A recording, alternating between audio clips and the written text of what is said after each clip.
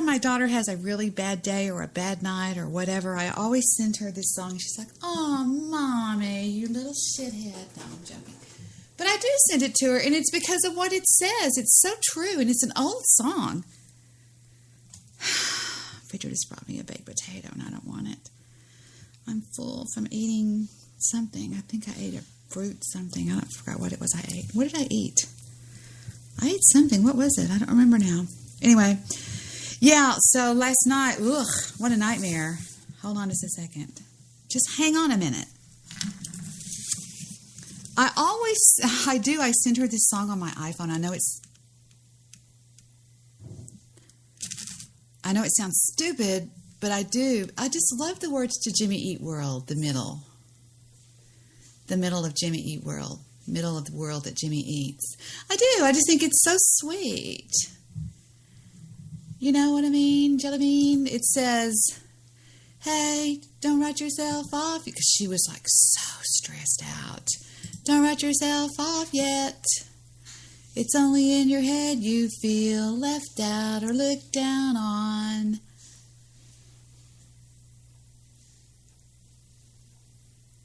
Just try. Try everything you can and don't worry what they tell themselves. When you're away, it just takes some time. Little girl, you're in the middle of the ride. Everything will be just fine.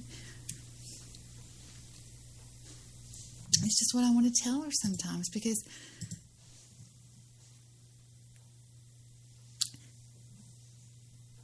no matter how old she gets, she's still my little girl. I mean, she's a grown adult. But I can't say, "Hey, look, there goes my adult." What do you say? Your child, your offspring, your tax write-off? But I like this song. I think it's a cute little happy, peppy, pip-pep song. But I also like another song by Twisted today. I found a new song I like by Twisted. It's my new favorite. And I don't care what anybody says, I like it. It's by Twisted, and it is called La La La La La. Don't write yourself off yet. No, it's not Mr. Brightside. Leave me alone. Don't talk to little big me. Hold on just a second. I'm going to find this new song by Twisted, and I hope you really enjoy listening to it because it's really cool. It just takes some time, little girl, you're in the middle of the ride. Everything's gonna be alright. It's called Familiar. And last night somebody got so upset when I played it. They're like, what are you doing playing that crazy wild music? You're gonna get us killed in here, Debbie. I'm like, no, I'm not. Just shut up and don't talk to me, you stupid idiots. It's called Familiar, and it's really a cool song. If you listen to it, Twisted is they're a group that's sort of an offshoot of the ICP, the Insane Clown Posse. And it's really a good song. It's a good song. I like it a lot. They do it good live, too. They did it at Whiskey A Go-Go recently.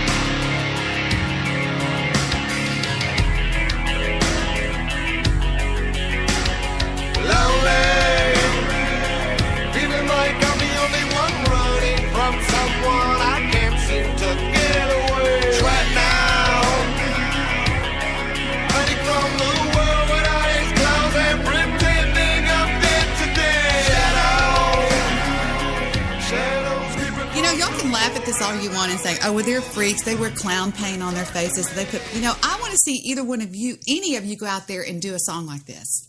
Produce it, have the music, the lyric, the everything. That's nice music. That's good harmony. That's everything great. So y'all can all just bend straight over and kiss my ass. I love Twisted.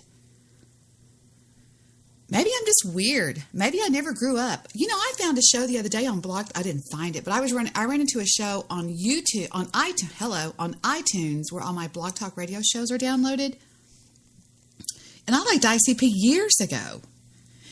Years and years and years and years and years ago. Talk about yesterday. Right now, I got nothing to say.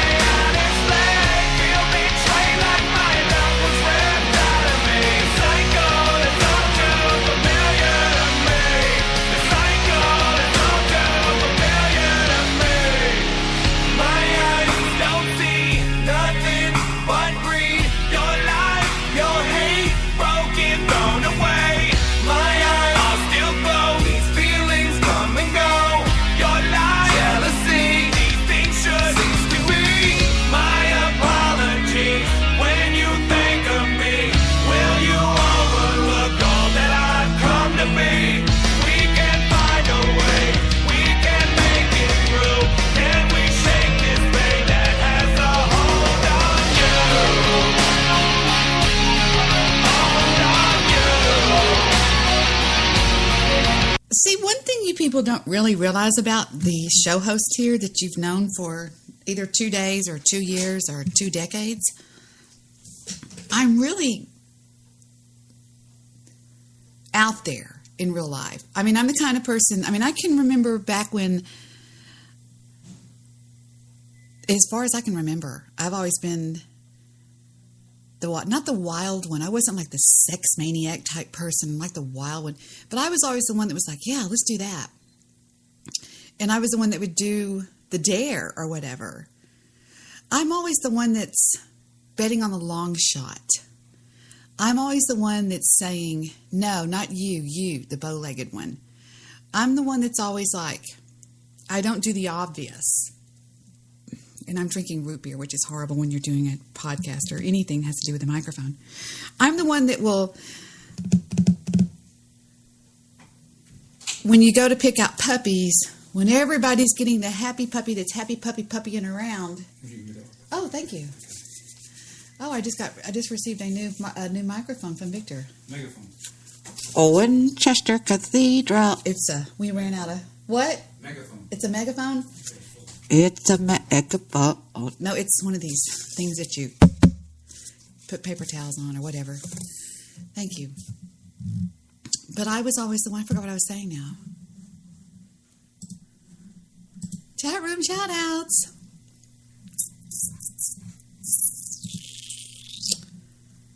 Oh, nice. Hi, Steve Rush. Hi, Steve.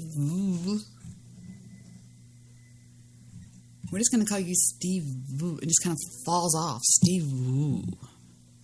This one? Let's see what we have here. Wait, what? What is this? This is the whole thing. Yummy. Yeah, I've heard most of these stuff. Most of these. The only thing I like, second of all, on this, this is the first album released by Twisted. This is where it all started. Released in 1997 by Psychopathic Records. I love the fucking name of that thing. I have heard...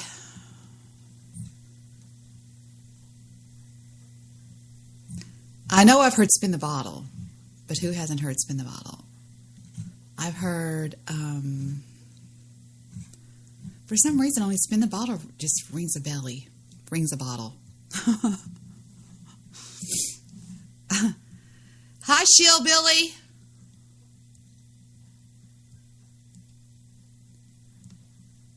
Hello, Joe. Always good to see you in the chat, my friend. Steve has turned into the Southern gentleman. Press like or die, people. I just got 4 in there. Oh.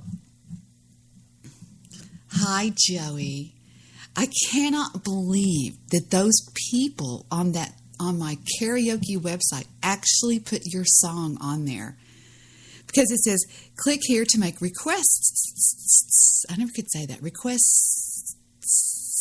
Requests. And I put Joey by Concrete Blonde.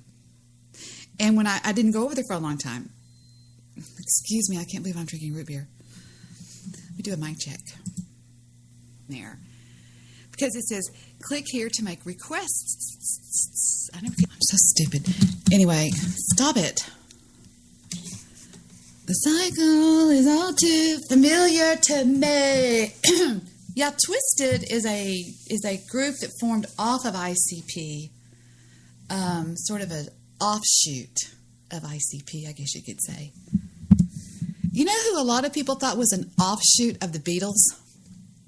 I'm going to play some of that music in just a second, but I know I cut music off, but it helps when you do the copyright music, which they can all kiss my ass anyway. Copyright this, bitch. Anyway, there was a band I've told y'all before that was called, that came out right after the Beatles broke up, and everybody thought they were the Beatles. Everybody thought they were the Beatles. They even sounded like the Beatles. They were on the Apple label like the Beatles. Everything they did was like the Beatles. They came out in 72, I think. 71 or 72. I could be wrong about that. And they got so much flack for it. Every one of them ended up committing suicide. Not all at once. But they were rejected by the mainstream, by their constituents, by their... their, whatever you want to call it, their, other people that are like, you're just copying the Beatles. There were people that thought it was the Beatles in disguise. They sounded so much like them. I give you Badfinger.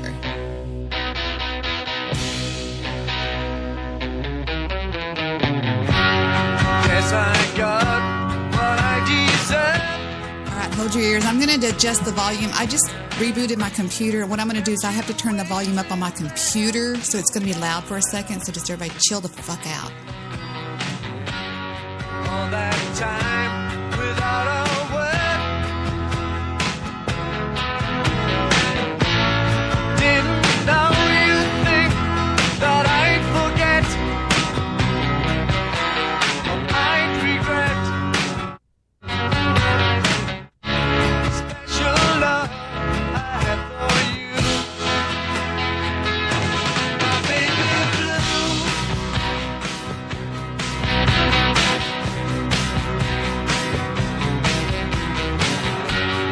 All the days became so long. Did you really think I'd do you wrong? Y'all might remember this. Stop! When I say stop, you better, yes. Y'all might remember this from Breaking Bad. Dixie, when I let you go, thought you'd realize that I would know.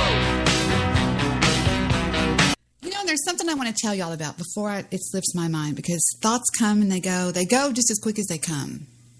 Or they come just as quick as they go. And that is when something goes wrong in a relationship that you don't see the reason that it should have gone wrong. Does that make sense? I'm going to explain it to you. I'm going to use the example of Apocales. When I just mentioned Breaking Bad, it reminded me of Apocales about 3 years ago in 2013 or 2014, the early part of 2014, I don't remember when, telling me on Skype, we chatted all the time. When I first met Apocales, I met him through the news guy. I was in the news guy's I was on the news. No. I was in the news guy. How did I get to the news guy? I think Apocales took me to the news guy. How did I meet Apocales? I don't remember now. I don't remember how I met him. I think I was just doing one of my shows and he just showed up in my chat room. And on Skype, he goes, Debbie, I want you to go to this guy's show called The News Guy. He's on Talk Shoe. And I was like, ugh, I hate Talk Shoe. So I go over there and I start listening. I thought, not bad. I like his voice, this, that, and the other. He goes, call in. Well, I ended up calling in. One thing led to another. And Apocales and I were chatting on Skype all the time. He told me about his website and blah, blah, blah, blah, blah, blah, blah, blah, blah, blah, blah. And no, it was in 2013. That's a fact. You know how I remember that? I remember that because I took a picture in the swimming pool that we had when we lived in a certain house that I know that we lived in. Does that make sense? Anyway. And he said to me, do you watch Breaking Bad? And I was like, no. What is Breaking Bad? He goes, what do you mean, what is Breaking Bad? I was like, what is Breaking Bad? And he says, you got to watch this. Well, he got me so hooked on that I binged watched it like for I don't know how long. And we would talk about it all the time. And then somewhere along the road, something happened. And I don't know what it is. And this is where I want y'all to pay attention. Because I don't know how Apocales' mind works or how your mind works. You don't know how my mind works. I don't know how anybody's mind really works. The little things that we think in our minds that get us all flubberblusted, all bajiggity, all upset. It could be something like if I never tell another truth in my life, I'm telling you the truth right now. What pissed Goofy Bone off at me. Now, I could tell you any story you want to hear. I could tell you a story about a troll war. I could tell you anything. But what happened is I put him on mute one night. I swear before God. I swear on the lives of my children. He was on the air with me. He was making all this noise, and I go, Goofy, stop it. And he goes, hey. And I went tink, and I put him on mute. And on Blog Talk Radio, it goes, muted. He went fucking batshit crazy. So what I'm saying, in my eyes, I don't see that as an enormous crime.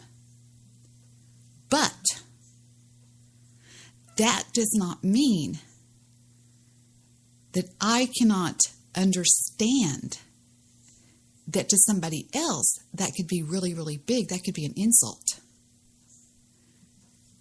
But here's another thing. People have to realize when it comes to you or me, or that goes both ways. We have to realize that when something bothers us, and here's the bottom line. Here's how I think we can fix it. I'll tell you after the song. I'll tell you how we're going to fix this. I would show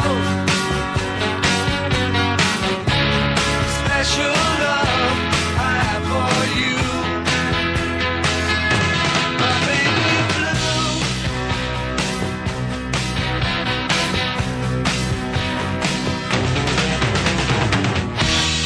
What can I do?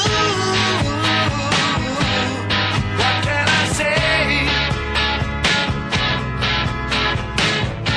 Except I want you by my side. How can I show me the way? Don't you know times I've tried?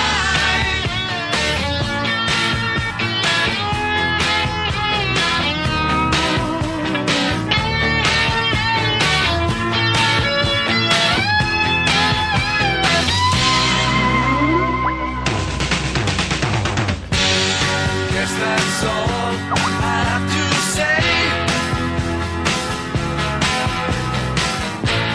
Except the feeling just grows stronger every day. So just one thing before I go. Take good care, baby, let me know. Let it grow. Special love you have for me. My Dixie dear.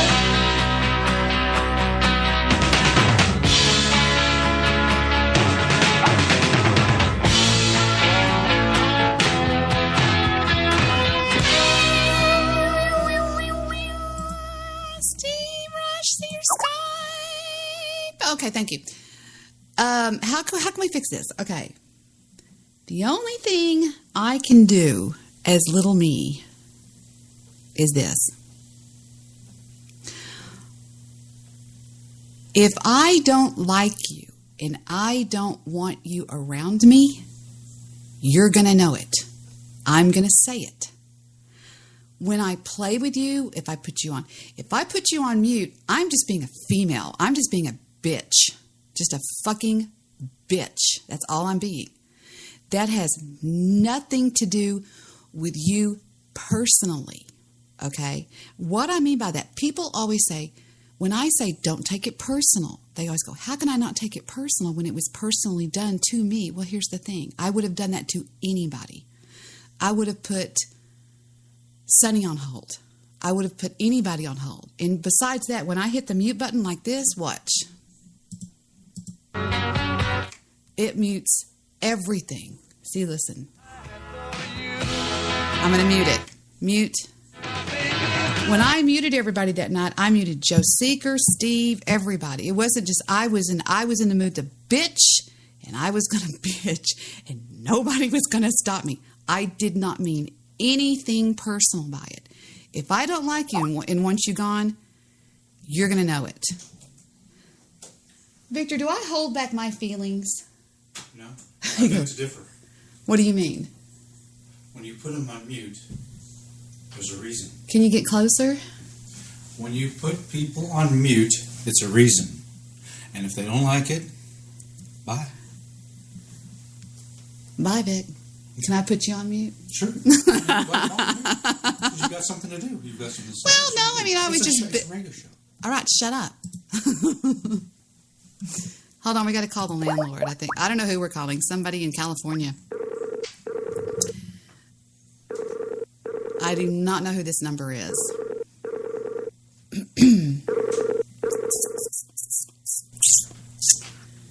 This is Debi Daly.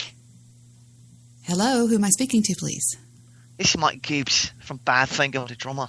Oh my God, were you listening? I was. I was going to play some of a song. I'm so sorry. Somebody in the living room. I don't even know why you think we even sound like the Beatles. We don't really. Wasn't our thing. So you didn't Ann Hero like the other guys? I don't want to talk about it at all. I mean, I don't want to discuss how I did my things, right? Somebody in the living room in there's cracking up laughing. You did sound like the Beatles. Come on. You know, everybody's got their sound, Deb. I'm like, come on, maybe the Beatles sounded like us. No. No, Maybe you sounded like the Beatles, and everybody knew it. Everybody thought you were the Beatles. That's bullshit. I mean, come on, I'm sitting here with a point. I wouldn't lie to you. I mean, good. They played everything before us. That doesn't mean we didn't play it before them. They don't, right? I don't know. It's just crazy. You talk crazy. No, Beatles, they were never big anyway. Who liked them, right? They loved us. Badfinger, yeah, Mike. That's Mike. were you the drummer? Yeah, Mike Gibbs. You don't see me. Pull it up on the web. No, I know. Mike Gibbs. You were the surviving member. Now, you even drummed in the style of Ringo. Just a real drum-ta-tum. I used a little 4/4 time tip. I mean, come on. All the music's the same back then. It's all real simple, right? Don't be making all jazzy. Be dumb. Now, wait a minute. Wait just a minute. You're saying that all drumming was the same in what was that, 70? What year was that, 71? Oh, well, look at there. Here comes Mr. Landlord. Well, you're saying, wait just a second. It's 4/4 time, Jeb. It's not. 4/4 time. What does that mean? Like 1, 2, 3, 4, 1, 2. Hello? Hello? Now look, you better not answer like that tomorrow. Is it a phone? Is it a phone interview? Hello? I wonder who she's talking to now. I think the jig's up. What's up, Hey, kids? buddy, I am so Give me happy. 1 sec. I get something on my end. I got to fix something here. I can't hear you. Oh no, his end is broken. I wonder what's on his end. I don't want to know, Deb. It doesn't make my top 10. You know, I really felt bad for that band. You know, excuse me. Badfinger, I love that song. Oh, what a great tune that was. I learned about that back when I was working in West Texas for a classic rock station where I had all of these Time Life books where I looked up things about rock and roll. And I would go, now this band, they thought they loved the Beatles. And they would go, Badfinger on KEND, The Living End, 105.3 Lubbock. And then they would talk about, they would say, did you know that? And I would look up, it was called what was it called? Talk and Rock or something. Rock and Talk or something like that. I don't remember. All right. Yeah, it was a fun little gig I had. I was a hot little college girl at the time. I bet you were. Damn sure was. Ain't nothing wrong with that, though, is there? Hell no. Ouch. Hell no. Sorry about that. That was boo-boo. Well, Yeah. that band formed in 61. What? Yeah, well, it just says years of activity, 61 to 69. And then what happened? And let's see. I'm looking at the Wikipedia, so. They come from Wales. Rock, power pop. Power pop? Who the fuck says that? They were on Apple Records, you're correct. Warner Brothers as well, Elektra as well. Did they their all... influencing acts, Natural Gas, never heard of them. The Beatles and Dave Grickett, whoever the hell that What the is. fuck is that? I don't know. Some Hello? dude. Hello? Hey, lady. Lady. Lady. Mr. I Midnight can't Movie do and JP were talking about geriatric rage of what's his face last night. We can't stand that guy, me and Mr. Midnight Movie. You guys got to get over it. He's dead. But he was so mean. Oh my God. He still wound up dead. What was his name? The little short guy. Mickey Rooney. No. Andy Rooney. Oh my God, he was so mean. He was horrible. Yeah, Hello? horrible people. I got it fixed. Yay! Joe, did you I'm a have genius. Joe? You Did you have a booty call last night? I might have. You're a whore. You turned into a whore. Man, whore. Same woman, the religious one. She loves you, Joe. Yeah, she seems to have a thing for me. She realized she's- she fucked up. I'm a bit of a woo pitcher. Could I ask you a just woo question, Joe? sometimes. Could I Yes, ask Steve. you a question? Okay, she's a religious woman. Did you have her screaming for God? Oddly enough, she just never ever screamed to God. No. Hail No. Satan? What did she say? No, I she mean, just women a bit make of a scream- sounds. She just really just makes screaming noises, Steve. No Really? screaming at all. You need What's that? You need to broadcast that one night. Yeah, you Yeah. do. Yeah, Sorry. Can we do that live? I'm joking. I'm sure she'd appreciate that. Yeah, really. You're- Sorry. She doesn't have to know. Yeah. Joe, You know what I Joe, mean? finger behind the curtain and show her a biblical passage. Victor, Exactly. shut up. Victor's listening from the living room. Did you take Me and a her get into some pretty interesting conversations, though. Well, About religion, I'm guessing. In the car, yeah. Yeah. Those are the best. no, y'all got in a fight. Yeah, we did, actually.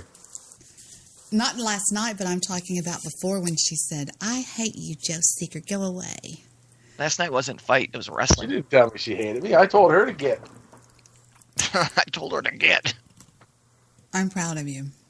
She seemed to, I don't know, without getting into too many details, she seemed to think that because I was living lean here, that she held some power over me or something, that I needed her. Wrong. Yeah, she don't seem to understand that, I'll live pretty rough. Just tell myself I'm right at night. I wouldn't bother a thing you did, Joe. I wouldn't care what you did. I just know that someday soon you'll come home wagging your tail behind you. In fact, the more you're gone, the happier I'll be. Well, I'm serious. the whole thing is, it's my home, so. No, Yeah, but that's always good. that's fine. Then I'll stay gone. I can get my own place. There was a guy. Do you remember Monkey Shoes or Ralph O'Rama or his name was Peter Bergman? All those different names he had. Remember him? Oh, him? Joe? Yeah.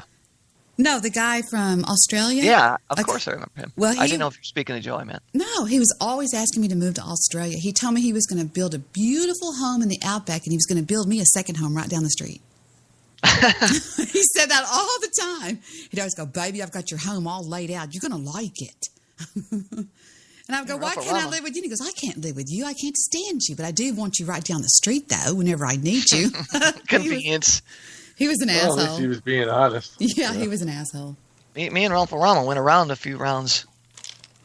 We didn't get along very He well. did not like you, Steve. He used to tell Steve all the was time that very he wanted to mutual. wear my skin. He wanted to wear my vagina as a hat.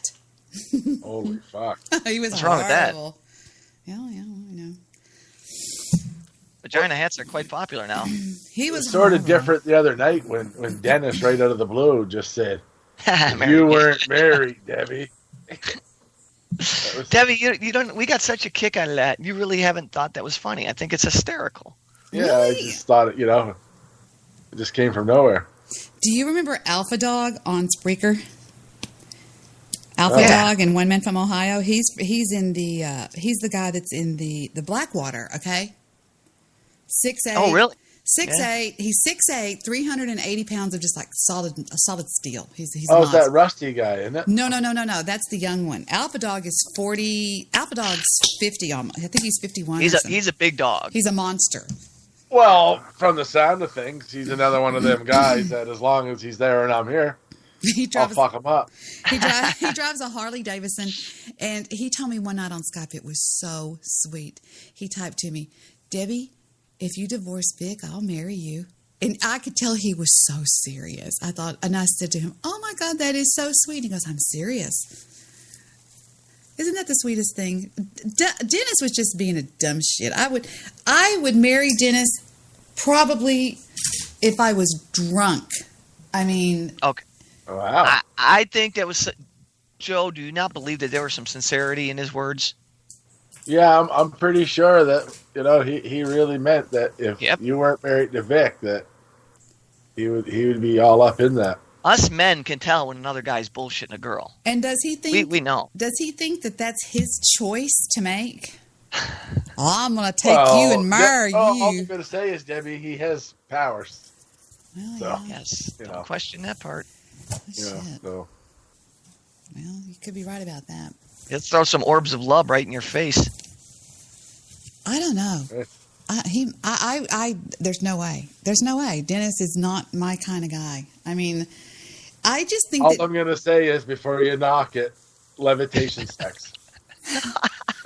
What? Shut up, Joe. That's Just think awesome. about it, Debbie. Levitation sex. All you do is float there. And you Yeah. both done levitation sex? No, I'm not magic like Dennis, but I'm Yeah. just saying. We just want to try that. Yeah, before you. We're mere mortals. Well, I just think that would be pretty cool. Levitation sex. Just hovering around on each other. Oh my God, like hoverboards of sex. Grr. Lightning bolts you know, flying all over. as much as I know about everybody that I know about everybody that I've ever known through Spreaker over the past 3 years, it'll be 4 years this coming August. That's still quite a way. Little over 3 years. After everybody I've met, talked to for hours on end, I would have to say that I don't know. It would be tough. It would get down to between Stabby, Steve doesn't count because you're like my brother almost, Stabby, Joe Seeker, and Sonny. It would be a coin toss. Wow. I like my chances in a fight. Yeah, if you get got a fight chance there. No, I'm dead serious. I don't care. If Sonny was a little younger, I don't know, but I figure I can get him on the age thing right now. And Stabby, well, I figure Stabby, if his mother wasn't there, he'd be pretty easy to beat up. Hey, why? The reason I like Stabby is because Stabby would ground me. He would be like, he wouldn't be afraid to tell me to shut the fuck up, or that I wasn't making any sense. He would actually troll me basically during the entire relationship, is what I'm saying. Yeah, I don't know. He would be like a live-in troll. I told Heather the other day that the baby was trolling her. Did you really? Because we had the monitor on and we were doing something, and every now and then we'd hear like, "Yeah," and then all of a sudden he'd get real quiet and she would go, "What the fuck?" And she'd get up and she'd sit back down and I go, "He's trolling you, Heather." And she just died laughing. That's funny. I told my dog he was trolling me the other day because he kept acting like he wanted to go out. So I kept opening up the door. Fucking didn't want to go out. Go back in the front room. He'd want to go out. Go to the back door. Open the door. I said, "What are you trolling me?" I swear I said that about my dog. But I always use the word trolling. So Indians used to take their babies, Indian mothers, out to the woods and hang them from trees, and like I don't know what they would call them, like those Dead? bassinet things like they had. Oh. They carried their babies in and they'd leave them there for hours so they'd get used to being left alone. No wonder they were so mean and shit. I don't know if they were any meaner than the people they were fighting. Indian babies, Indian mommies also spank their babies on the bottom of their feet. They take their feet and they go like that real yeah, hard. that stings. That's not good. Damn straight. Yeah. That'll get you thinking. My Leave no marks. grandmother, I never had a whipping in my life, but my grandmother used to tell my big brother, she would say, "You go back there and get a switch off that tree." And he'd cry all the way out there and all the way back, and he'd have to go. And she would take that. You could hear the wind go whoosh, pow, whoosh, with that whip. I mean, it was Been there. Yeah, that's what I think that's why we all came out so good, is because we were from the school of hard knocks.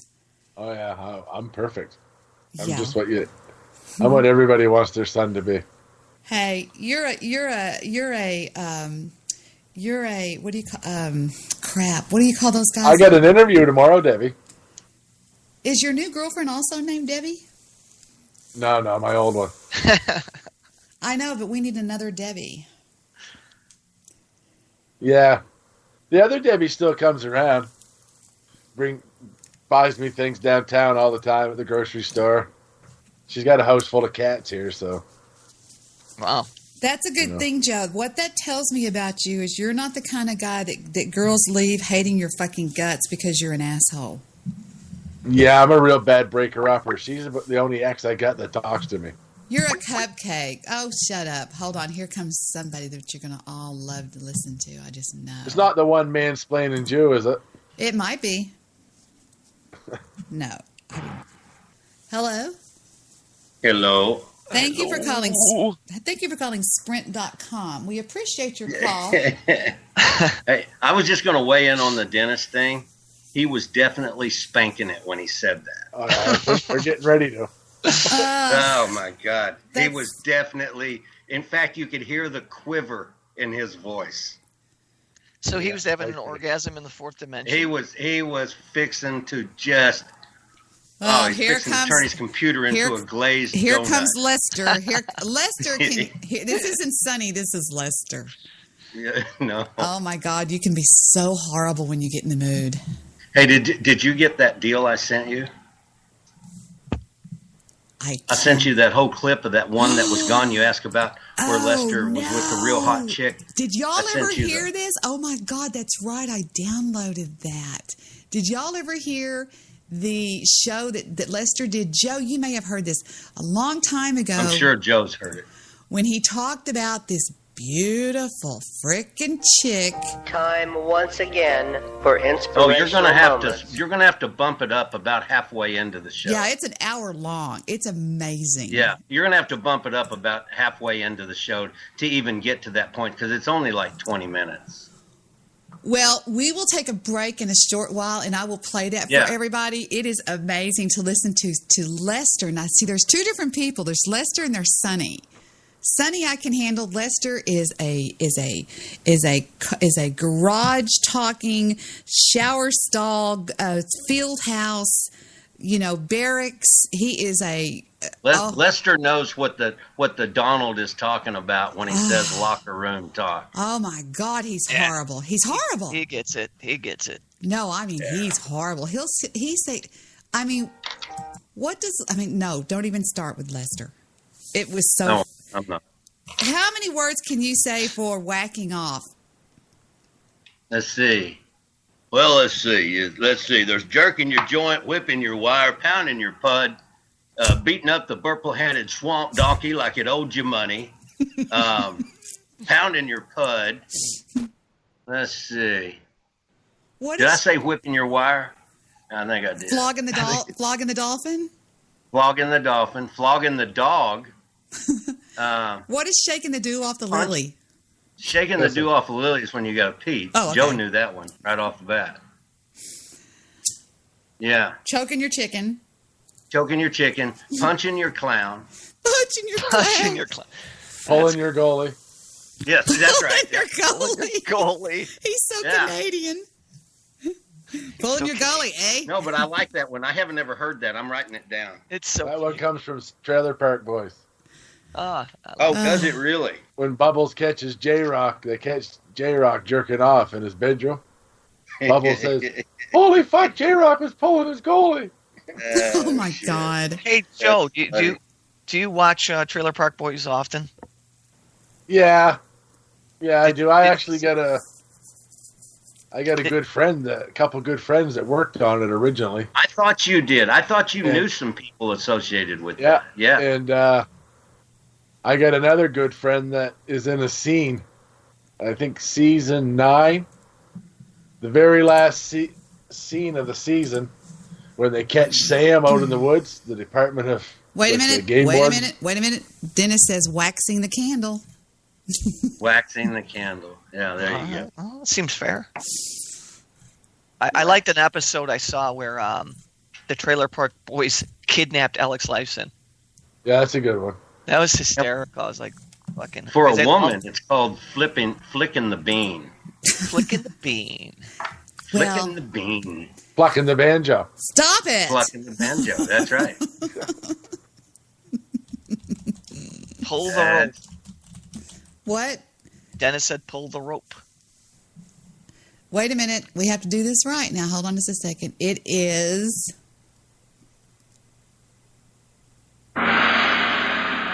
Dennis from the North. I should have got Joe to introduce him. You ready to hit this, Joe? Ready? It's time for... Wait a minute. I forget what I called him now. Dennis. What did I call him? Dennis the Dark? I don't know. You called him White Stick or something, or The Deep. White Wizard of the North Winds? White Wizard of the North Winds. Oh, fuck. I like that, Joe. Here's a big one. And now, welcome, Dennis. That's a stupid sound. Why did it do it twice? Shut up. So anyway, hi, Dennis. How are you? What day of the week, Debbie. sir? I mean, yes. Wow, that The caught one me off man guard. explaining Jews in the chat. Oh no, what's he saying? How was the psych emergency room, Debs? Well, it was a baby with 104.8 degrees fever, and we had to sit there and hold him. Oh, look at him kiss. See, I told you he always kisses Sonny's ass. Look. No, he doesn't. How can you have Sonny on the same show as two losers, Dennis and Joe? Oh, my God. Shows that the Jew knows that Steve's the other loser Jew, not Dennis. It's me. I'm the other loser, man. What's wrong, Jew? Is the pool closed? How are you typing? You're gonna get electrocuted in the pool, you piece of fucking shit. They have the fistsies. You have the I don't care anymore. You were mean about my little brother, and that will not be tolerated. That is below the belt fighting, and that's horrible. Anyway, how was the psych emergency room? There was no psych emergency room. We had a baby that was highly dehydrated, and almost his veins were almost flat. Oh, So he had 104.8. Yep, on his forehead. You know, from what I understand, babies actually run a lot higher fevers than, say, adults do, because isn't it if an adult gets up to like past 105, they might be checking out. No, it was 108. No, Maybe it is. I don't Yeah, know. it just means the hotter your fever, the hotter your blood is trying to boil some infection out of there, and he got a nasty stomach virus. Ah. A nasty, nasty stomach virus. He didn't have the flu, though, right? No. It's a horrible stomach virus. I mean, we put a box of diapers on him since he's been home, just changing his diapers with diarrhea. It's horrible. Oh, wow. But they gave him 2 bags of fluid, little tiny bags of baby, water, what's it called, IV fluid? Yeah, Pedialyte. And you could see the color come back into his face. They had to give it to him intravenously. And he started cooing and gooing and talking and being silly and everything. And so we're just watching him really closely. So You know that dehydration is nothing to fuck around with. you're goddamn right. It's nothing to fuck around with, because when Steven got that, my son, it was worse than his heart surgery. I mean, it was the first time when they came out and they told Victor, we're going to do everything we can. And I was like, what does that mean? I go, what does that mean? And they go, Debbie. And I said, Victor, what does that mean? And Victor starts walking me out in the parking lot. I go, what does that mean? And he goes, Debbie, they're going to do everything. And I said, they cannot guarantee anything, because at that time, his eyes were sunken into his head. He had caught rotavirus in Cancun, Mexico, because Victor let him have a Slurpee downtown and forgot about the water thing. And I had taken him to Footloose Friday at the gym, where Heather took gymnastics, where they jump on the trampoline. So he sweated and he went to bed. And the next morning I had gone over to Annette's house to help her decorate. And I get a call, and Victor goes, Debbie, you need to come home. Something's wrong with Steven.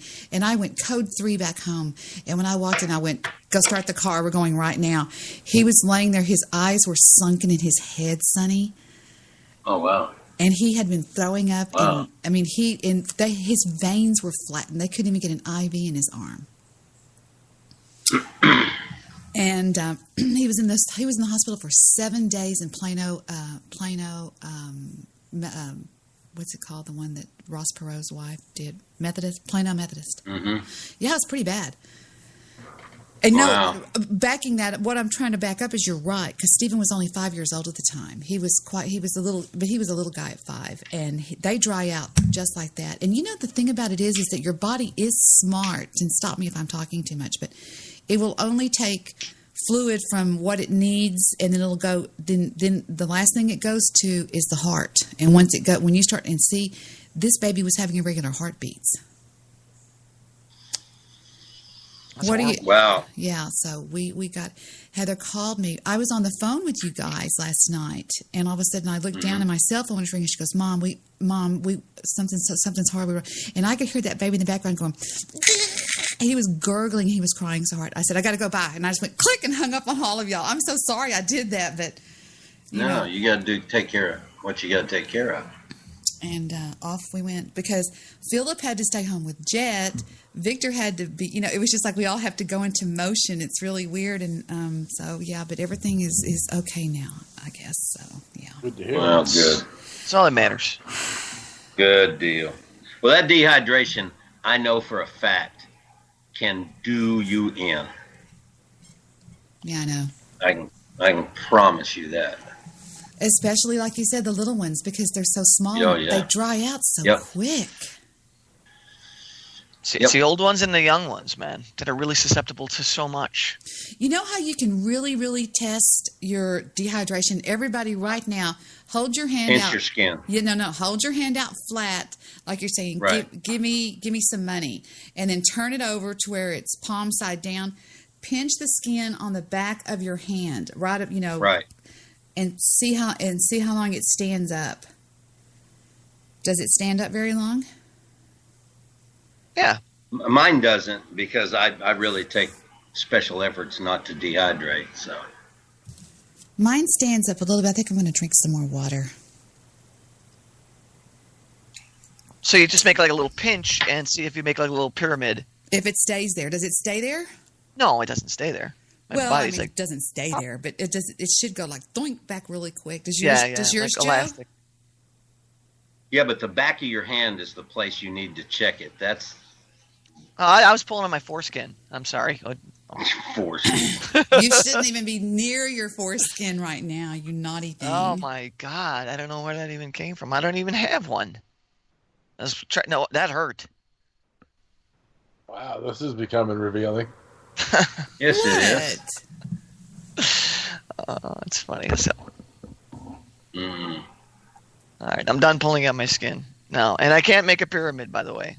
Nobody's typing in the chat room, so either everybody's dehydrated and they went to get water, or I was telling Heather we stopped and got popsicles, and I said put him in the bathtub and let him sit there and eat popsicles. Just make a mess.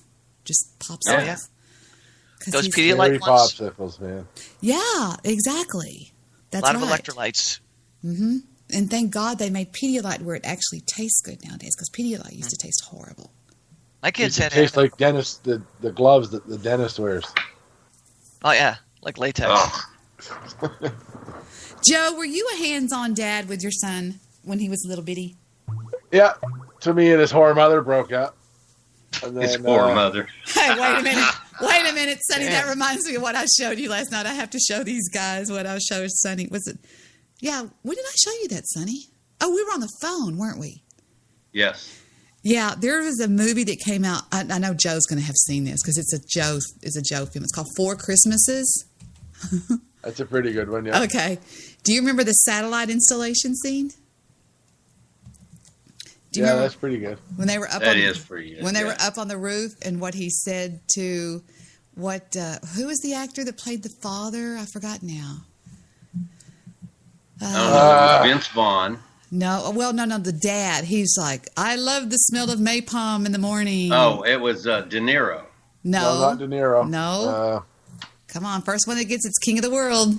Dun dun dun dun dun dun dun. It's not Pacino. Dun, dun, He's the same dun, guy that dun, gives the dun, Sicilian dun, speech dun, in dun, dun, fucking, dun, dun, dun, dun, dun, dun, I'm dun, gonna throw a name out there. dun, dun, dun, dun, dun, dun.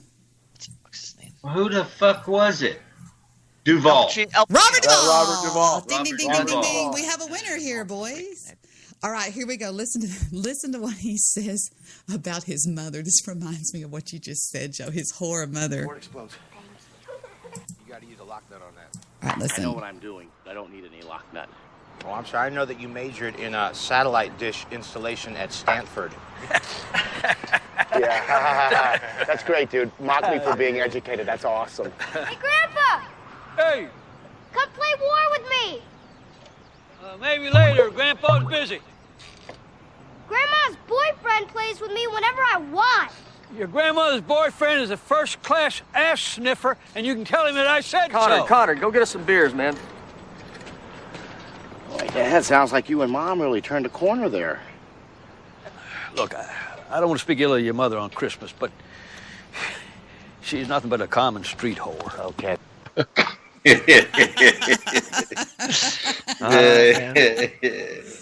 That ain't good to hear from your dad. You know, he was going to get that comment in one way or the other. Exactly. And he goes, son, you can't spell families without lies.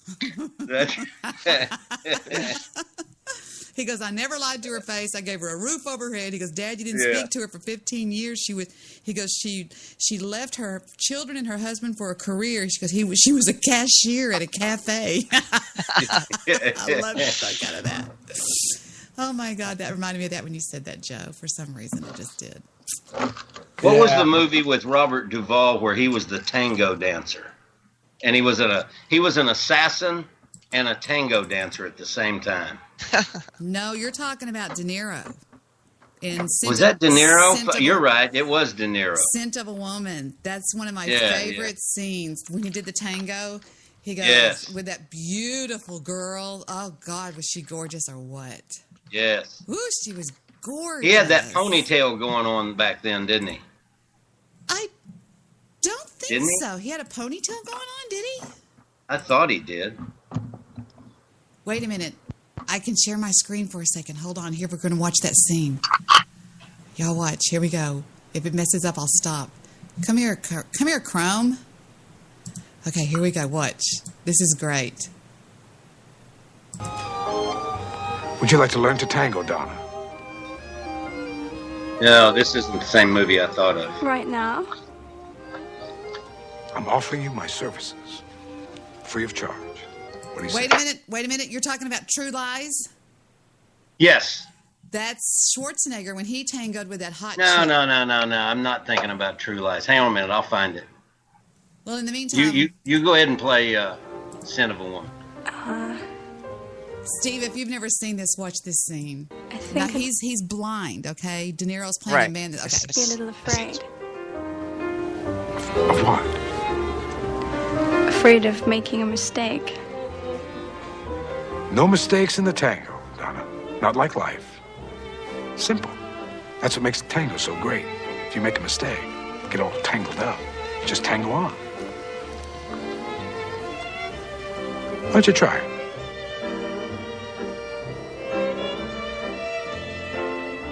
We try it? All right, I'll give it a try.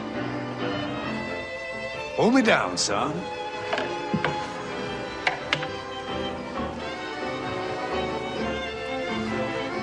Your arm. Charlie. I'm gonna need some coordinates here, son. The floor's about 20 by 30, and you're at the long end. There's some tables on the outside, and the band's on the right.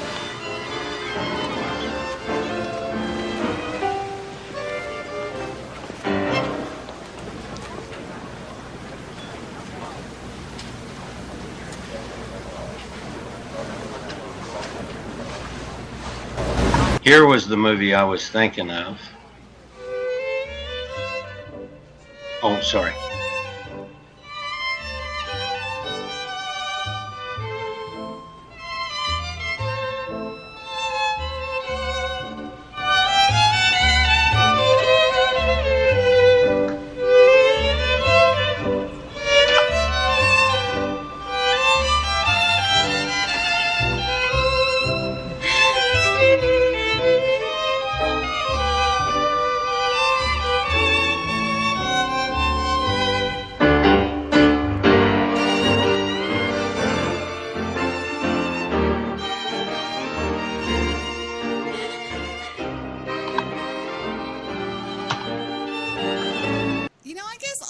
From that era were not only Marines, because he played a Marine, but they were dancers. Because my father taught me how to dance. Like, ow, fuck, that hurt. What was that? Sorry. Ouch. I was putting my pot up. I'm sorry. It's weed. Okay, what is the movie? Assassination Tango. I sent you a link to the IMDb of it. Oh, the dance scene? Is that what we want? Well, any of them. Yeah, that's fine. Oh, okay. What do we have here? He's a hitman. That's what. Now, who is this actor? No. This is for De Niro. For De Niro. I don't get it. De Niro's in it. Let's see. I'm not sure. It says assassination. Was it De Niro or Duvall? It says a moving dance performed by Pablo the assassination. Okay. Assassination Tango, director Robert Duvall, writer Robert Duvall, stars Robert Duvall, Luciana Pendaza, whatever, Ruben Blades, and whatever. An aging hitman gets a contract to kill a general in Buenos Aires, but when his mark becomes unavailable, he becomes involved in the Argentinian tango culture. It's a really good movie. It's so good I couldn't remember who all was in it. I don't know, but this is the movie. It says it's a moving dance performed by Pablo at the very end of the film Assassination Tango.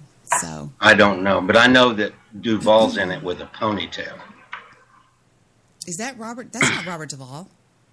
Another Robert really Duvall good is dancing in movie Which is what, Angel? is Breakdancing 2, Electric Boogaloo. What? You're so stupid. Break No, that was an dancing. all-time classic. Electric Boogaloo? Breakdancing 2, Electric Boogaloo. I'll be right back. Okay, come Turbo back. was awesome. The dance combat scene, maybe? Sure. You're so goofy. You're the loser, punk. Eh? Try me.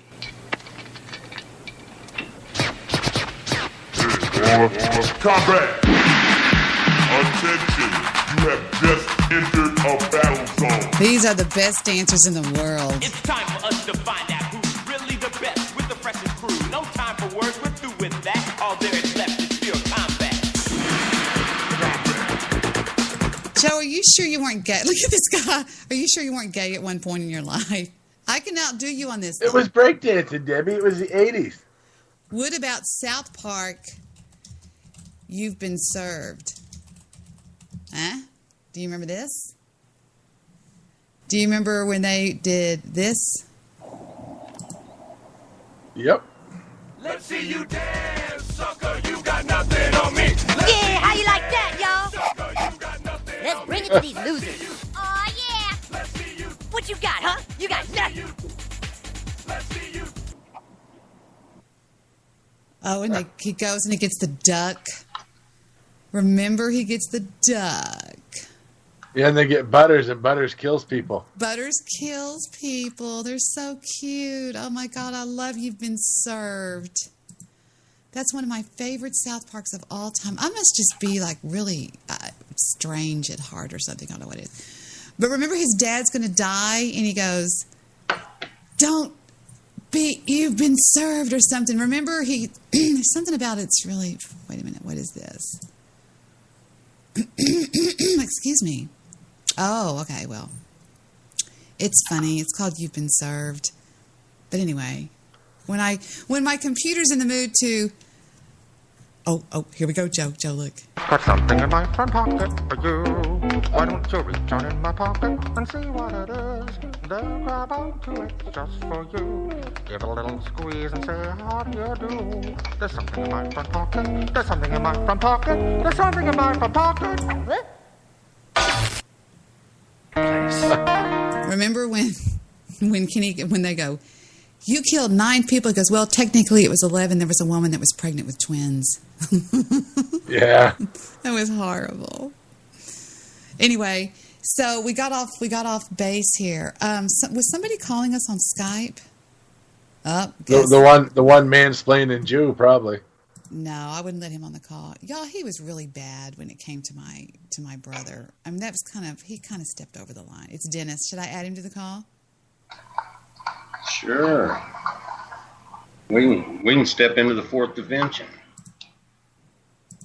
All right, but Dennis, if you make a bunch of noise or start interrupting me, you're going to get kicked off the call. Okay, I'm just letting you know. I don't pull any punches with people. I don't mess around.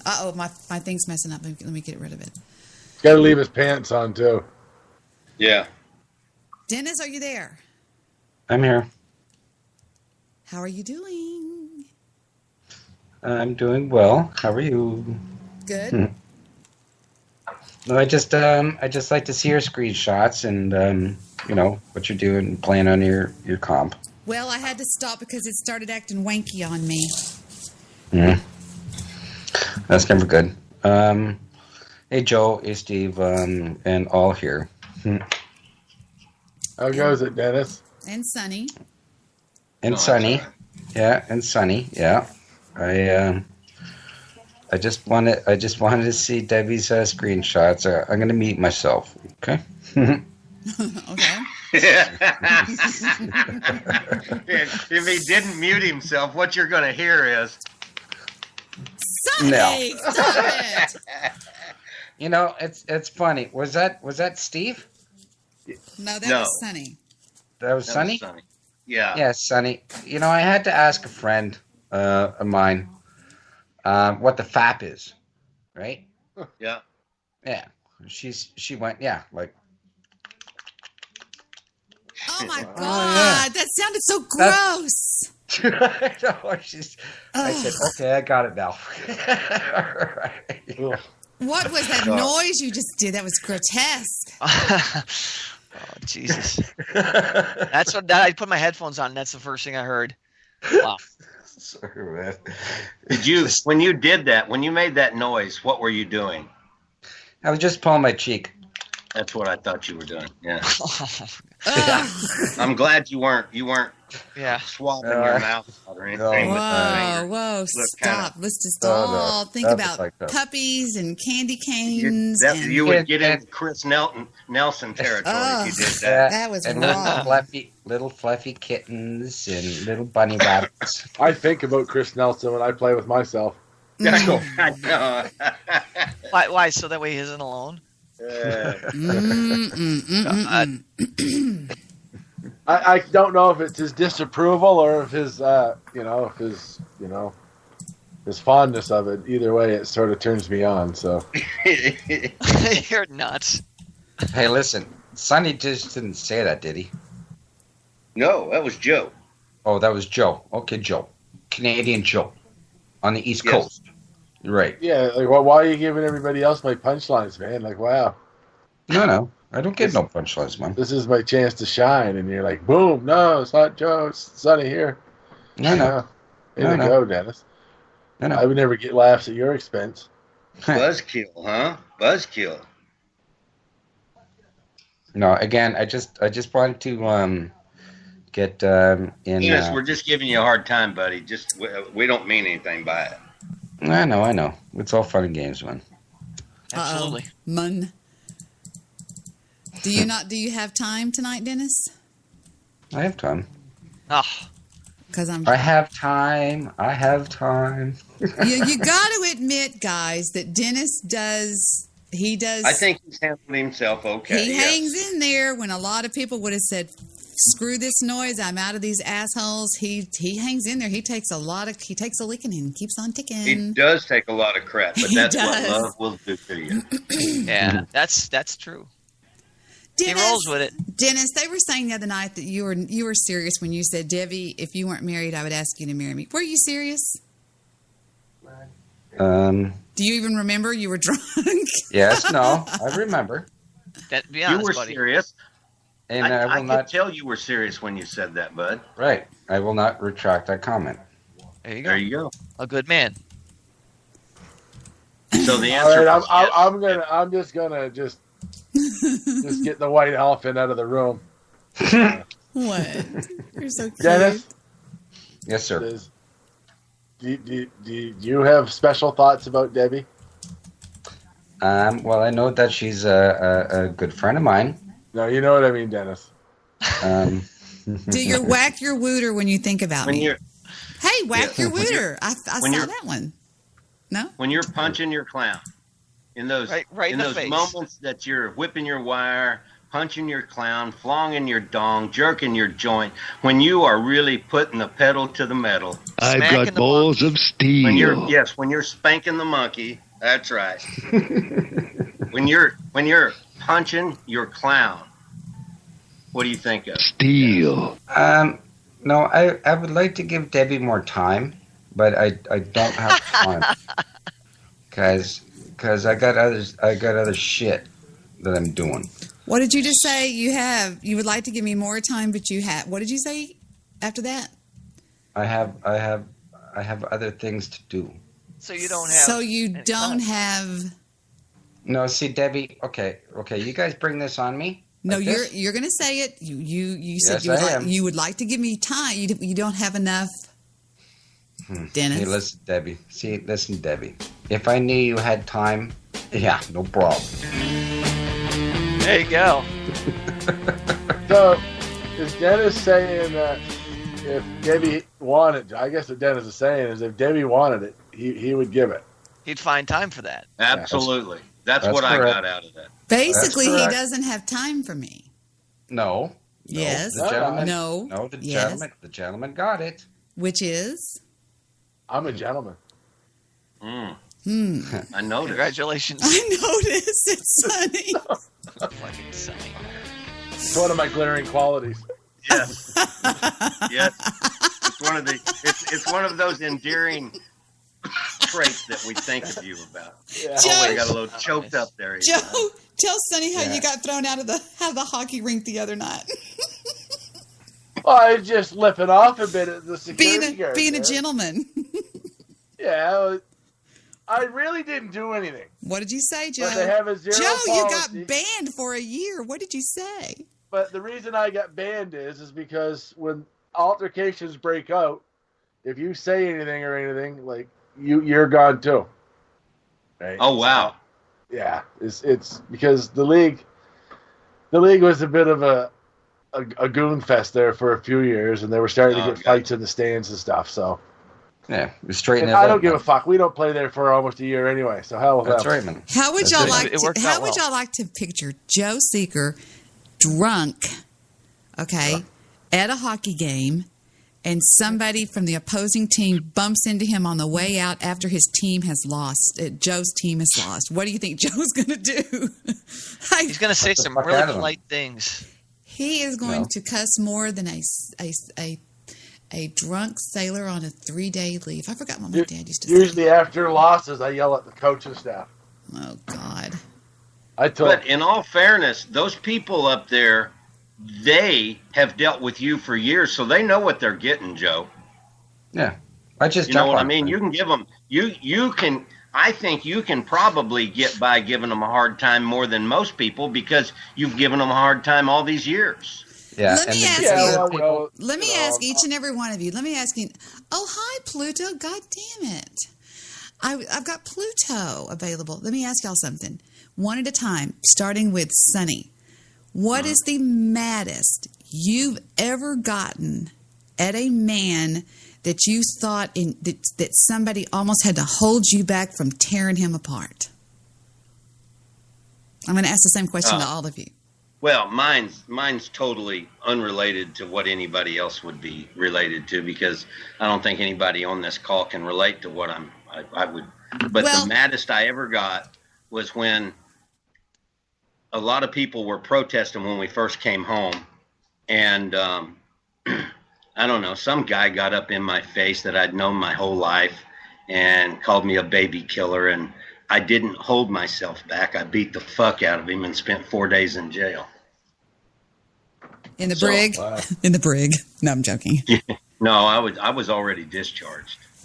Steve, what's the maddest you've ever been at somebody that you didn't do it, but you could have actually, if you could have, you would have torn the son of a bitch apart? See, mine did end in a fight as well. The maddest I ever was. I was at the mall with my daughter, and my daughter was 16 at the time, and some guy was walking behind us. Well, my daughter's a beautiful girl, but she's 16. You know, it's like crazy. So this guy's walking behind us. She is very beautiful, and Steve did have full custody. Yeah, well, so we're walking. This guy's walking behind us the whole time. I'm like, what the fuck, man? So I said, let's go in here. Let's go in the store. She's like, I don't want to go in there. I'm like, I do. So we go in the store. Guy walks in the store. I walk back out, and the guy just rubs right against my daughter's ass. And that was it. That was it. I knew what was going on. Snap. I lost my fucking mind. I told the cashier, I said, take my daughter over there, please, for a minute.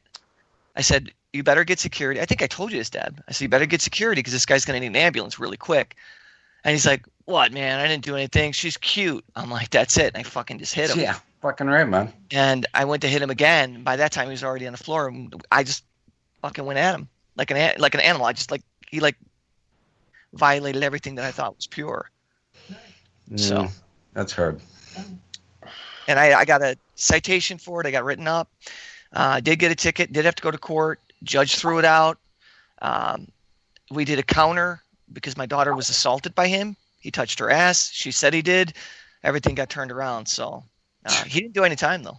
Nothing. Well, here's what I know. Okay. My temper got me 4 days in jail while this guy's out getting laid, getting drunk, doing whatever he wanted to do. So there you go. That sucks, man. Wow. And they dropped all the charges, and there wasn't anything carried forward. Of course, man. Yeah, but anyway, it was. I still ended up in the hooch cow over it, and that wasn't anything. Yeah, I know, man. It's fucking bites, but yeah. Yeah, it ain't That's cool. why. That's why if you're gonna do somebody, you shoot them from afar, right? Right. Hey, y'all want me to bring Pluto on? Y'all like Pluto? He's good. He's a genius. Pluto He's a genius. He's got a PhD. He's an actual rocket scientist. He really is. We could use that on this show. He talks a lot, but what he talks about is he will answer any question you give him. All right, I've got some good ones. All right, I'll see if he'll pick up. Here we go. Cross your fingers. Sometimes he does, sometimes he doesn't. He's from the Is sky. he in the chat room or something? Did he pick up? Pluto? Oh, no, it's still ringing, I think. Sometimes he does. Most times he doesn't because he's pretty particular about who he talks to. But Pluto, are you there? No, he still hasn't picked up. Well, then he might be busy too. Well, he may be getting his headset or something like that. He's the neatest. He's probably next to Mr. Solution, the smartest guy I've ever known on the internet. But well, Stabby's pretty goddamn smart too. Yeah, You know, Mr. if you Solution guys all and that. give me $300,000 each.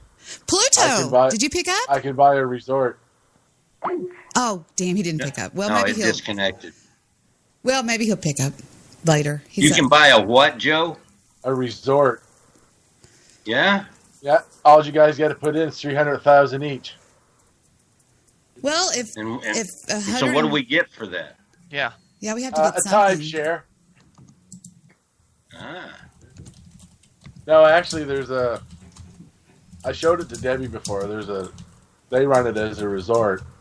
It's got like 10 cabins. I think 3 of them are 1 bedroom and 6 2-bedroom and banquet hall. Anyway, it's oceanfront.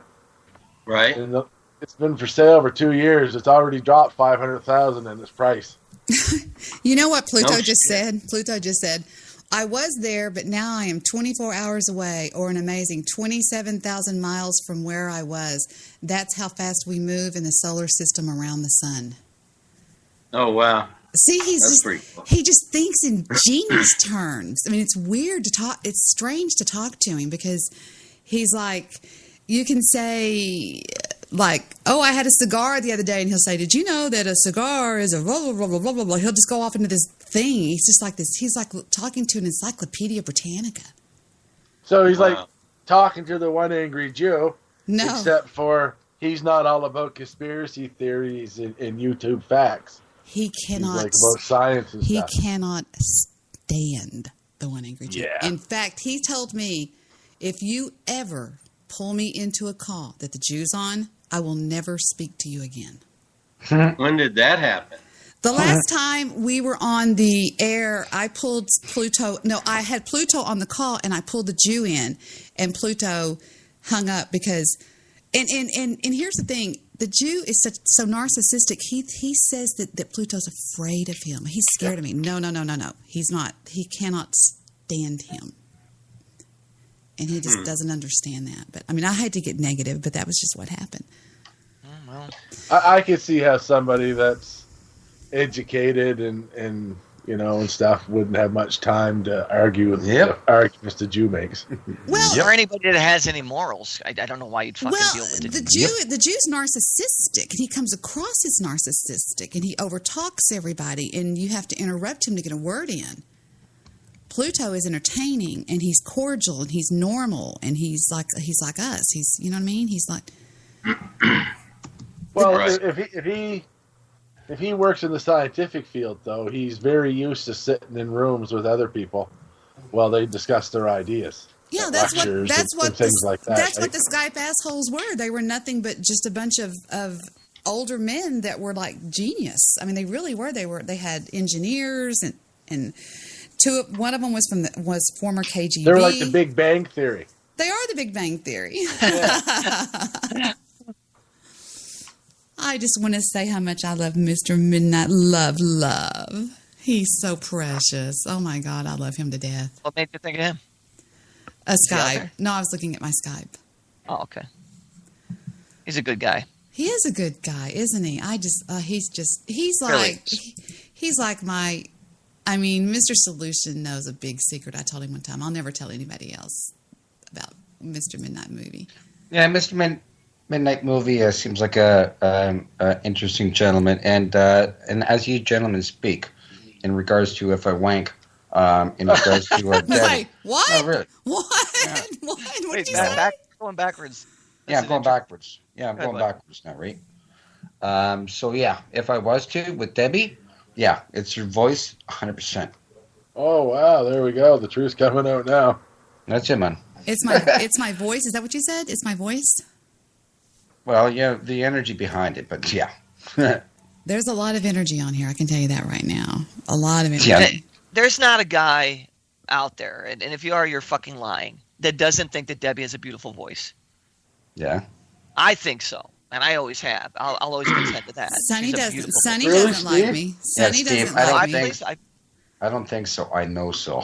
Sonny did what? Sonny doesn't like me. What do you mean? I don't know. You just don't like me. Pluto said he'll be back full steam ahead with me on the 27th. He's so weird. I love him to death. What the fuck? There you go. He's having open heart surgery? What the fuck? Oh, fuck. Damn. So the brain's working. Got to Is he work on doing the it heart. himself? Is he doing it himself? Yeah. He bought a dork. kit, Joe. I just asked him. I said, Joe Seeker wants to know, are you doing it yourself? See, he is not only intelligent, but he's got a great sense of humor. He says desynchronized left and right ventricles, rare. I am very familiar with what you are saying. But I met the Medtronic sales lady, and she loves me. Well, who would not love you, Pluto? They nicknamed him Pluto because he worked for NASA. He actually works for NASA, and he works for a subsidiary of NASA. And there's all kinds of stuff. If you ask him questions, he'll say, "Well, that's classified, and I'm not allowed to talk about that." It's crazy if you start asking him stuff about Apollo this and what happened there and all that kind of stuff. And go, "Well, that's classified. I can't talk about that." That's what I say when I don't know the answer. It's classified. I can't talk about it. Who's talking to you, Dennis? Is somebody talking to some... Joe, do you have a girlfriend over there with you right now? I'm not talking to anybody. Joe, somebody's talking to somebody in the background. I heard somebody go, well, I heard. I did too. I heard something as well. Who is that? But then I looked at the screen and it had quit, so I couldn't see whose icon was lighting up or anything. The weird thing about looking at this with you guys on there is you can't see your own deal that you're even on the call. Yeah. I know what that sound was because somebody has their TV on and it was talking on the television. Not me. I've got my TV. I just heard a Geico commercial on the TV. It says, she wants to marry me. I read the doctor's background document in PDF form. I may be the first recipient of a CRT-D pacemaker that actually knows how the machine works. What? I just said, are you having PVCs? And he says, many. Oh, my God. I know so much about that. What is PD? whatever it was. Premature ventricle contractions. It's very, very dangerous. You can have either premature atrial contractions or premature ventricle. And what that means is the sinus rhythm. It's okay to have atrial. Atrial are the two upper chambers of the heart. Ventricles are the two lower. The two lower push it in, push in, and the other ones take it out. If you have premature ventricles, it'll go like boom, boom, boom, boom, boom, boom, boom, boom, boom, boom, boom. Boom, boom, boom, boom, boom. And if they're pushing too much fluid, too much blood into the heart, your heart can explode. Yep. But if it's taking too much out, mine were premature atrial contractions. Those aren't dangerous. Those are actually almost healthy. I mean, it sounds kind of crazy to say, but he was having PVCs. But what were the ones that you had? I was having PACs. But he says, I am on Inestro, which is very rare and new. It's a series of drugs to interrupt the aldosterone feedback loop that caused me so much trouble. In a year, I should be back to normal. That's awesome. I know you won't believe this, but I know exactly what you are speaking of. Now watch him not respond to you at all. No, he's still talking. It says he's talking right now. His name is Doggius Planetius. He says, I'm very touched by your concern and your listeners. They are very nice people, but I knew that. He's amazing. Oh. You know what? I'm kind of glad I'm not that smart. Oh, I know. It's a whip. I hate it. Damn you. He says, I always believe you. I believe a lot, always. He's the sweetest guy. He wasn't the sweetest guy in the Sky Battles. There was another one, I was going to too. say, Debbie, he wasn't so sweet back then. No, he was sweet. He was always sweet to me. You're talking about other people, but there was one that was Joel. I loved Joel. I remember Joel. I remember Snake. I remember Pluto. They were on every night. And if you remember, they used to call into the show all the time. So. No, I like what I like the energy that Debbie draws. I'm reading that in the chat. What? Oh my God! I gotta shut up. No, stop it! Stop it! Stop it! Stop it! Stop it! Stop! Stop! Stop! Stop! All right. What do you say? What did you say? What did you say? Was it stabby? What did he say? I would require physical sharings real time between Debbie and I, and that's too personal. Dennis, that's gross. Don't need it. What? That is horrible. No, it's not terrible. Oh my God. I would. Wait a minute. I didn't see all that. Wait a minute. I would require physical sharings real time between Debbie and I. That's too personal. Yeah, well, real sharings is meaning like FaceTime or whatever like that. Yeah, time alone, right? Yeah. Yeah. So, well, then I noticed you wrote up there, "Don't need to be nude." No, of course not. Just to share her time. Oh. Yeah, I got it. Like platonic.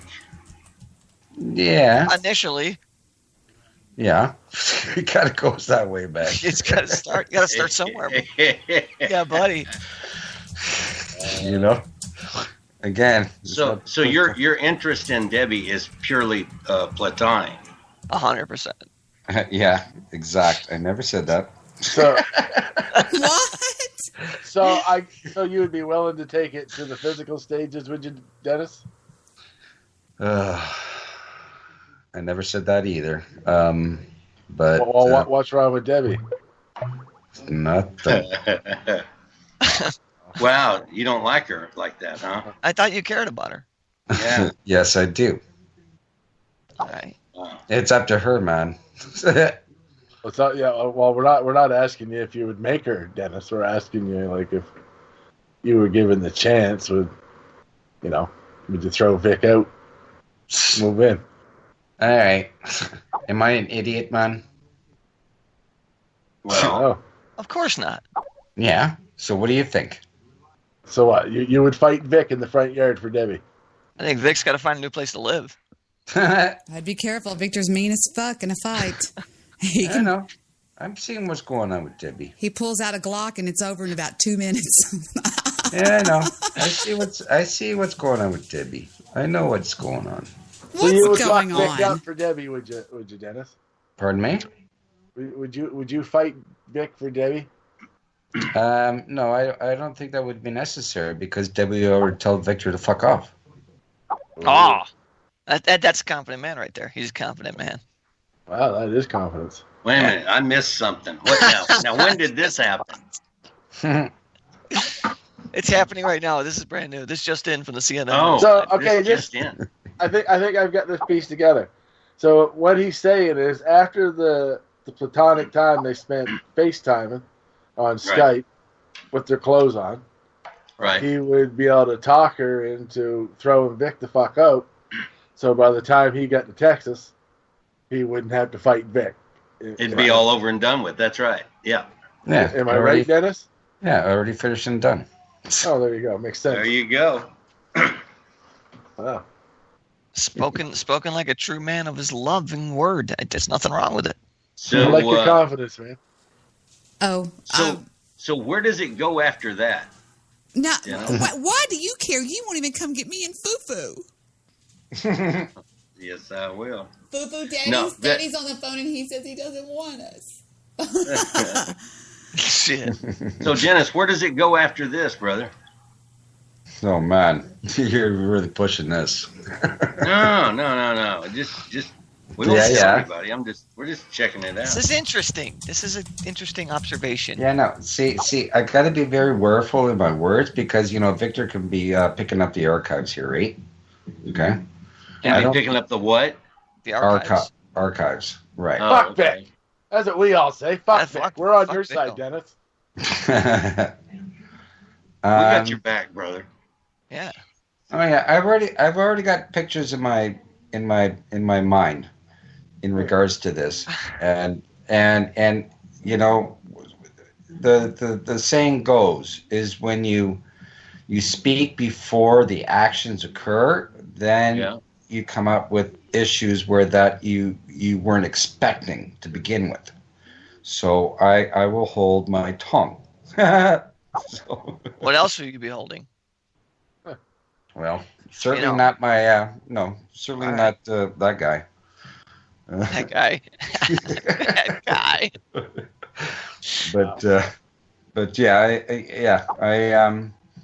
it's an interesting conversation. Oh, here we go. No, I'm just so curious. I mean,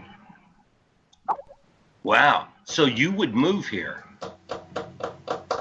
I would. You got room, don't you, Sonny? Yeah. Debbie? Yeah. Who's drumming their fingers? I thought that was you. That's why I said no. that. I'm on mute. No, that was Debbie. That was me, and I was. You got a big house, though, don't you, Sonny? You got a couple cars there. Yeah. Probably you could probably know somebody could get him some work. Yeah, I could sure find him a job. There you go. Well, I'm a free spirit, and I got 20 years in landscape, and I got 25 years in running a business, so I know the shit. Ah, cool. Yeah. There'd be no landscapers in Texas, I wouldn't think. So that's probably a good business to get into as a 60-year-old white man. Yeah. Yeah. Who knows what he's fucking doing? Yeah, like I highly doubt there's any Latino landscapers in that neck of the woods. I did get it the first. I did too. I said there trying not to laugh. Oh. Yeah, you might. Yeah, if you're heading to Texas, I guess, Dennis, you might want to widen your horizons on the job prospects. I think for landscaping. I'm just saying. I think there might be a saturated market in that area. Well, no, Stuart. It doesn't matter, man. Landscaping isn't fucking putting grass down and planting trees, man. It's grading. It's fucking. It's constructing fucking. You don't get to convince me, bud. Tell it to the guys in front of the Home Depot when you get there. Fucking the guys in front of the Home Depot fucking know shit. Fuck them. Wow, I've touched a nerve here. You You take your landscaping serious, don't you, Dennis? He doesn't like Home Depot. That's where you just I construct landscape. I'm not a landscaper maintenance dude. You're not a grass. You're not cutter. the you're a lot not more the than that. yard guy. Yeah. No. I'm not the yard guy, man. We are going to have a show. Pluto and I are planning a show. His surgery's at 20. Pluto's so sweet. All right. There's a man professing his love to you right here, Deb. I'm not listening. I'm talking to the Pluto Oh head. God. He said he. Yes. We've got you all but remarried. Don't push me, Sonny. Sonny, don't push me, okay? I said this could be a very smooth transition. You need to be open-minded. You know, you're pissing me off, and I'm talking through my turtleneck right now. Don't piss me off. I gotta let Fufu in. Fufu, is that you? Apocales says in the chat that Debbie gets to move in with Dennis and his mother. Yeah, and DJT said Dennis will then be called Dennis Daly. Oh my God! Oh, that's a great name. I forgot about Andrew. I forgot about Andrew. I like him a lot too. Oh my God! I love how Debbie's just completely ignoring all this. Dennis Daly, I like. I'm talking to Pluto. Listening. Pluto said he finds the chemistry of the aldosterone feedback loop to be very problematic. Perfect proof there is no God. Shitty, stupid engineering. I said, you're too scientific. I will pray for you. He says, well, let's have a show when I get back. And I said, you're damn right. He goes, and I'll pray for you too, Debbie. Wink, wink. He's so scientific. Oh, my God. It makes me mad. Anyway, Dennis Daly. Anyway, back. Dennis Daly in the house. Can we just change his name for that? No, No, stop. Stop. I'm sure that sock will never show up. No. Yeah, See, it'll that's be a night here. It's before on. the show's It's over. on its way. Exactly. It's on its way. Mm-hmm. No need to encourage that. No. Well, I could be. Sorry, go ahead. Well, look at that. Wow, that was. I got damn a sorry and a go ahead. That was like air brakes. That was like air brakes. He locked that shit up for you, Deb. What were you going to say, Dennis? Bowls. That's it? You don't want to hear. Bowls of steel. Dennis. We want to hear Dennis. Go ahead, Dan. What do you got to say? Okay. I got to go for smoking a beer and a piss. But what I was going to say, Debbie, is, you know. Yeah, I did want to hear that. You're right. All right, here it goes like this, okay? Real quick and real fast, okay? And you know the panties I'm talking about. Wait, stop. What do you mean? Wait, stop. Wait, whoa. What do you mean? I know the panties. I know the panties. What the fuck does that mean? Oh my God. Right. Oh my God. Let the man talk. Oh, that's okay. What does that even Wait, mean? fucker, you can't stop there. I think Debbie probably wants you to explain that. Exactly. I do. Or do you want to pay just you. leave it at that point right there? Yeah, I'll just leave it I at will that. pay to hear you finish it. No, man. First of all, I don't wear panties. I don't own a pair of panties. I wear thongs. Well, understand. And you don't know anything about that. Yeah, okay. I'm not going to go further. Thank you, dear. Do y'all know what time it is right now? Yeah, we're fixing it out real quick. We're figuring a lot more out than you think. It's time, boys and girls, for another episode of Dear Debbie's Group. Uh-oh. And in tonight's bag, the first question goes to Steve Rush. Dear Steve. Right, yeah, they're getting personal. Dear Steve, I'm a 58-year-old female. My mother passed away in my home almost a year ago. I took care of her for the last 3 years of her life. After she died, my brother and his wife came to my home at 1:30 p.m. Later that evening, my mom was gone and my brother and his wife left when my daughter came to me and announced that my sister-in-law had been taking pictures of my mother in the body bag on the stretcher as she was being wheeled out of my home. She didn't even know that my daughter had not seen her. I am furious, horrified, and hurt beyond belief. My mother always liked to look nice and made a special effort to look good for a picture. The coroner had me go into another room where they were taking her because he said he did not want that to be my last memory of her. I've never said anything to my sister-in-law about it, but I am furious. What should I do? Well, my dear friend, I recommend you get over it. There's nothing you could do about it. Mom doesn't give a shit if you took her picture like that because Mom ain't here. Gotta let it go. Wow, tough answers from a tough crowd. Sonny, dear Sonny, I've been seeing my boyfriend for about a year. He's 3 years younger than I am, which hasn't been an issue for us. However, I'm reading these. This is a cold read on these. I haven't read these. However, because of work schedules, I've been waiting at his house until he comes home and spending more time with his father. I'm extremely ashamed that I have now developed feelings for his father. What should I do? Anonymous in Illinois.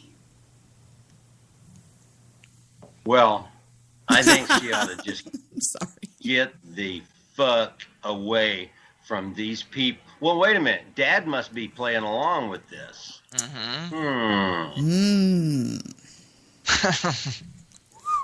I don't know. I would call that one a murder-suicide. Murder-suicide. I just...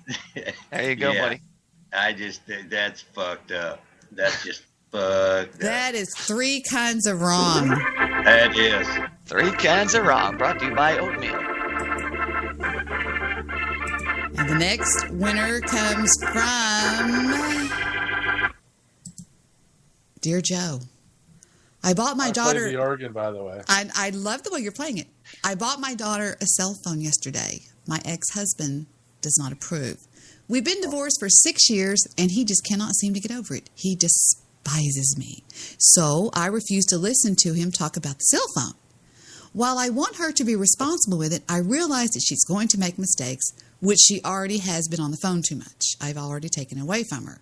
I want her to carry the phone with her to school and use it in case of emergencies, blah, blah, blah, blah, blah. Her dad is no doubt going to say, I told you so, if it gets confiscated at school. Should I abide by his wishes and not allow her to have the phone? Am I being a bad parent? Signed, Mom with Issue.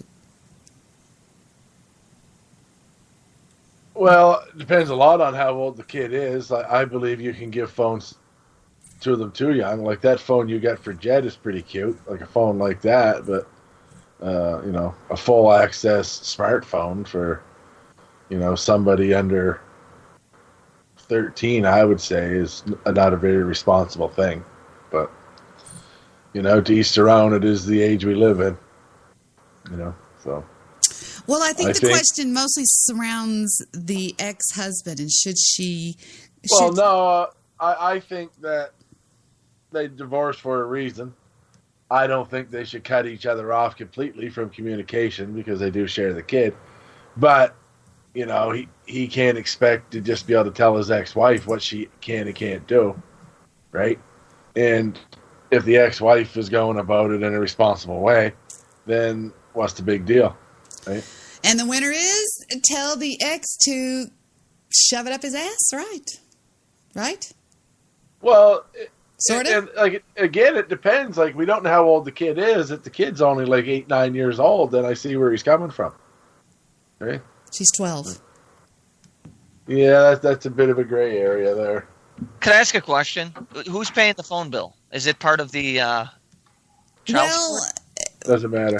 It doesn't matter. I just think that he's throwing a hissy fit. I'm just saying that maybe that's the reason, because if he's paying the child support and that's part of the payment, well, then maybe that's why he's throwing the fit, and the only reason why he cares, because a lot of 12-year-olds I know all have phones. I mean, it's communication. We live in 2017.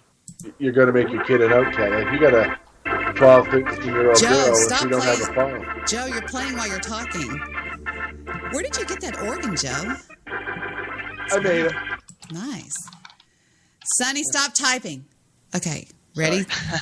Dear Sonny, I'm a healthy, somewhat older woman with a reasonable sexual appetite who unfortunately sleeps alone. Consequently, I have a few toys to help me on sleepless nights. My biggest worry is that if I should expire, my loved ones finding my toy collection. But I don't want to give up my toys. But I'm worried about what my loved ones would think should I cease to exist before my appetite decreases. What should I do? Signed, keeping a lid on it. Well, I think you ought to take the lid off, flick the bean, get after it, do it, whatever you want to do, and not worry about what they think about you when you're gone, because you really won't care at the time. I just say keep on keeping on. And the answer is get a close friend, say, hey, psst, it's me, Frederica over here. If I decide to get in here and clean the shit out, okay, before the family gets here. There you go. I think the important thing to remember there is that there's $1 billion sex toy industry completely built around just her. That's right. Nobody else uses them, so they'll probably be shocked when they find them. So I think it would make a great eulogy. You know what I mean? Eulogy. I would be some shocked if I had a single relative, like a female, right, who was single, and if she died, that when we cleaned her house out, if there wasn't some sort of masturbation device in there. The only thing weird I found when my dad died is I found in the freezer a Victor's laughing. He must be laughing at what Joe said. I can hear him laughing out there. What did you just say, Joe? Something. I don't remember something now. about. Anyway, I found a bag labeled veal, and there was $5,000 cash in it. Wow. And what? That do you think that's odd? Wait. Hold on just a second. What, Vic? Joe let me down, boy. Why? What? Oh, about finding dildos in your dead relative's house. Now, I'd be shocked. And Sonny, you let her down too. We've got How's to that? hear this eulogy that Debbie's going to give about these little toys. So, Miss Daly, the platform is yours. Let's hear this eulogy. No. Oh, they let you ride. What? I gotta hear this eulogy. Can y'all hear Gunner going? It's Gunner's big gigantic nose right here. What? Who is talking? She was a great woman. She kept it till the end. Yeah. She was coming and going at the same time. Gunner, stop it.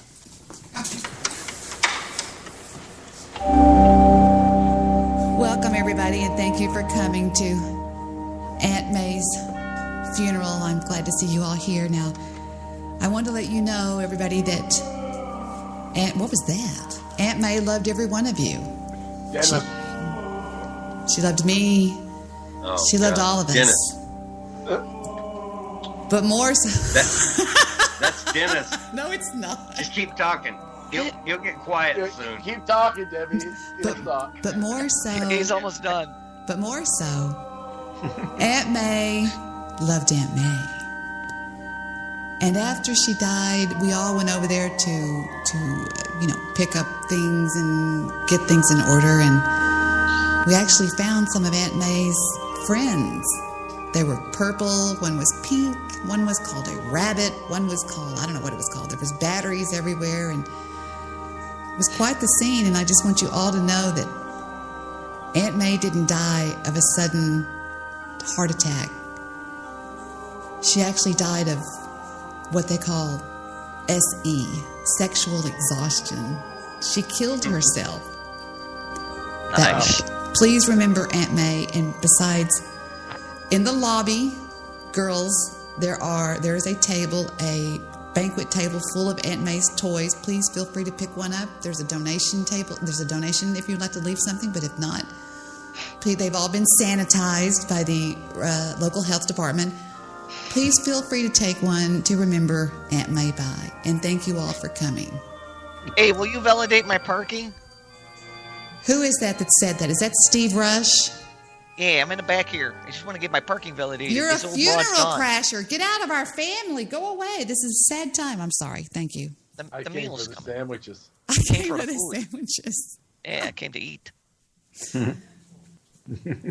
That's, I'm Christian, so that's the big thing. After somebody dies, after the wake, we all go out to eat, which would always freak me out. But No way, man. Around here, everybody always brings a bunch of plates of sandwiches and lasagna and stuff like that. we do the restaurant. So Right after the funeral, there's always this big, like smorgasbord fucking type thing going on of home cooked food. Egg salad sandwiches with the crust cut off. Yes, finger sandwiches. That's right. Like cucumber sandwiches. Those are good. Yep. Cherries and cheese. Mm-hmm. Those are good. I never ever thought I'd like those. That's actually a pretty good sandwich.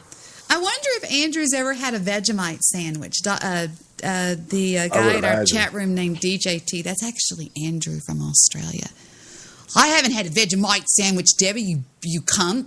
He calls everybody, you fucking... That's language. You fucking cunt. No, he called me one night, and believe it or not, Andrew was smashed, and he was very, very, very sweet. I mean... Andrew was drunk? Yeah, very sweet, calling you a cunt. Oh, Dennis, are you going to fight Andrew? Andrew will kill you. Oh, no, fuck. Bring him on, man. Oh, shit. Here we go. And no, you don't want a piece of Andrew. Andrew will kill you. No, he'll get a piece of meat. Here we go. Joe, tell him how mean Andrew is. Andrew's pretty tough. I don't know. Dennis wrecked Stabby pretty quick. Dennis wrecked Stabby? Oh, fuck, yeah, it was bad. So my Stabby? Yeah. He's going to recover, Deb. Dennis, why did you do that? Dennis wrecked Stabby, and Dennis wrecked the One Angry Joe, and did a pretty good job on Guy Shea, too, the other night. So, Dennis...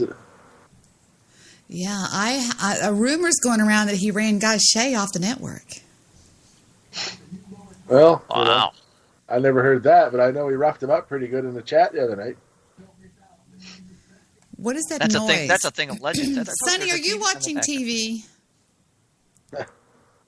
Sonny, he's so quiet. Sonny, are you watching TV? No, I can't make noises. You're not Sonny. You're Dennis. Oh yes. Oh yes. What is your secret to dealing with all these guys in the chats, Dennis? What is it you do that's so effective? I bet I know. I've got balls of steel. It could be that. It helps. No, I turn their fucking energy on themselves, and they fucking shut the fuck up real fucking fast. Blow it out your ass. There you go. So that's what you do. Yeah. Yes. That's what I do, sir. I like this chair. Very scary. Wow. You guys suck. Is that something a fellow can learn to do, or are you born with that? No, you can learn it. Cool. FlippingTheOldEnergy.com. You're just talking about flipping. Don't start that again. I ain't flipping nothing. It took a lot of experience, Joe. Dennis, are you being serious? Yes, I am. You swear to God? Just like his love for you, it's real. No, either was Joe or Sonny. I don't differentiate. I can't differentiate the voices. Be careful. Incoming frag! Duck, everybody! Ouch! Sorry. I just love these drops. I tried to find that answer out earlier myself, Apocales. If Vic could beat Dennis in a fist fight, but Dennis doesn't seem to think so. I don't think Dennis feels pain. Have y'all ever seen Vic? Vic's a big guy. Have you ever seen him? Yeah. I'm just asking you. I have. I know I have, but I have never once seen Victor lose a fist fight, and I've seen him since I've known him. I've seen him in probably 6. Wow. Yeah. So Debbie doesn't seem to think you could win Dennis. Does that make you? No, see, the whole thing is I don't do fist fighting. What I do is subdue. I do submission. Oh, you're a grappler. Let's do this. Victor, get in here. Victor, get in here right now. I know you can hear me. Fight for your woman, Vic. Hold on. Let's make an announcement. Hold on just a second. Vic, to the sound booth, please. Vic, to the sound booth. We're going to do this right now. I'm going to put the headphones on him. Y'all are going to go on mute. We're going to have Vic and Dennis. He's going to do the mind warp thing on Vic. No, I'm joking. I'm kidding, It's of going to be course. fucking awesome. I want to go. fuck that. Joe, stop it. Joe, turn the organ down. Joe, stop it. All right, we know you've been practicing. We get it. All Canadians can play the organ. Imagining Joe over there. I'm imagining Joe over there playing the organ. Me too. Yeah, you never know when you're going to have to play at a hockey game, so you got to have to play.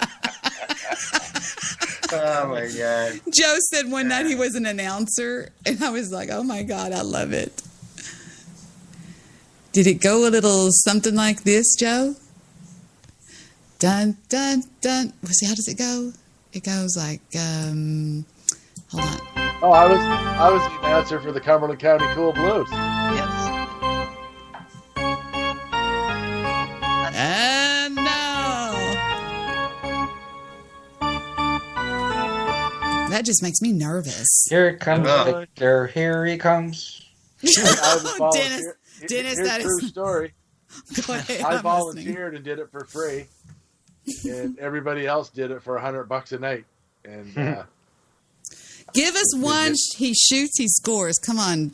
I didn't do that. It wasn't like that. You weren't play-by-play? What were you, color commentary? I wasn't a color commentator. No, I was like the guy that would announce the sponsors and players' names and 50-50 ticket winners and shit like that.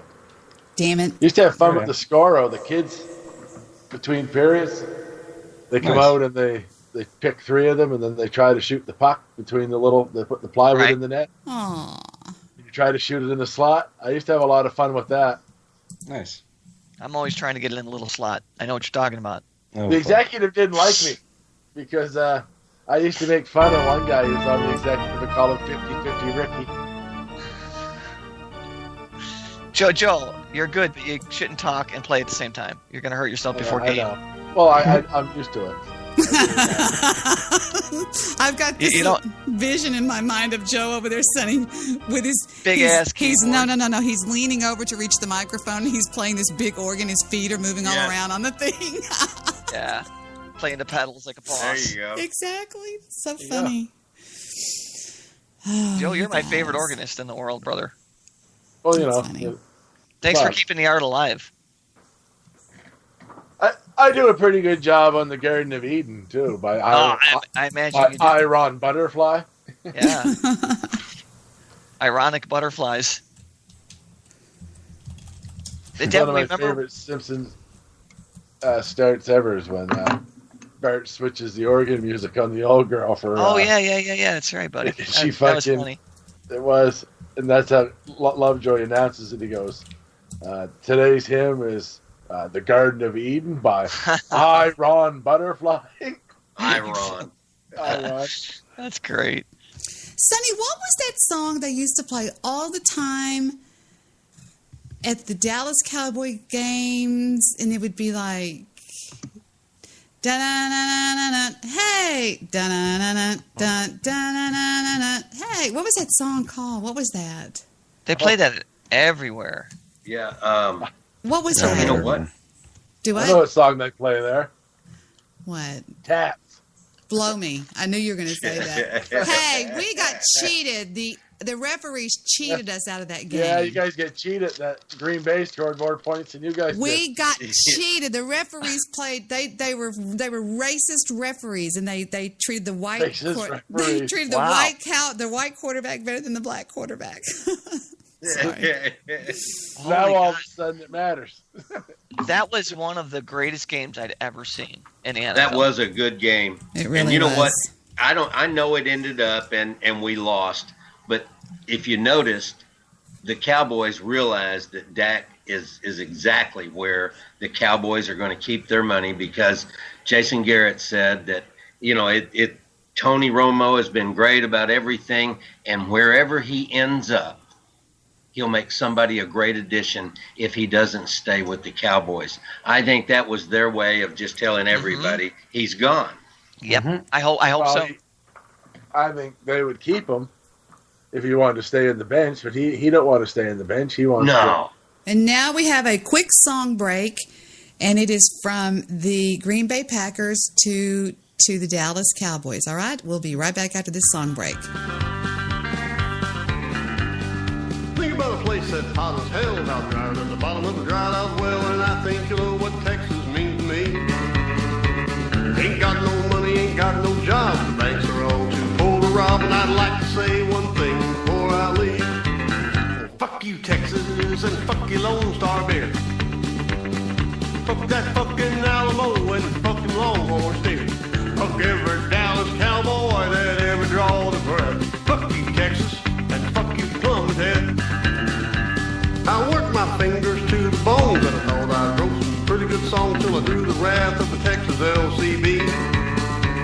They jerked my tunes off a honky tonk with a bullshit list of do's and don'ts. They locked them up and throwed away the keys. Well, fuck you, Texas, and fuck you, Lone Star Beer. Fuck that fucking Alamo and fucking Longhorn Steel. Fuck every Dallas cowboy that ever drawed a breath. Fuck you, Texas, and fuck you, Plum to death. So I'm headed for the borderline. Any place else will be just fine, long as there's a job and a decent place to sleep. Get up each morning with my ass a flexing and give birth to yet another Texan and write a song as he slips between my cheeks. So fuck you, Texas, and fuck you, Lone Star Bear. Fuck that fucking Alamo and fuck them Longhorn Steelers. Fuck every Dallas cowboy that ever drawed a breath. Fuck you, Texas, and fuck you, Plumhead. Fuck you, Texas, and fuck you, Lone Star Bear. Fuck that fucking Alamo and fuck them Longhorn Steelers. Fuck every Dallas cowboy that ever drawed a breath. Fuck you, Texas, and fuck you, Plum to death. That is from the great state of Wisconsin to Texas right now. You know, I'm kind of glad they won. I couldn't take the pressure anymore. No, you're not. Really, Deb? I'm kind of glad. I wanted Dallas to win so bad, man. We had 45 people over at my nephew's house for a big party for his child. And man, we were having a blast. We had this on a 65-inch screen. Literally it was like being in a bar, but nobody was drinking. We were having a freaking true blast. And every throw was amazing. Every catch was even better. It was just unbelievable place. And you know what? You got to give it up to Green Bay. They fought and they fought and they fought. And then Dallas comes back. It was one of the best games I'd ever seen in my life. The defense of Green Bay was amazing. What about Rodgers? Aaron Rodgers, maybe the quarterback of all time if he wins this, if he takes it all the way. He may go down as one of the greatest. All time, I'm going to ignore that statement. I have two words for you. Johnny Unitas. Holy fuck. Really? Yeah, number 9. It's hard to compare quarterbacks because the rules have changed. Like, back when Bradshaw and them guys played back in the early 70s in Unitas, defensive backs and stuff could make contact with receivers downfield. And you know what? Victor likes number 13 of the green team, the Florida people. What's his name? Marino? Yeah, Marino's done, man. Dennis? What? He's just so mean to Victor. No, is Dan Marino good, Joe? Hostility there. He was. Yeah. Well, he was. Dennis. He's retired now. Dennis, let me ask you something. Do you know anything? What was he left-handed or right-handed, Mr. Know-It-All? Eh? I'm not a Mr. Know-It-All. He was a right-handed thrower. And yeah. Victor used to think Dan Marino walked on water and his hot wife. A lot of people did. I mean, when he was on, that motherfucker was unbeatable. You know? So what are you going to say? But right now, you've got Aaron Rodgers, who can't do anything wrong. With no time on the clock against Chicago, throws a freaking 58-yard bomb in the end zone to win the game with nothing on the clock. Brings this game up. This game comes up, brings him all the way downfield, only to get the kick in and to win the game with absolutely no time on the clock. That's clutch. You can't earn that. You can't teach that. You're born with that. Mm-hmm. He's an amazing quarterback, and if he wins this all when they weren't expected to even be in it, So- it's going to be Wait a really minute. hard to Wait a argue. minute. Wait a minute. What do you have to say? I said, no, Dan Marino doesn't have the hot wife. It's the quarterback that's there now. What's his name? The redheaded dude. I don't know who. Who are you? Whose hot wife are you? Whose hot wife are you looking at? Go check out his wife. Joe goes, "Holy fuck, Vic." Yeah, go check out his wife. Dennis, he's checking out other women. Who on Florida or what? Yeah, from Miami, the Dolphins. From Miami Dolphins? Oh, the Miami Dolphins quarterback's wife. Victor said, check her out. He's I redheaded. think half the stadium goes to see her. Really? See, Victor's a ladies' man. I think maybe I need to go And with the Dennis. greatest team of all time is the Miami Dolphins, undefeated season with Jim Kick, Larry Zonka, Bob Greasy, let me see, Pat Tilley, Warfield. What was it? Greatest team. All right, Mervyn greatest team of Morris. all time. I can't remember all. What season? Don't care what season. Greatest team of all time. Most Chicago undefeated Bears, team. 85. Only undefeated team ever. Only. Redskins, man. I know, but we only lost one game, and that was to Miami. Doesn't matter. Ironically. No, that doesn't matter. You're short. One game. That's right. Hey, by what team? Miami. Doesn't matter. Oh yeah, there's New England and Washington had their time Try too. again next year. Pittsburgh Steelers. No. Were they undefeated? No. Were they undefeated? They had a great run. Were they undefeated? No. There he is, the redhead. His name is T.J. Yates. Is that right? He's redheaded. Oh, sorry. They won Debbie's 4 defending championships in 6 years. Yeah, that's pretty amazing. It doesn't matter what your record is. But All you they need to do weren't was undefeated. probably win 8 to get into a wild card and freaking win it. But I they mean, weren't it doesn't undefeated. matter. Not undefeated. There was no wild cards back then, Steve. I know, not back then. I'm talking about now. Is he? What's his number, Victor? Is this him, number 17? Yeah, Jill. But this weekend playing, Ryan Aaron Rodgers. Ryan Tannehill? Okay. Tannehill. Let's look There's up some good Mrs. quarterbacks playing too. Do you want to talk football with these loggerheads? No. I can Just go in Cowboys there. Lost, I don't want to talk about football at all. Yeah, but they got cheated. There were some bad calls made on the quarterback. There's a lot of grabbing both sides. I mean, there's, I slept through most how of that it. Green Bay guy. Really? Yeah, I was huddle asleep. with his sleeve off of his fucking. If I get still for 5 minutes, I'm out. I can. You want to watch me fall asleep? I just go to sleep. All right, well, all right, really quickly, look at this lineup. You got Green Bay against the Falcons. There's no way I don't pick Green Bay in that. So I think Green Bay moves on. Then, of course, you got the Patriots against the Steelers. I pick Patriots. Obviously, everybody in the world does too. Ooh, she is having hot to as fuck. What the fuck? Y'all got to see this chick. Share link. What? That looks Well, like. Steve, I can't agree with you on either game. You okay? Come on. You don't think the Patriots are going to beat the Steelers? No, I don't. Okay. What about you say that Falcons are going to beat Green Bay after what Green Bay's done this playoff? Did you not see what Atlanta did to fucking Seattle? I did. I watched the entire game. It was a great game. So, yeah. But you're going against Aaron Rodgers, who right now doesn't feel like he could lose a game. He doesn't feel as though he can. He's not capable of losing. You know what that does to your psyche? That makes your momentum 10 times greater than anything. I don't know what to tell you, Steve, but I watched the guy lose all kinds of fucking games, so it doesn't matter what he feels. It matters the reality of what's going to happen on the field. Right? Well, I guess we're going to see this weekend. Right? Every quarterback that goes out there probably feels he's going to win. But you know what I'm talking about, momentum. Momentum's everything in the game of football or the game of baseball, any sport. Momentum means so much. This team is riding a high when they were already canceled out, which means that they had nothing to lose. Everything they do from now is just icing on top of the cake. Win. Yeah. You don't stop a winning machine like that. I don't think that they won that impressively, though, over Dallas to give them that confidence. But you I know don't what? think they dominate it. I think that the And way with that the they teams won, that are left, I just don't see where they would be that confident. Joe, I think it's harder to win the way that they did than by a blowout. The way that they won was so mathematical. Hold on. I just dropped a link to a picture. She is hot as fuck. And Apocales says she's a 2 out of 10, might bang her if he was drunk. That's because he's that's because he's a fag. He likes guys. Victor! Oh, Woo! Shit! See, he's an Boom goes the asshole. dynamite. See, he's an asshole. Let me get to the link. I got to see this. Stabby goes, No, I I keep don't know where seeing the and links hearing are Debbie, in. and I'd lose my boner. Oh my God, you're horrible. Told you so.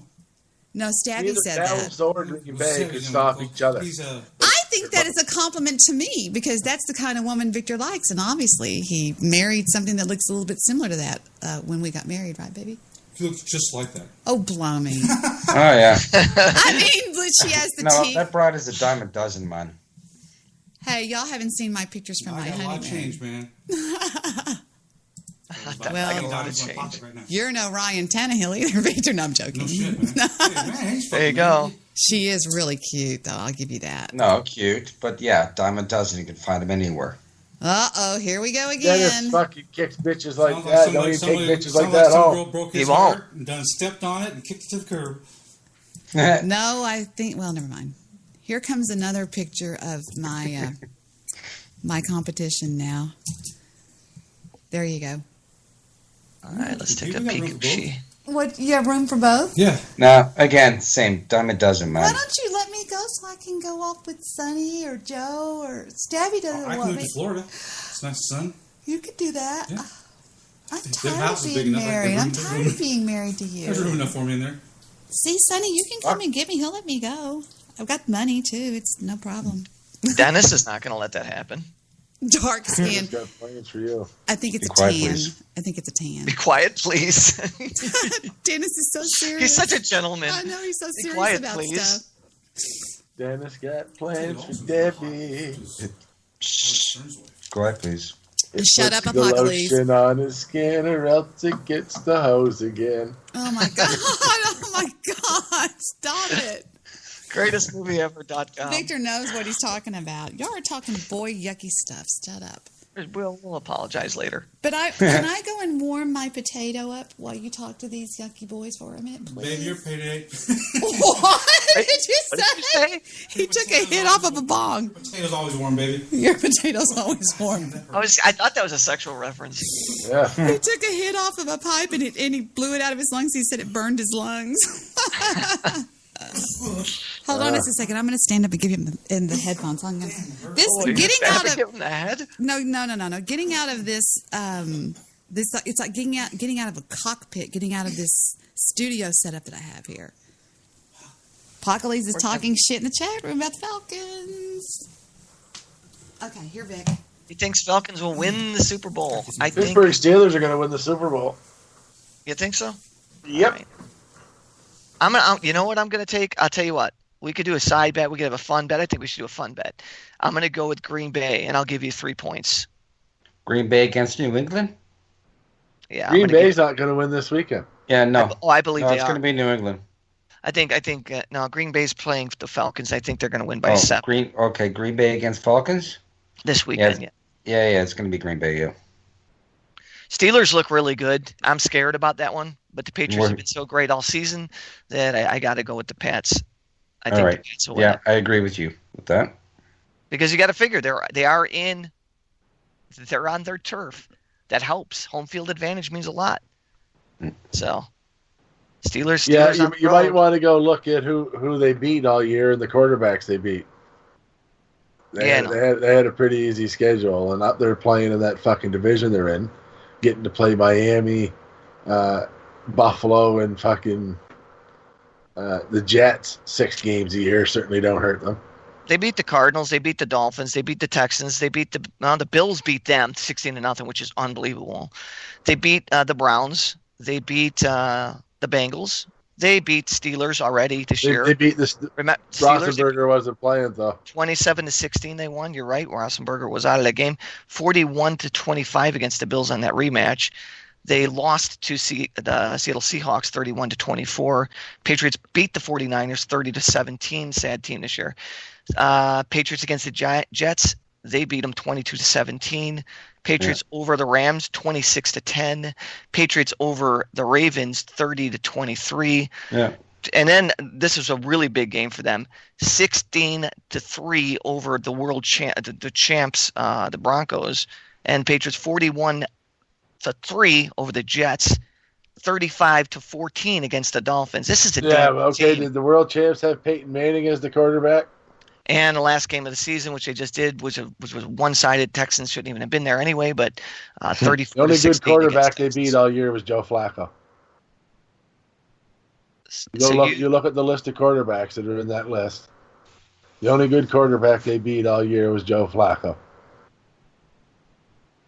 It's going to be an interesting season, I'll tell you that right now. It's going to end up really interesting. And when they played Seattle, a good defense, right, with a run-in game, Seattle beat them. I'm looking at their record here. What, Seahawks? Yeah, they're not too bad in the West. Patriots beat the Yeah, Steelers. Rams are out. Yeah. Oh, the Patriots are the favorite for sure. But I'm just telling you. But that would never be the Steelers are reason gonna why I'm beat them. picking them. I'm just saying that would. Steelers are going to never beat them. be the favorite. Yeah. Bell's going to rush for 140 yards. Yeah, fuck it. I think it's going to be Green Bay. I think it's going to be the Pats, and I believe Green Bay is going to win by 3. That's my guess, and I got your bet down. I wrote it down. Atlanta. You got the Steelers winning. No, and you've got the Falcons beating the Packers, correct? No, I got New England, man. Pittsburgh and Atlanta final. Yep. Pittsburgh, Atlanta. That's going to be a great if that were the story. No, it's not going to be Pittsburgh and Atlanta, man. I don't know. I'm going to go with the momentum. I'm going to take Green Bay, and Patriots are going to be really strong, but it's going to be a close game in the Super Bowl. So I think the Texans will win the Super Bowl before the Cowboys. Well, we're going to have to wait another year, at least. The Cowboys came pretty close, man. That was about as good as a game you're ever going to see. You got to say. Did you watch the whole game, Joe? Cowboys are returning all the players from this year, so they'll be ready to go. Yeah, they are. They're keeping everybody, which is Except great. for Romo, got to get rid of him. Well, that's a lot of money. It's a lot of money freed up. Oh, big that time, hot yeah. dog receiver they got there too. He's no fucking good either. They got rid of him. He's way overrated, dickhead. He's a cancer, that fella. I'll tell you, he's way overrated. Is that guy that Buck? Who's that guy with the white hair? The guy in New York. Yeah, what's his name? Starts B. He just dropped 3 big catches. Yeah, big time. Yeah, hit him right in the hands. What a punk. Who do you think's going to win it, Vic? First game? Let's go with the first game. Packers versus the Falcons. Now you got to remember, Green Bay's going to be at Falcons. Yeah, Green Bay. Who'd the Falcons beat? They just beat Seattle. They just beat Seattle. Falcons are going to win then, because they blew Seattle away. It wasn't even close. And see, the Cowboys. So you're going to take the Falcons. Green Bay had a hard time with Dallas. Not the, all right. you know, In the conference against what about the Steelers against Patriots? Who do you got there? Hey, Patriots, Vic, they're complaining that your volume, you're not loud enough. Oh, Patriots. No, Oh. I hear him fine. I hear. I'm talking about the people, not us. Right. The people listening. Oh. Patriots. So you got the Patriots and Falcons, and who do you think beats that? Who wins that game? Oh, God. Falcons. So you got the Falcons winning everything. Yeah.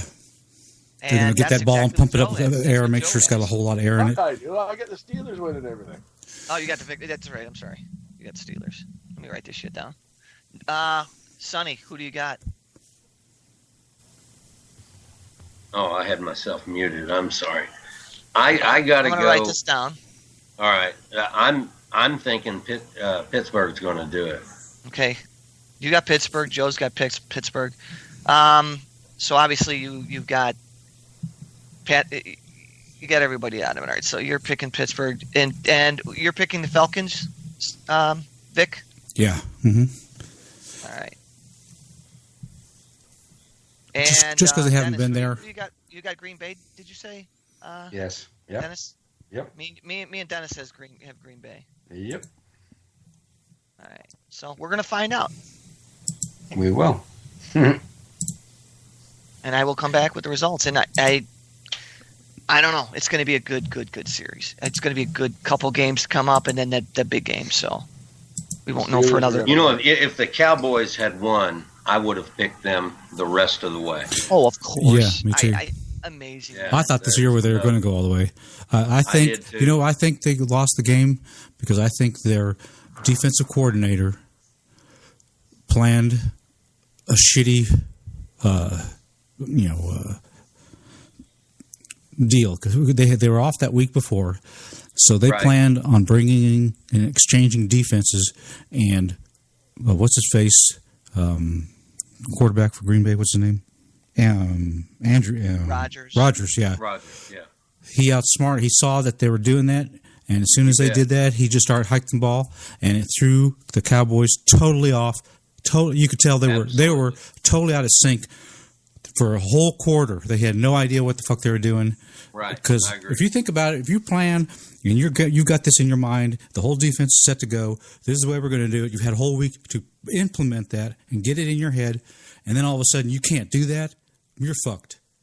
And you could tell it in their face, and that's when they blew us away, and we got way down. And listen. That's when you got to give your scouts shit because they don't fucking see what's going on in the fucking other team's fucking roster. I'm sorry. Were we all watching different games? Because all I remember was Dallas getting down and coming back like a fucking boss. Exactly. But they shouldn't have been down. They shouldn't have been down. The only reason they got so far down is because that the coordinator fucked up and was trying to substitute these guys in, and Aaron Rodgers was smart enough that every time they tried to do that, he'd catch them running off the field and shit. They weren't ready. They were never ready. Rodgers made a throw that probably 99.9% of the time would not have made the catch. Almost impossible to catch that ball. He made it though. And I'm just saying that 99.9% of the time, I don't think that catch is thrown or even made. Okay, on that throw, Steve, did he drag his toes to make it complete? Because it looked like he was totally in. I looked at it 15 times. I know he did, but to me it looked like he threw the ball in such a way that only the receiver saving his ass by dragging his toes the way he did made it complete. So that way it couldn't be turned over. You had to throw it where it could not be picked. Well, and that's exactly what he did. He threw it nearly out of bounds. And that's exactly what was right. I think the receiver was the better of the two in the play. I agree. I agree with that. I'm not going to argue with you. Because you have to be a fucking hands. I don't think it. I think the receiver bailed him out. Yep. It's a great drag.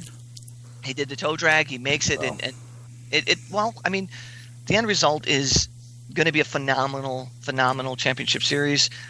I'm going Green Bay. You guys have Falcons. Well, Vic has Falcons.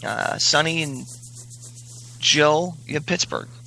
And Dennis and me have Green Bay. So it's going to be interesting. We'll see. You know, on that throw and that catch, though, had he not caught that ball, the announcers would have indicated how poorly that ball was thrown. Yeah. Oh, absolutely. I agree. That they would have said that he threw it out of bounds. Absolutely, yeah. Why would Rodgers throw it away? What was he thinking? He was picking it right on the fucking sideline, and the fucking receiver was right the fuck there, and he knew what his fucking job was. Fucking A. He did it. Fuck yeah. I just get fired up about his football.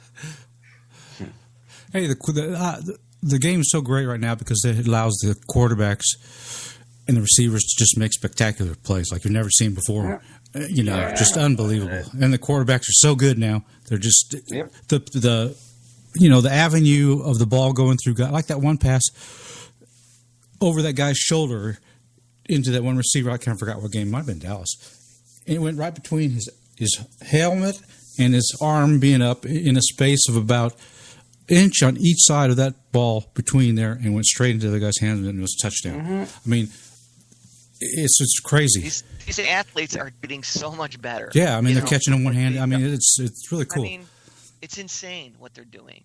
If you looked at it, if you took one of these players, an average player, and you put them back 20 years ago, they would have been such a stud because they were so much more. They're so much faster. Yeah. Oh God, it's crazy. So much faster. But what they call pass interference now was illegal play. That's true. Back in the day. Back then, yeah. Right. Like, I don't know. The game's different. Like Tom it's Brady. a lot different. Yeah, they let those receivers fight like There was hell. a play before Christmas. Tom Brady was the lead blocker, 20 yards downfield. Yeah, that's crazy, right? Because he should have got his head taken off. I'm surprised he did. If he had been playing back in the 80s, he would have. Yeah, they would have decapitated him right then. Yep. But you're not allowed to hit quarterback. They've got rules now to protect quarterbacks. Oh man, Yeah, they were brutal back in those days. Yeah, but if a quarterback today is outside the box and he's running, he's fair game. He's He's fucked. just like everybody Oh, else. yeah, he's fucked. Yeah. So he's right. He would have elbowed him right to the neck. Yeah, you listen to some of the stories from those old guys like Dick Butkus and Mike Ditka and those guys. I mean, they talk about biting each other and all kinds of crazy shit, and gouging each other's eyes. yeah, I mean, it was unbelievable. And they laughed about it. They're going, Pile up. You know that? Face- don't you, when face they're going mask. for the fumbles? Oh, fucking face mask, man. Back then, fucking referees didn't even fucking pay attention to that shit. Well, Oh, yeah, at the bottom. You imagine being at the bottom of a scrum when you're fighting for that ball back then. Even now, it's rough. I'm sure. Somebody's trying to shove their fingers up your In ass. your so you don't eye. Yeah, buddy. They just They're trying to DI you. No, they go after your asshole, Steve. That's true fact. yeah. Plus the pads, weren't as good as they are now either.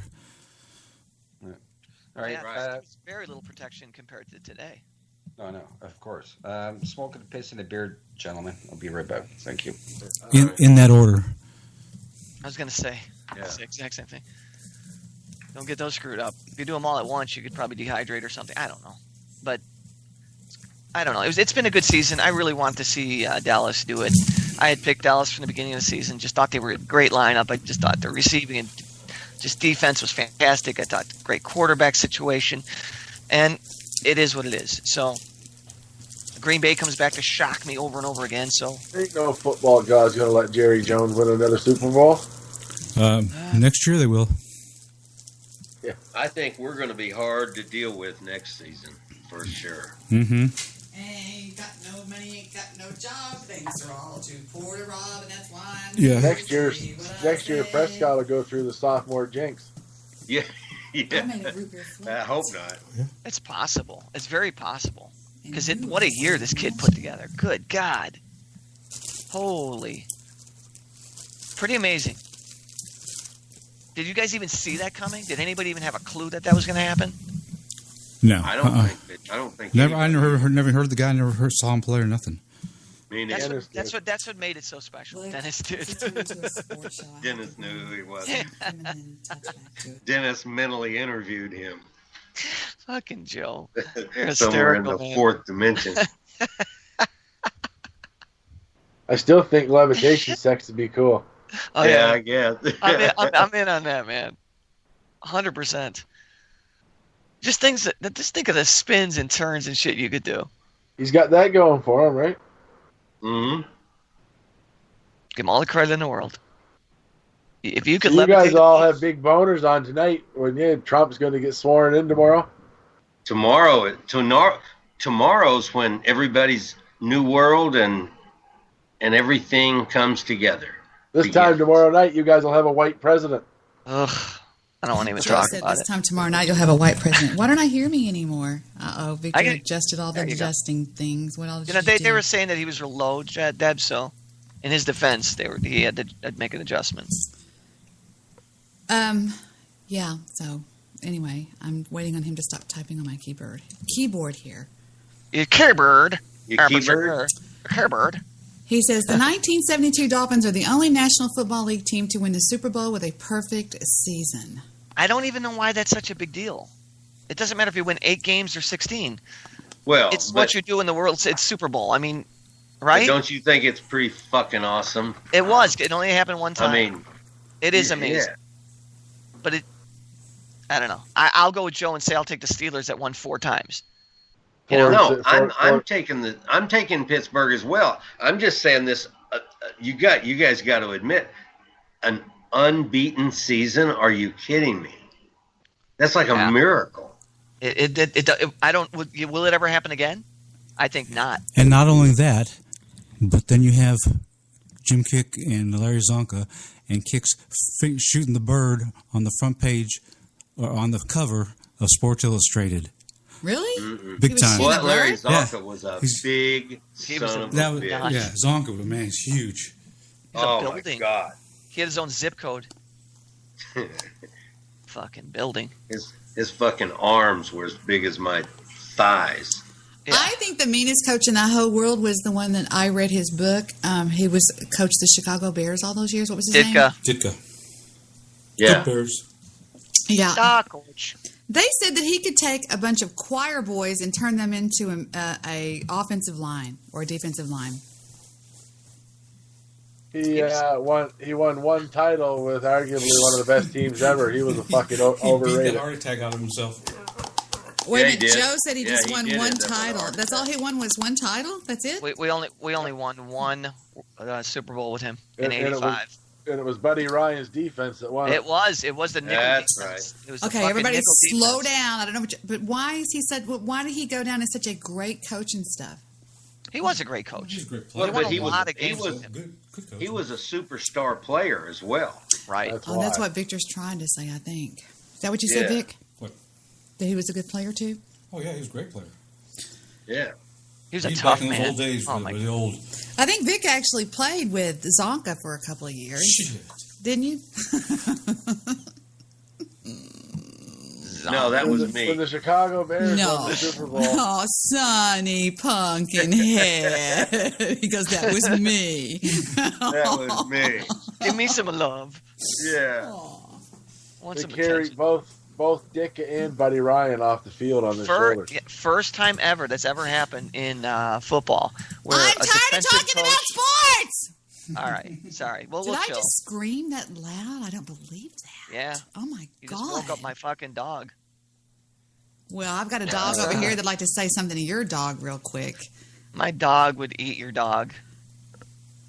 Oh, my God.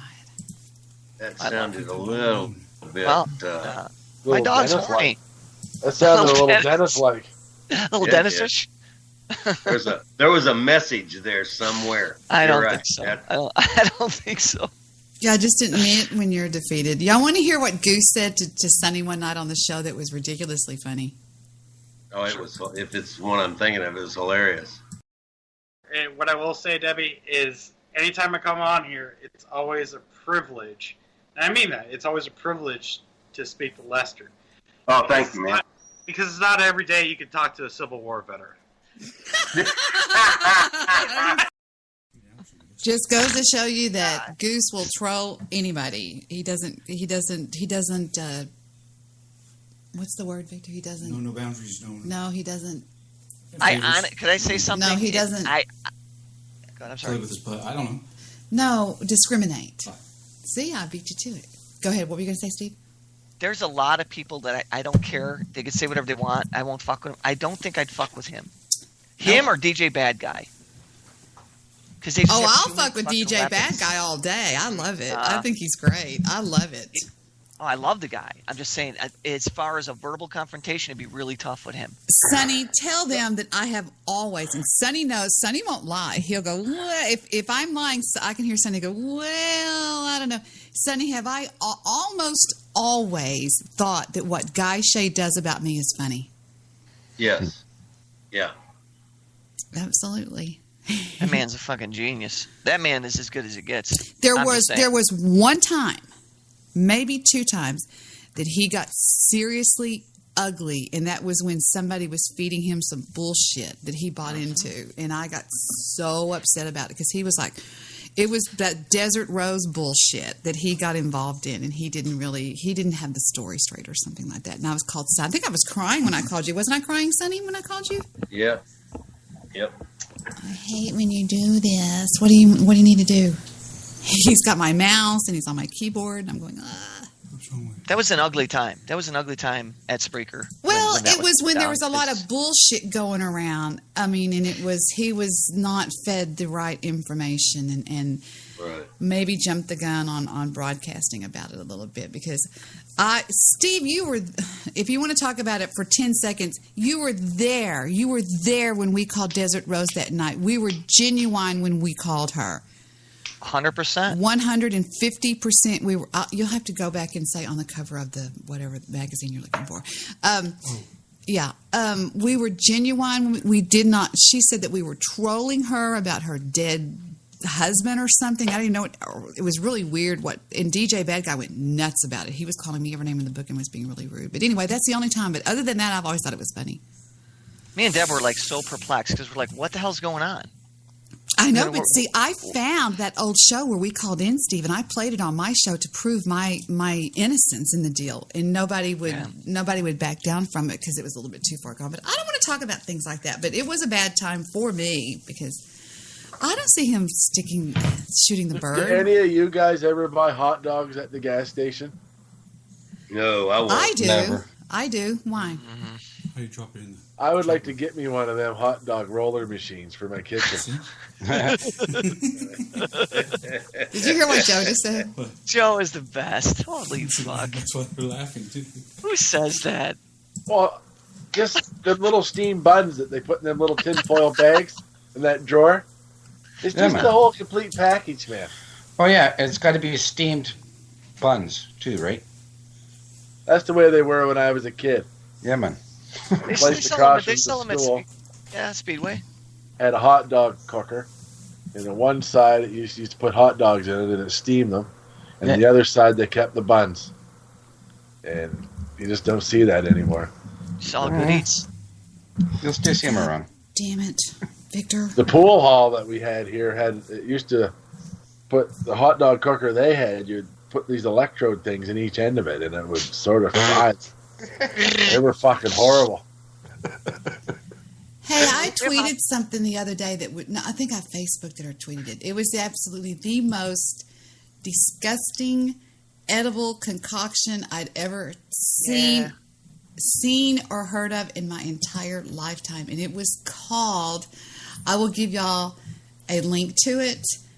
I literally gagged when I was listening to how they made this. It was called, let me show y'all the link to this video. It's on YouTube. It's called How It's Made, Haggis. I don't know if anybody follows me on Facebook, but this almost made me throw up when I saw this. It's called haggis or haggis. Yeah, haggis is sheep's stomach. No. It is lamb's guts and brains and shit. No, hold on. Let me say it's lamb's lung. It's made in it's Canada, isn't it? It's where they eat this stuff. Scotland. Yeah. That's where it came from. They take. Let me show y'all this. They take. Oh my God! They take the lungs of kidneys. Well, actually, they stuff. Yeah. Hold on, they stuff it in the large intestines. That's right. That is disgusting. With barley. But that is morbid. Lower intestine. Oh God, that just makes me want to gag. That's pretty nasty. Debi, it's still protein. The intestines of something? Are you joking? Well, that's what they used to use for sausage cases and hot dog cases. That's correct. They still use them. Right. Haggis is traditionally served with mashed potatoes and turnips, what the Scots call neeps and tatties, along with a glass of Scotch whiskey to wash it down. Listen to what they take. Listen. At the haggis factory, the production process begins with beef fat. They put it through beef fat, a mechanical chopper, and a guillotine blade slices it up.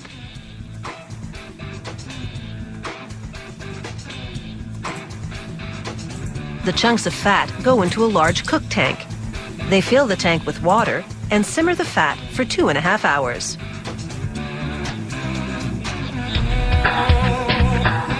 Then, using a strainer, they drain the cooked fat and put it in a tub. Oh, God, and they're showing every step. Sonny, I am not kidding. It literally made me go like I thought I was going to gag. I mean, anyway. Now listen. Then they empty the tub into a mincer. Now listen. Next, they chop up lamb lungs. Lamb lungs. That's pretty fucked up. And it Haggis recipes sometimes also use heart and liver. They simmer those in a cook tank as well for 2.5 hours. It looks like a bunch of dead bodies are floating in water. They throw them in this huge... It's just unbelievable. Using a strainer, they drain and remove the cooked chopped lungs and transfer them to a tub. Yum. They eat I'm getting hungry, Deb. They Oh, eat. yeah. Yummy, yummy. And in Great Britain, they eat blood, pig's blood. Yeah. What do you mean, yeah? You would actually eat. They call it. And Zeki told me one time it's called black pudding. He goes, oh, it's yum, yum, yummy. Yeah. Yeah. Who would sit around and think of that shit? Pig's blood, son. Pig's blood, Sonny. Pig's blood. Pig's Who blood. would think? You know, I've been thinking about trying some pig's blood. Mm-hmm. It is Soon as it disgusting. gets black, Pigs and it's eat- coagulated. Pigs eat shit, and I mean, can you imagine? What the? I don't know. Spread that shit on bread. You know, it's like, what do you think you're going to eat in the medieval times, man? I'm not You know? in the medieval, but I'm not in the medieval times. Right, but that all comes from the origin of this is when they had very little food and nothing went to correct. waste. No, it's where they used all. It's where they used all the animal. They said the whole animal. That's what I'm saying. Yeah, nothing went to waste because otherwise you starve. But and if you you're learn gonna to like that taste. if you're gonna eat like that, why don't you ride a horse to work? I mean, if you're gonna live in the olden days, live in the olden days. Roll your own cigarettes. Drive a horse to work. Don't shave. Don't cut your hair. I mean, I don't know. Weird. No, it's Weird different to me. strokes. Polish people eat a lot of weird foods like that. I don't know. Maybe I'm insulting some people, but I know that night Zeki told me about black pudding. I thought I was going to throw up. He said it was. Yeah, just, that's nasty. He said it's fried blood. Who the fuck? It's Like fried blood. Fried blood. It's Sonny. I'm telling you, these people are bizarre. Oh, I was bad enough on just coagulated. Yeah. Now we're talking frying that shit. Oh yeah.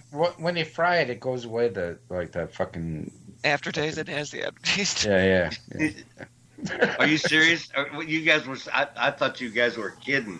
No, there's an aftertaste. Imagine that. It's like fucking iron. It tastes like iron. Jesus Christ! Oh my Deep God. fried goat balls. Wait, what? Deep fried goat balls. I kid you not. Okay. I'm going to ask you a question. What's that? Gentlemen and And lady. Debbie, just ask a question. The group. All right. Yeah. You know what prairie oysters are, right? What kind of oysters? Prairie oysters. Yeah. Okay, wait a minute. My screen's acting up. Okay, I'm going to show y'all this real quick. Okay, it's doing fine. I'm not even looking. I can't even see. Because I haven't done it yet. Oh, wait, it's it's screwing my up. dog. Wait, it's screwing up. Hold on. Let me stop it. I stopped it. Everybody stand by. Oh, I didn't realize I changed my dog. That's my German Shepherd. I got it. I stopped it. It was acting okay, and then it acted up. Hold on. I That got would've to let it locked calm everything down. Yes, I have to calm down. The computer. Just calm down. It's over. Let it cool off a little. Yeah. Well, there's a YouTube video. There's a black man that says deep frying goat balls in coconut oil. Yeah. Well, of course. How else would you have it, right? That's right. That's how I love mine. But I'm saying this is like no biggie. Or they eat bull penis. Oh, of course. No, balls. Bull balls. No, this says bull penis. This one, I don't know about the bull the penis, one I but, just dropped. they eat The one I just dropped in there is the one of the goat balls. It says that it's got to be the nastiest looking thing I've ever seen in my entire lifetime. That's fucking disgusting. Just click the link. Click the link. Click the link. I'm telling you. Oh, no way. Well, I mean, it's okay just to click the link. And then there's this thing called goat balls and goat penis. Good eats. Oh my God. Cooking. What is this one? How to make a full goat? How to cut a full goat, vintage style? I don't think so. We're not going there. Goat head, and fucking the eyeballs and the whole big. But yeah, one thing is fucking cow brains. I forget the term that they use. Head cheese. But, pardon me? Oh, no, head cheese. Head cheese is disgusting. Yeah, head cheese is just the innards, right? That nobody really wants to eat, Anything right? they could put in there. Head cheese is the most disgusting fucking thing I've ever seen in my life. What is Brother, it? What are you talking about? Head cheese. Debbie, act like you have a big sleeve of bologna, right? You're going to slice it up, right? Okay, when you start slicing it, all of a sudden you see little parts of fucking eyeball and little fucking curly hair Right. shit there. You see fat pieces. You see little snout pieces of shit. Yeah. Every slice is a piece of delight. Oh, I'm so stoned. Yeah. Debbie, never do it. Don't do You it. know, when I was 100%. little, and I would go out and stay on my grandmother and my grandfather's farm in West Texas. This is a true story. My grandmother would buy these tamales off of the Mexicans' truck down the way on Olton Route, which is where they lived. And every time we would sit down, when she would go and buy them, my grandfather would say to me, "Deborah, now you know these are cat tamales." And I would say, "What are you talking about?" He said, "If you just listen to the story." He said, "If you look in the back of their truck, you'll see cat heads rolling around in there." And I would just get all big-eyed, they'd say. And then whenever he would bite into one, he would pretend like he got a cat claw in his teeth. And to this very day, I don't know if those were cat tamales or not. I don't believe they were. But they were trying to mess with you, and they were trolling even then, Deb. Yeah, of course. Yeah, my grandfather told me. There you go. Wow, goats have pretty big balls, eh? It looks like it. But look at the bull penises. That's the kind of stuff they eat over there where the Jew lives. Ah. Taiwan's capital city, Taipei. What did I say? And I haven't even hit play, and it said Taiwan, bull penis. They eat dogs over there. Their main delicacy over there is dog. Yeah, because the cat's running out. Well, I don't know about that. Because the cat's what? What? They're running out of cats, so they just fucking eat the dogs. Oh my god. Me and Sonny are having fun. Yeah. I No, love it's to for hear real, Sonny straight when up, he man. gets stoned and he starts getting intoxicated. It's funny. He's baking a little bit. That's good. Watching this guy cut these nuts into was making me cringe. Which ones are you watching? I'm watching the goat ball one. Oh god. I don't know where you get. I don't know where to find these posts that you're posting, Debbie. The chat room. The chat room on speaker. Yeah, I Taiwan know. is not Thailand. Well, it's very close. Yeah, tell him, Apocales. Oh, here it goes. All No, right, got it's it now. Thailand that has the dog. The dog. If you've ever looked at Thailand, one of their biggest delicacies, one of the things that they cook is dog. That I can prove. I got in a big argument one night with the Jew. There's wild dog. There's stray dogs everywhere over there. It's horrible. Dining on Thailand's dogs. The biggest eating dog meat in Thailand. Blah, blah, blah, blah, blah, blah. Hell on earth. Thailand's dog meat trade. Dogs of Thailand. Thailand's dog meat. I mean, you should see what they do to these poor things. It's horrible. It's a big, big deal in Thailand is these dogs that they eat in Thailand. Why do you think that is? They just don't have access to Cattle. animals? That's correct. Yeah. What do you mean cattle? What are you talking about? Like farm, Cattle. like cows. Yeah. They don't have, so they use whatever Wow, they would keep. these things ever be spicy? No, and in India and in Indonesia or whatever like that, cows are sacred animals, so you can't butcher them or kill them or nothing like that. You can't eat them. But dogs are free reign. Then he goes, "Heh." I just Hit me and put some stank on. yeah, but a dog is sweet. I mean, a cow doesn't give a fuck about people. A dog will, Yeah. I haven't got one sentence out tonight.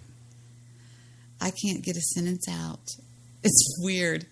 I can't get this video to open for some reason on YouTube. It's called the Thailand dog thing.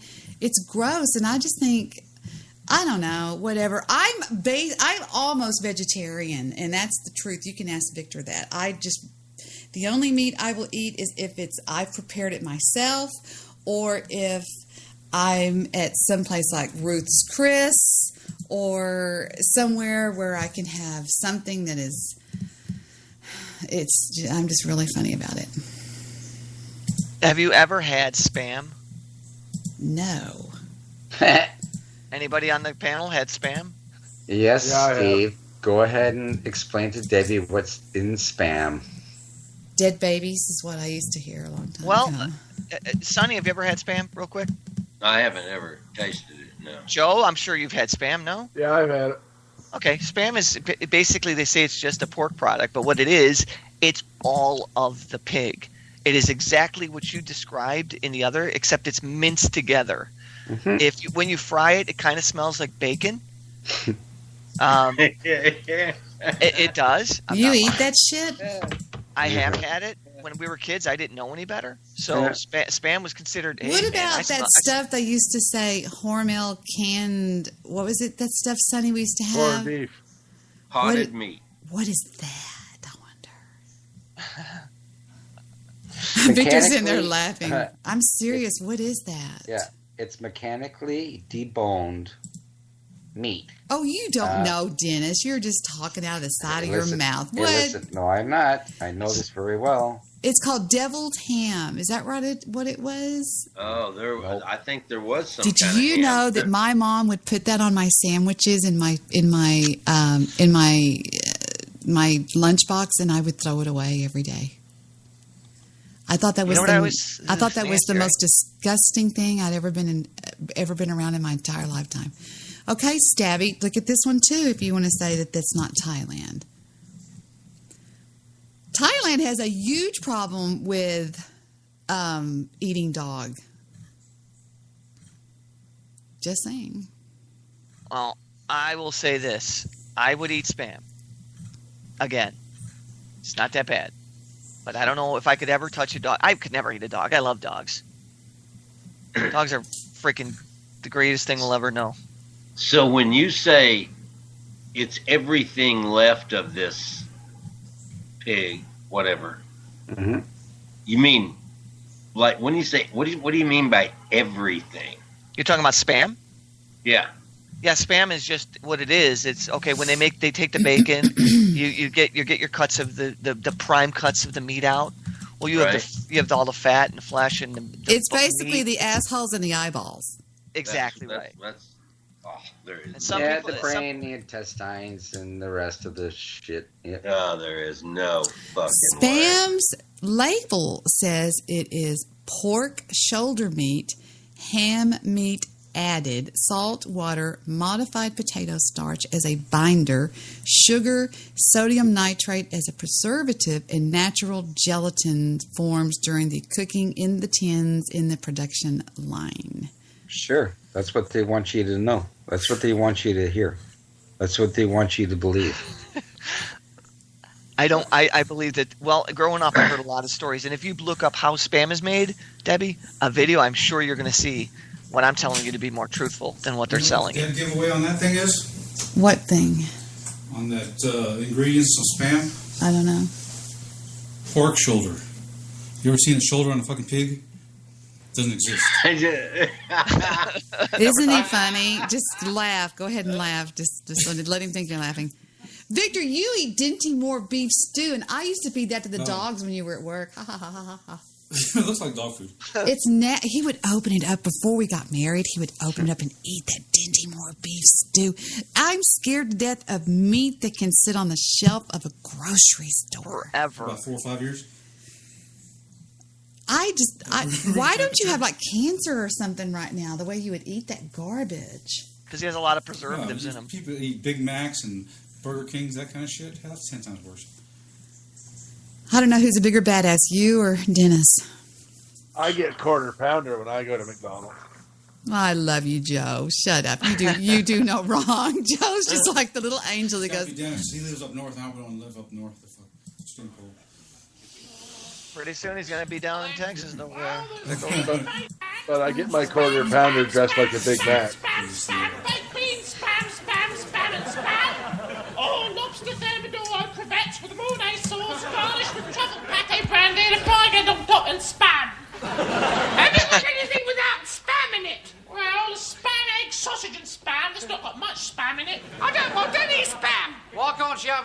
bacon, spam and sausage. That's got spam in it. Not as much as spam, egg, sausage and spam. Look, could I have egg, bacon, spam and sausage without the spam? What do you mean? I don't like spam. Spam, spam, spam, spam, spam.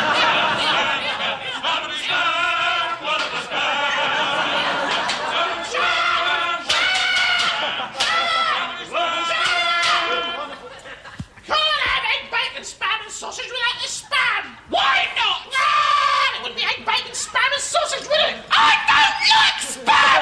Don't make a fuss, dear. I'll have your spam. I love it. I'm having spam, spam, spam, spam, spam, spam, spam, baked beans, spam, spam, and spam. Baked beans are off! We can have spam instead. You mean spam, spam, spam, spam, spam, spam, spam, spam? Yes!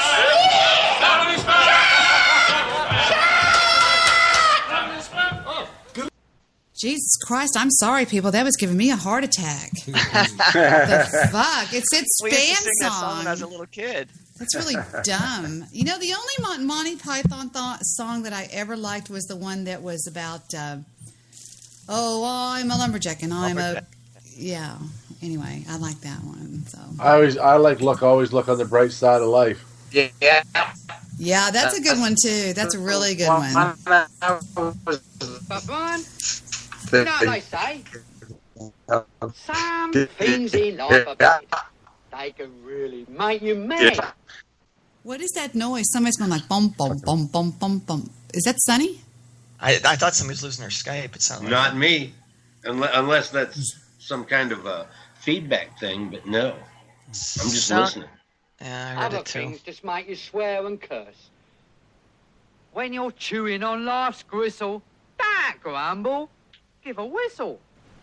And this'll help things turn out for the best. And always look on the bright side of life.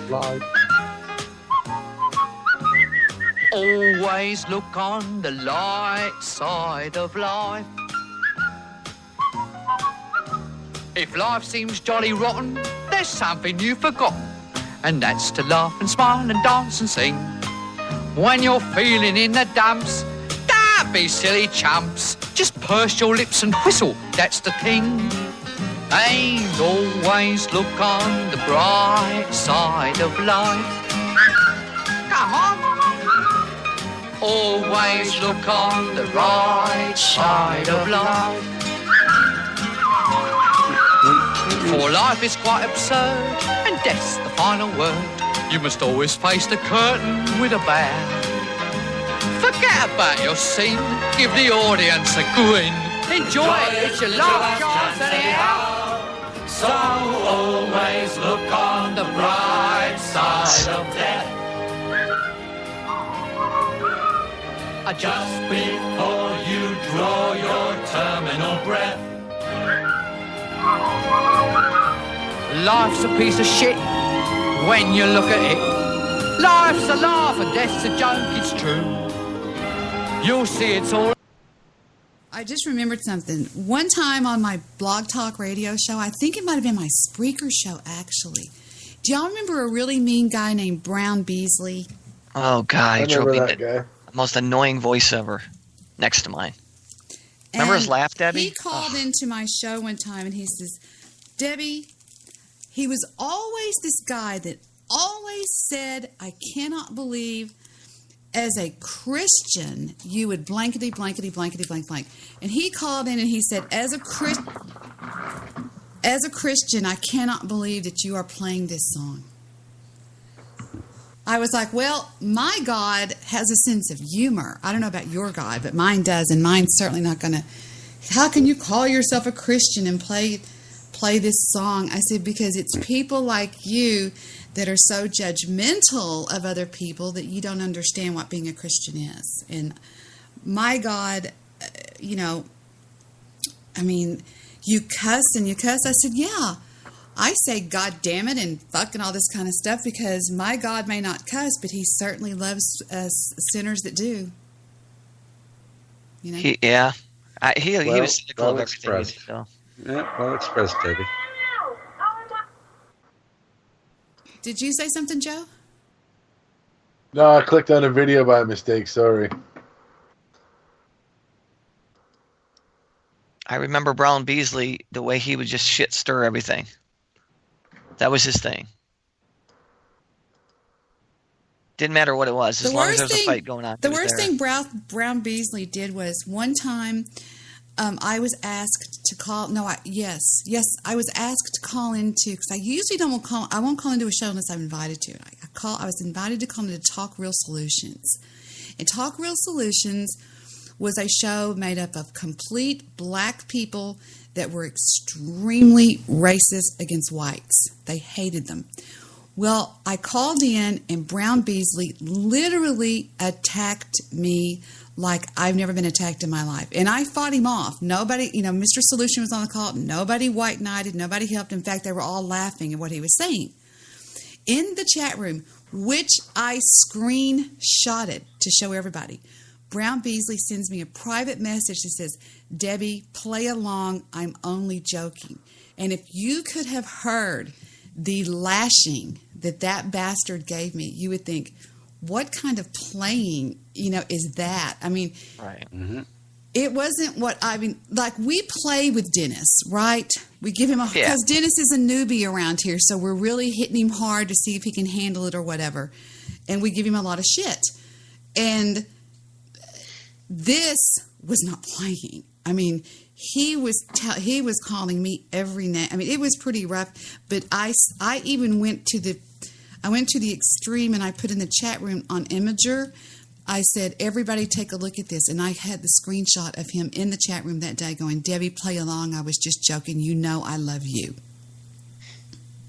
Wow. And I thought, that is really fucked up, Yeah. And what did they say? Did they get it and fucking call him out on it? Well, what do you think? No. I'm guessing they did. No, they didn't. No, they ended up calling me. They turned on me like vipers. And to this day, I can't even go around Talk Real Solutions and go, "There she is. There's the racist woman, the one that says nigger to everybody, and the one that hates blacks and calls everybody a nigger." And I'm like, what? And I found out, I found out from the Jew that part of it comes from the Jew and what the Jew did. And what the Jew did is he was trolling these guys to death and telling them that I was on the call with him and making him make the call. That came from the Jew's actual mouth. I said, "You piece of shit." Using me and trying to make people hate me by saying that. I kid you not. I couldn't believe, because the Jew will get really weak a lot of times and tell me things that he probably shouldn't tell me, that he's done or said or done, DDoSing people through Skype or whatever. And he said, "Well, I kind of have to be honest with you that a lot of times Tyrone thought that you were on the call with me." I'm like, what? Are you kidding me? How could you do that? And he would just laugh, and laugh about it. It was really shitty. So anyway. Yeah, well, whatever, his true colors came out, didn't they? Yep. Well, it just goes to show why so many people would not like me was completely not me. It was other things that these idiots. It was these other things that these idiots were doing. But I do have that show. I can show you what Brown Beasley did. Yeah, if you want to, for sure. But how about that one episode that caused all this shit? You remember the one guy that came on? I'm listening. Go ahead. I'm listening. Do what? No, remember the craziest call we probably ever had. Well, that's when it all started. That all started. This is what started it all. Right. And somebody Pimp Hat took it and spliced it all up and made which I still have that too. I know where it's at. It's on Mixler. Pimp Hat and Pimp Hat would call into Talk Real Solutions and play this over and let me see if I can show you where this is at. Hold on, let me find it. Yeah, see, no, this is where I turned it on. Fuck them. Excuse me, Mr. Solutions? Yes. Excuse me. But yes, I have a question for you, sir. It's real funny how he knew him. I understand what you said. What did you say? Everything you said. Your CPA, take a... Or at least about a week or so on the show. But okay, I call in to ask Mr. Solution a question.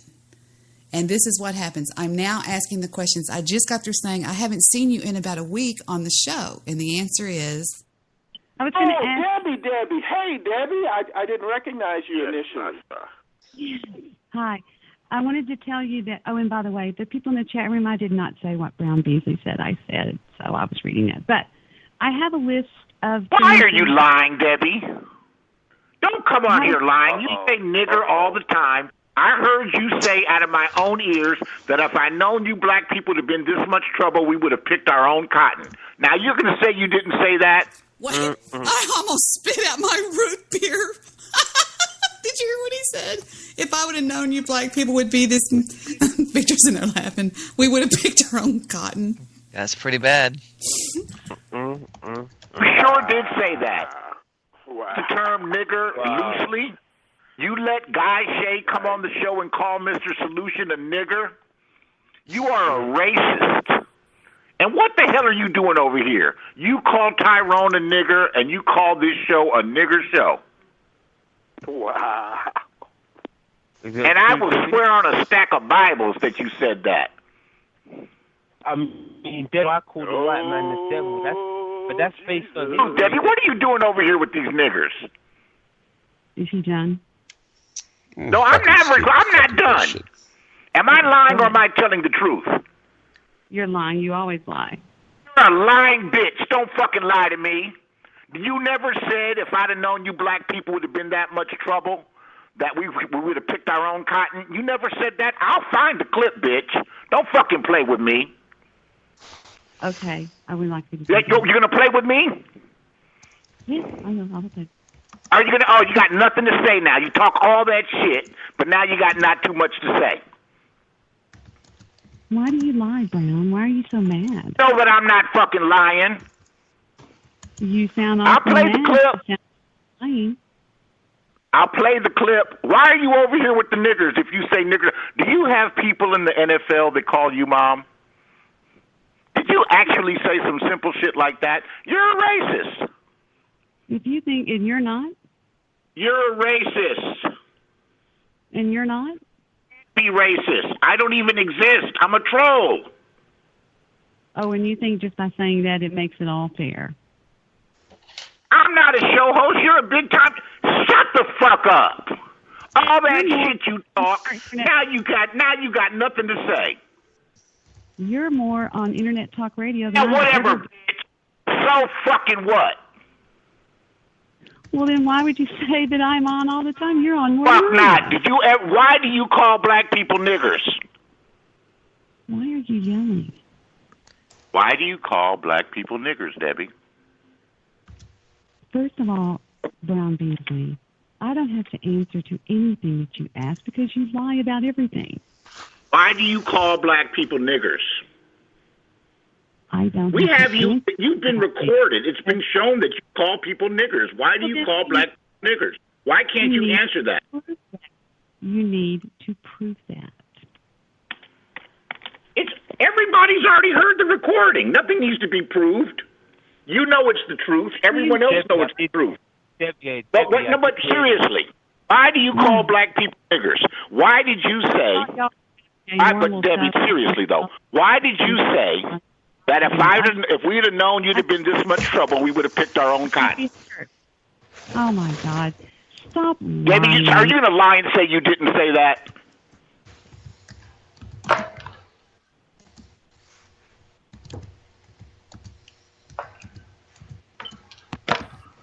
Oh, she ran away. She ran off with that. I thought you said that was my friend, you English piece of shit. Whatever, man. Fuck off. Well, you called into a show quite a bit.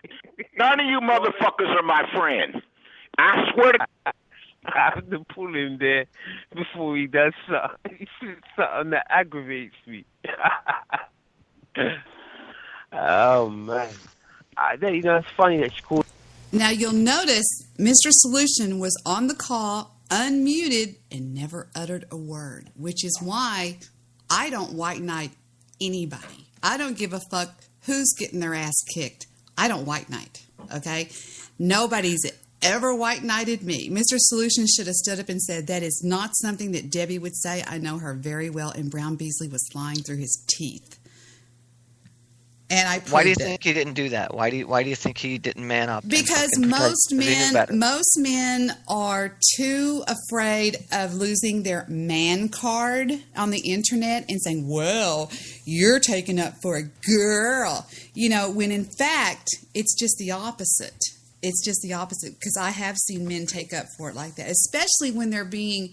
I mean, that was wrong. Can y'all imagine me going, hey, man, if we'd known they'd be that much trouble, those fucking niggers, we would have picked the cotton. I mean, can y'all imagine me saying something like that? Can you hear me saying that? It's insanity. Doesn't make any sense. So. And he even said, oh, here's the picture. Here's the picture. Look. It's still on the link. Oh, here we go. Watch. Bum, ba, bum. I'm going to drop this in the chat I know where room. you're getting these videos, man. I can't find them. What videos are you talking about? What you're posting? It's in the chat room on Spreaker. Okay. Click the link I just dropped. There's the picture of Brown saying, thanks for playing along. Just jokes to make the show interesting. We're still cool, right? And I didn't answer him. Yeah. Yeah, he go fuck himself. He was a piece of shit. He was a bad person. He was Straight wrong. Up bad person. He was absolutely wrong by doing what he did. And you can see barely see my head at the bottom of the page where it says add a comment. Yeah, I posted that on the show page. I said, here's where I prove myself that he was full of shit. But how did we get on that? I forgot. Doesn't matter. Yeah, it matters. If I want to talk about it, it matters. Well, yes, of course it does. Thank you. So don't say it doesn't matter. I'm just saying. Well, no, it's just you're replaying the past that bothered you. No, it didn't bother me. He made himself look like Dennis. Things like that might bother you. If you want to know what bothers me, what bothered me to the extent of being bothered is outright people spending months and months and months lying on their podcast about me like Bathtub Girl. No. Well, then why? If you know, then I get bothered. Never mind. I'm just going to shut up. No, don't shut up. Don't tell me not to shut up. Don't tell me what to do. No, it's your show. I don't give a fuck whose show it is. Don't tell me whether to shut up or not shut up or speak or not speak. I never told you to shut up. Is it me? Is it me? No, we're all good. Let's If it's me, I'll shut up. Okay. How did we go from spam to this? Because I said somebody brought up something, and I said, "Remember Brown Beasley?" Right, exactly. And then we went to a clip. Gotcha. No. I don't remember. Why did I bring up Brown Beasley? I forgot. Somebody said something, and I brought up Brown Beasley for some reason. Trolls. No. It was something else. It was something about Guy Shea or something. I forgot now. Totally forgot. But now that kind of stuff didn't bother me. If you want to hear me really upset, I'll play a clip from when I called into Mr. Midnight Movie Show. I was beside myself upset. That is the rage. That is a rage to end all rages. Besides the one when I was screaming at Goose. I said, "You're too far gone." I was so upset. But see, what was happening is there was something going on in my real life, and that's what I have to remember, that if something's going on in my real life, I don't go on in podcasts, because that's when something goes horribly wrong. Because that's what happened the other day with Apocales and Stabby. I was not so much upset with them as I was with something going on in my real life. You know what I'm saying? Yeah, that makes a lot of sense, yeah. Well, I think that when you come on with that cloak, wearing that cloak, and you try to deal with somebody that barely pisses you off, you're going to jump on them. It's just called displaced anger. So. Well, yeah, you just come out with a lot of weight on your shoulders already, and then and it doesn't take a whole bunch more to have you tilt. That's when we become sounding boards. What do you mean, sounding boards? No, I'm just saying. Sounding boards. Someone where that one with high emotional energy, where that they can come to their friends. I think it's just displaced anger. It's anger that I have at something else. Yeah, I know, but we're there where that you can displace and vent, and so that we become mirrors or reflections of what you're going through. So I understand. It's the kick the dog syndrome. You know, you get pissed off in traffic and you walk into the house and you go, get out of the way. And you kick the dog and like, what the fuck did I do? You know, it's like I know, but as long as the dog understands and appreciates, knows where you're coming from. Dog's shaking his head like, what the hell did I do? I'm joking. Yeah, I know. You got to explain it to him. The dog, I'm about to fucking kick you in the fucking head. Well, right? So this is why. It sort of lost its punch when you said that, Dennis. I was just joking, really, to be honest with you. But I'm saying that's what it is like. It's like kicking the dog. I mean, I'm very well aware of what goes on with even my own self. And I can get pissed off. I can get pissed off like a bitch. I know you can. Well, so can all of us. I've heard Steve go nuts. It's. I mean, I don't think I'd be human if I didn't vent. And I never. The only time I ever regretted losing it was if I was drinking, because then I know it wasn't really me, and I was, there was another substance involved. I was drinking, and therefore I used, and then I used that for an excuse, which was 10 times worse, and I lost my validation immediately. So, but at this point in time, where I don't, if I were to get in an argument, it would be thought out. I would take my time, and I'd be careful. So, I guess we grow and we learn. Yes, we do. Yes, we do, Steve. But I'll never be perfect, and I'll never try. And I enjoy being out here, and I enjoy talking with you guys. Where did Sonny and Joe go? They're here, I think. I think they're just relaxing or something. I don't know. I'm here. I'm just now eating the best chicken salad sandwich I've ever eaten in my life. Sonny, it's the weed. All food tastes good. Jack in the Box tastes good when you're stoned. That's true. That's true. When I was in Arizona, I swear to God, Debbie, it's funny as fuck. You just said Jack in the Box. You know the tacos they have there? They're like 50 cents or something like that. Have you ever had them? Hello? Are you talking to me? Yeah. Yes. You rub my lamp? Oh yeah, I get the super taco. No, they're just the little greasy ones. Okay, yeah. What about them? I smoked weed with my kid in Arizona. My son, he was an adult. Who cares? And those things tasted literally like filet mignon. You know what I'm saying? Like, I don't know what weed does, but it makes everything so much more delicious. Everything. It makes pop taste like gold. What is in weed that makes everything taste so damn good? Sonny, isn't it weird that they say pop? Sonny? Whoops, sorry. Yeah, no, it is. When I hear that, it really does. It's sound weird to me. Pop. And when we hear soda, it makes us feel weird. It's strange. We don't say soda. We say Coke. Coke. That's right. Even if you want a Sprite or 7-Up, I can't say Sprite. I'll say, hey, Sonny, I'll say, Sonny, do you want a Coke? And he'll go, yeah. And I'll go, you want green, purple, red? I got green, purple, red, and yeah, right. It's Coke. Or when way back, you would say you want to go for a Coke. See, I've heard that phrase in Chicago, but that meant we're going to do some blow. Oh, is it snowing outside? No. Yeah, a little bit. Something I would be willing to bet that when every one of y'all combined on this call, every one of you combined have not done the Coke I've done in my life. I've never done any. Well, I believe, but I'm just saying, maybe Sonny might come in. Well, maybe Joe, but I was a regular, what do you call it? Stevie Nicks back. Really? Oh, yeah. It was amazing. She did it to the point where she had holes and she was deviating her septum and I never did that. Out. I never did that. How did you know that? Where did you get that from? I read her story.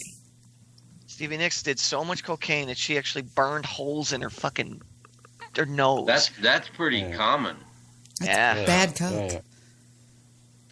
Well, I'm sure she had pure cut. I mean, I'm sure, but she did so much blow that she literally just deviated her own septum. Yep. What does deviate your septum mean? Just I think it's terminology for a hole or a tear. That's the cartilage is the whatever it is that divides your two nostrils. That's correct. And that's kind of a gristle in there, or cartilage, or whatever you want to call it. Probably something that they put in spam. Dennis, don't talk. Dennis, Yeah. don't say anything just for a second. Let Sonny talk without anybody else saying anything. Go ahead, Sonny. What is it? I'm sorry.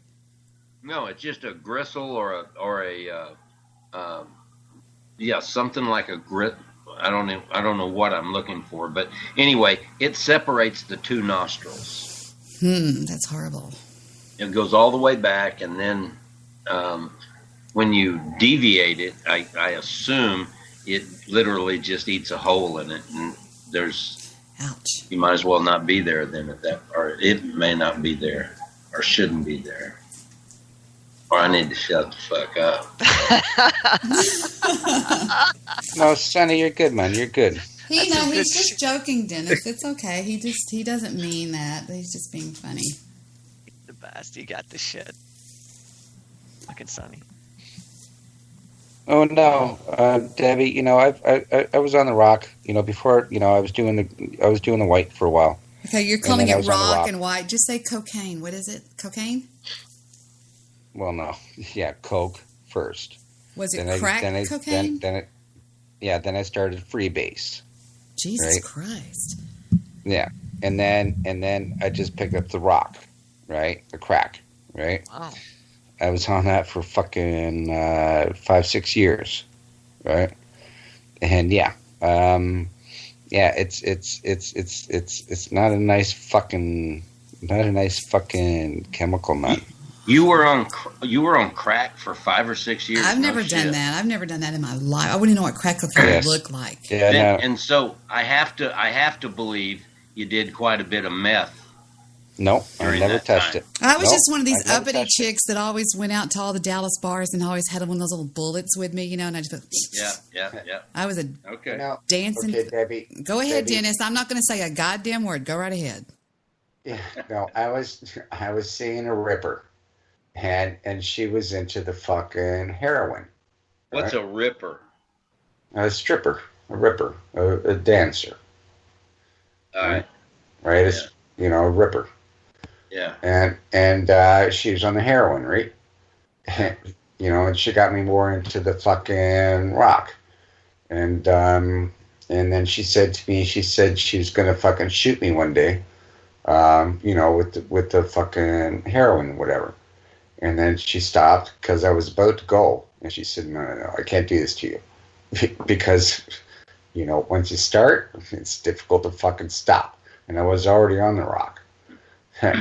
So yeah, it took me some time to realize I was in this cycle, and I had to fucking drop the whole fucking shit, right? And so yeah, I know of the effects in the physical manner, in the way that fucking coke and shit reacts in your body, because my nose, my left nostril. Kind of like deteriorated. Like the muscle, right? Kind of doesn't work as much. Okay, that's too much information. We got it. No. Would that be your nose muscle? I know that you know what I'm going to say, and I know that you know that what I'm not going to say, and I know that you know what I'm going to say. Okay, hold on, stop. Wait.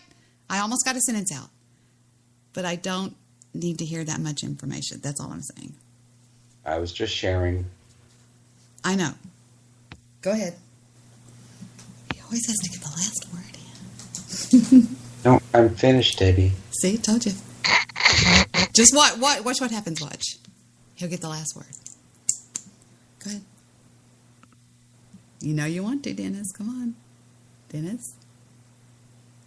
I'm here. I know. I'm joking with you, Dennis. Yeah, I know. It's your show. Now you are doing it. But yeah, I've lived there. We know. We heard. Yeah, I've got the T-shirt already. I'm joking with you, Dennis. Yeah. Yeah, we heard it was over in 5 minutes ago. But anyway, I have done. I want to feel like Lester does right now. I have done a lot of coke in my days. I'm not proud of it. I mean, I didn't have children and any of that bullshit like that, but I got myself off of it too. What'd you do, Deb? You said you had like a little bullet. Did you just do hits? Just hit it, boom, and then go dancing? Well, anywhere I went. I would go to a party or, whatever. I had a good time. That's a rich person's drug. That is not cheap. I was very rich. Man. And it was probably the norm in the circle that you were with, right? Yeah. Oh, yeah. Yeah. No, I was the only person in the whole room doing it. Of course it was. No, I don't mean everybody. I know that. I remember the very first time I did it, my mother had flown home from West Texas to stay in my apartment with me, and I was going out with the guy that I went out before, Vic, and I had gone over to his attorney's house, and he had me snort this stuff that was called cocaine. I was like, are you serious? That's like the song, like Cocaine. And I stayed up all night long, came bouncing in the house the next day, and my mom had my apartment all clean. She goes, well, there you are. And she had the washer and the dryer going, and she was, when you want lunch? I said, I may not ever eat again. I feel fantastic. And she was like, why? And I told her all about this thing that I had done. And she's like, really? It was weird. Wow. So I was, I was already out of college, so I was a good girl for a long time, but when I decided to, I just got into this really high-rolling social thing in Dallas. I got involved with the Dallas Cowboys. I mean, we were having parties with all those people, and it was who I was working for is what happened. So you were in a circle of friends that had the money and could get it really easily. You bet. Really easily. I never paid for anything. Wow. Well, pretty girls are less likely to pay for it than an ugly guy. Well, I wasn't like what they call a party girl. I never slept with anybody. That was everybody knew that. I mean, you can ask anybody, and I just didn't do that. No, I said pretty girls. Well, I've done it with Julian Lennon. Yeah, that's pretty cool. That's a cool thing. Yeah, I was the only person invited upstairs where he was because he wouldn't come downstairs. We had a big party with the Cowboys and stuff. I hear a lot of noise. Somebody typing and moving and doing something. Hearing something too. Well, I stay on mute when I'm not talking. I try to anyway, but yeah. But no, I do 90% of the time. 90% of the time I do. The only true chimp out I've ever done that's on record, like I said, was when I called into Mr. Midnight Movie Show that night. They asked me to call in, and she was on the show, and she started that bullshit with me, and the entire chat room turned against her. And she was always so much louder than everybody else because she was on this landline phone or something. It was really weird to listen to her. Mm-hmm. She was over-bloviating to everybody. What is on the bottom of my microphone? What the hell is this stuff? What is that? Oh, it's that lotion I had. It went everywhere earlier. I had this lotion that anyway, never mind. Yeah, so it's pretty wild, though. I got pretty wild the other day in somebody's chat room. I think it was either Apocales' chat room or it was Stabby's chat. I was fit to be tied with Apocales. I was mad at him. But that's all. You guys, go ahead. I was going to ask you, because I hadn't been here. I'm just sorry. You guys have rectified everything and everything's good, right? I think what we did is we just called a truce and said, I had my say and he had his say on his show. This is a cool pen. My father-in-law gives me all these weird, cool pens. Like this one has a light on the end of it, and one of them has this little thing that you can use you can press the buttons on your cell phone and it'll work. Yes, those are so cool, stylish. Yeah, it's called a style. But these are real pens. He gets all these pens and stuff. He's really a cool guy. Yeah, that's what I'm using for my little tablet over here. I got a little pen with a stylus on the end of it, and that's how I'm flipping through. But no, I'm glad that you guys fixed it because I knew you were having a bad day, and you're allowed to do that. You're human, and I'm just glad it got fixed because I think Stabby and Apocales, I think they're great guys from what I know. Anyway, I'm just saying from what I know. I can't speak for anybody but me. And I think they're really good for the chat. I think that they bring a lot of dialogue, and they bring people into the conversation. And yeah, Stabby does what Stabby does, but that's what makes him really unique. Well, and Sonny always said he's very good for the show. At the end of it all, Stabby goes, Debbie, I love you, but where is my goddamn thing I'm looking for? Never mind, let me turn that off. He said, it all ended. And I think as far as Apocales and I, we just, we just decided to basically call a truce. We just, both of us said, that's it. We've had enough. There you go. That's the mature thing to do. If you can. I mean, a lot of people can't. So that was good that you did. Yep. And as far as the mute thing, I didn't care about the mute. I only brought that up in the one comment. I didn't care. I mean, we went on with the rest of that show. And it was the rest of the show was fine. Everything was cool. I think you're blocking. Was I a little pissed? A little bit, but it went away right away. If you notice, it went right into conversation with Joe and went right to the end of the show with you. Everything was fine. This isn't the old Steve, Deb. I didn't chimp out. I didn't lose my mind. I didn't bail, It's just... No, rest in peace, Steve.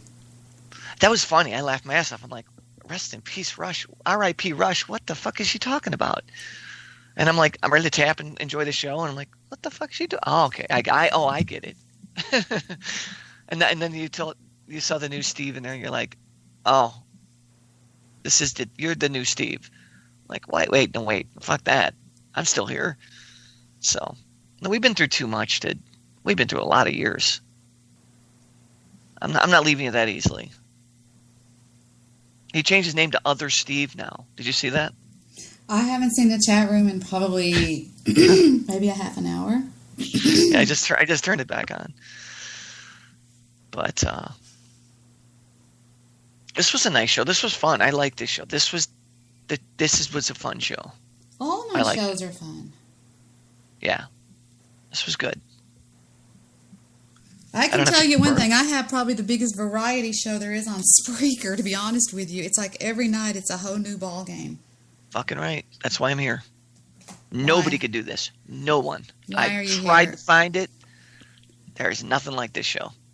And that's not me kissing ass because I don't have to. You always say that, so that means that you think that you are, but nobody thinks you are. Hold on, wait, stop. See, when I start to make a point after you've made a bunch of points, don't bite into me like that. That's why I muted you the other night. I can only mute everybody. Boy, I was hot too. God, I was hot. Why did I do that? I was like so fucking pissed off. I don't know. I do. No, I wasn't biting into you there. I was just going to say no, because that's what everybody used to say.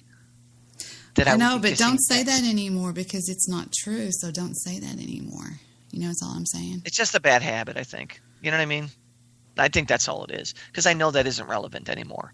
People know after this long, it certainly doesn't hold any water. So you're right. It's hard to let go of shit. Shit that aggravated you or hurt you or you used for an excuse like I did. Certain things. Wait a minute. Don't speak for me. I'm speaking for me. Oh, okay. I said things that hurt you. I'm speaking internally. I'm the one that I didn't deal with it well. But now I can handle anything. Fuck it. I don't bring King Kong after me. That's all good. No, you know what I mean. Don't ever say. I'm just saying. Don't ever say. I never say anything. I never say everything or anything. I think those are two bad words. You know what I mean? Yeah, I feel very confident myself, though, in handling a situation better than I would have ever done before. The only thing that I got really passionate about was Stabby, because I thought we had more or less,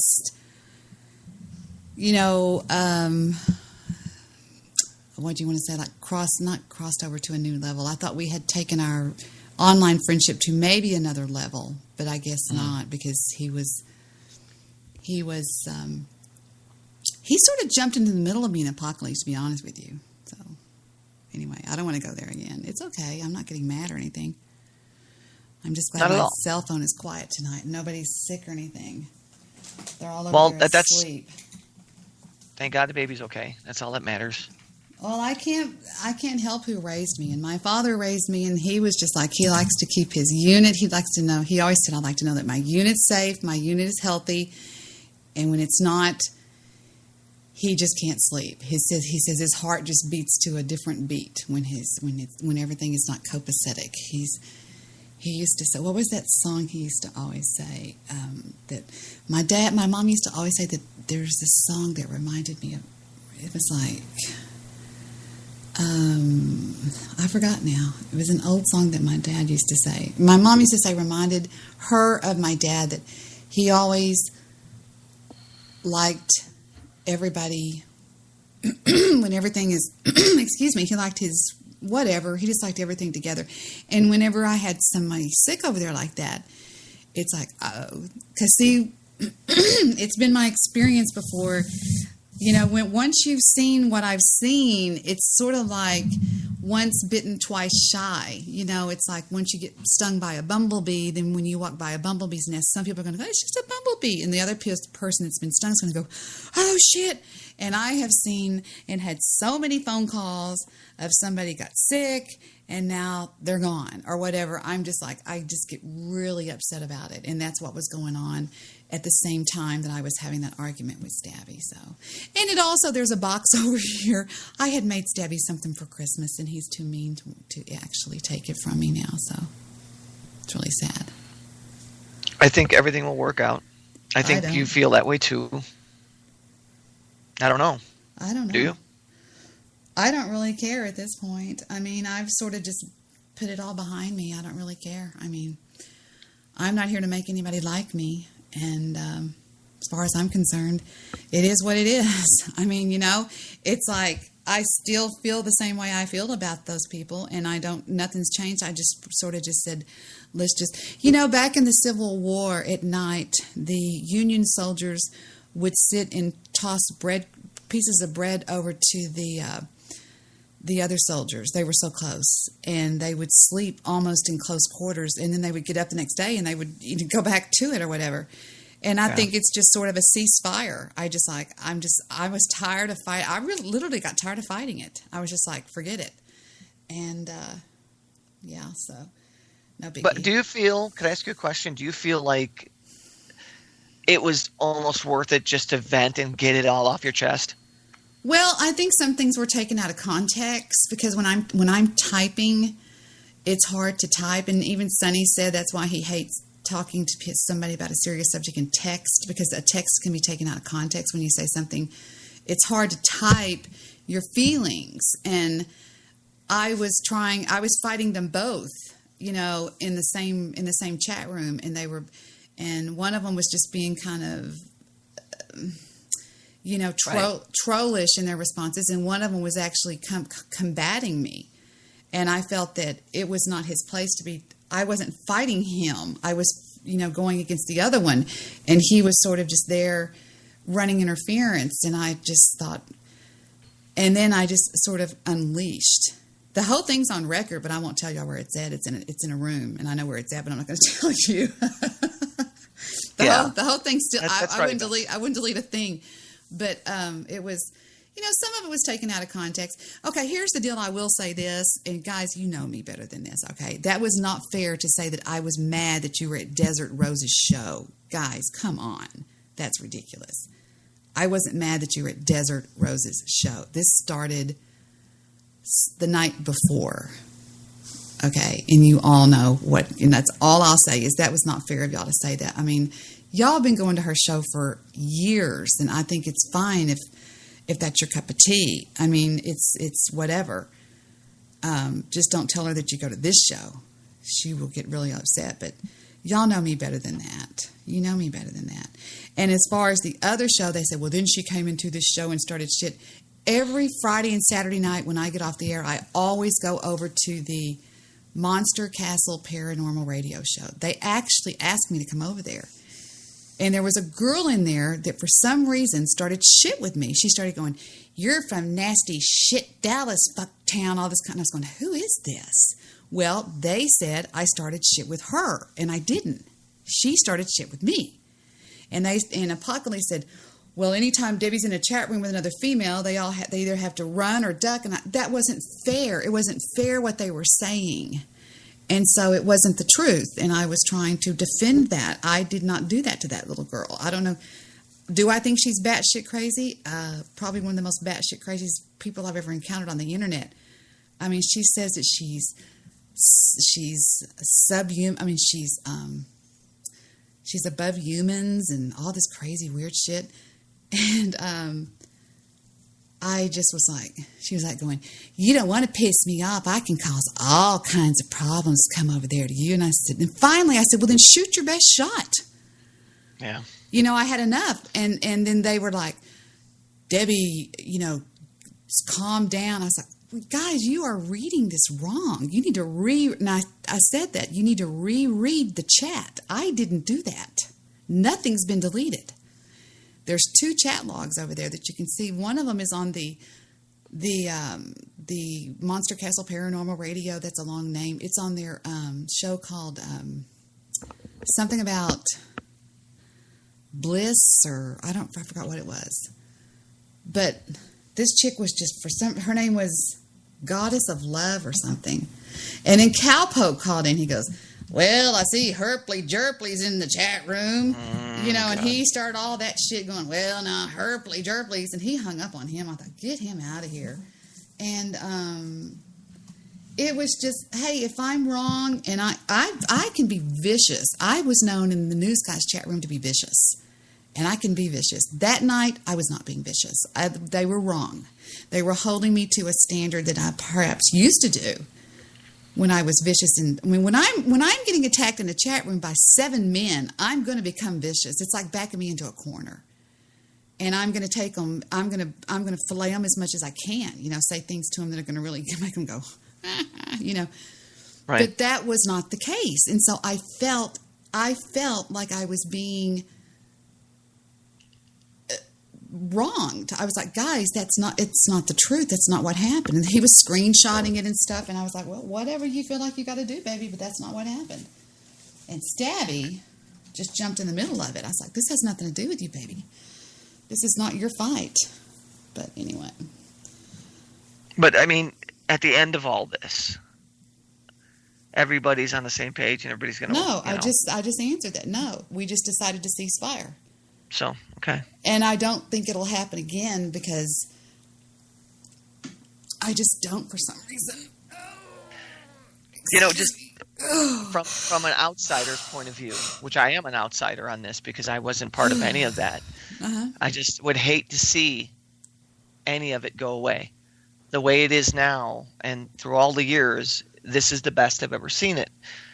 As far as the people in the chat room, the respect level. Well, I think people are getting to know me and getting to know the real me, that I'm not some fucking monster over here that's out to destroy people's lives and take their children or be a narcissistic ice queen or anything like that. I'm just very laid back. I really don't give 2 fucks about what's going on.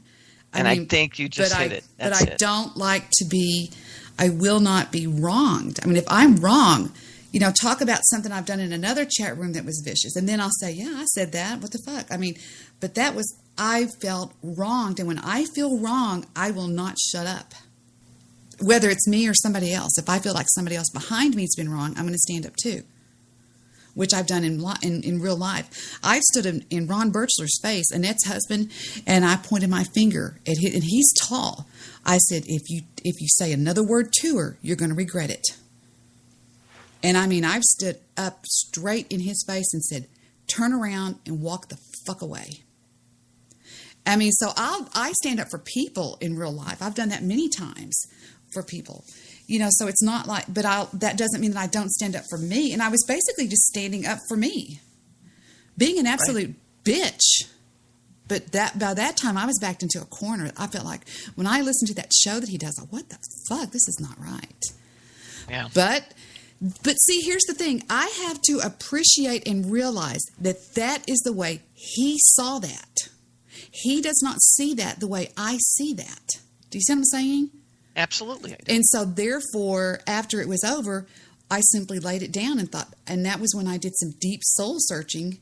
I remember what I was doing. I was sitting in that hospital, just sitting there, and I was sitting there thinking about things, and I took it to another level, and I thought, I need to learn something from this. And it needs to be that I cannot expect people to feel the way I feel about something. And they cannot expect for me to feel the way they do. So there's just going to have to be times in life when you just have to agree to disagree. Absolutely. And that's basically what I said. I mean, I said we laid it down. We basically just have to agree that there's no good guy or bad guy. We're just going to have to disagree with it.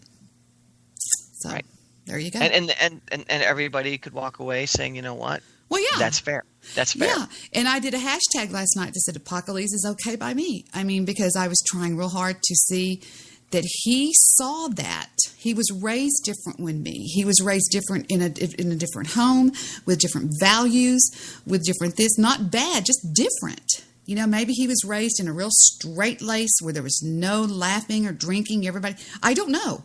And so his thought processes, his C drive, his core beliefs are different than mine. And I have to respect that. And at the time, I had kind of let the wheels fall off of it just a little bit. I mean, I didn't go batshit crazy. I mean, I got a little bit. I would say on a scale from 1 to 10, I was definitely at an 8. But I just finally just said, I'm done. I can't do this anymore. I'm done. I'm out. Whatever. But right. Debi, you got involved where you shouldn't have been involved. You should butt out. Don't say anything, Dennis. You've been really good, Dennis. You've been awesome. Yeah, has he been here the whole time I was talking? He has. He put himself on mute. He said, I read it in the chat room. And I think it's good that you talk about this. I think that you need to. Mm-hmm. Because instead of just it being that, display of, listen, here's what the fuck I feel. Now you're saying the afterward. Well, I've always told my friends, my family, my daughter, my son, that when you have a problem, and this is what I said to Heather. I said this to Heather last week because her and Philip had a major problem. I mean, it was almost a breakup thing. She goes, it's okay now. It's okay now. And I said, stop. I said, listen to Mom. I said, the fire has been put out, Heather, but the issue has not been dealt with. She goes, we're dealing with it. I said, I know that, baby doll. I just want to make sure that you don't make the mistakes that other people have made. The fire's out. There's no doubt about that. But now we've got to see, what caused it to begin with. And you've got to work on that. You've got to fix that. And there's a lot of noise right now. Sorry. Dennis, we're going to help you right now. We're going to show you something. On Skype, go to your Skype. I will. No, it's just my headphones. There's a little picture of a microphone. Do you see it? Yes, I know. I'm going to click mine right now. I'm on mute. All right. They can't hear muting. me. No, bye. There you go. That's all. And then when you're ready to talk, unmute. Dennis, just to show you, brother, listen, I've been out here a long time, and I'm telling you what, that has saved my ass. And in the beginning, I didn't do that. And it's incredibly annoying. And I know you're not doing it on purpose. I know that you're not, because you're a good guy. But it's just accidental. I did it too. Everybody that's come out here has done it. It's part of that. See, right now my microphone is muted. My microphone is muted on Skype. They can't hear a word I'm saying. That is your best friend too. Because if you want to go do something and move something around in your house when you're on the air, nobody has to hear it. It's a great tool. See, they can't hear a word I'm saying because my microphone is muted on Skype. You guys can still hear me, but they can't. Cool.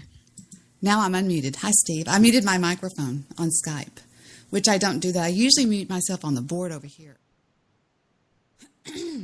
Just saying. Yeah, it's the only way podcasting on a panel works unless you're in a studio with people and you can visually see them stop talking or watch them stop talking. Because if you don't, the best rule of thumb is to stay muted until you're ready to speak. That's what I do.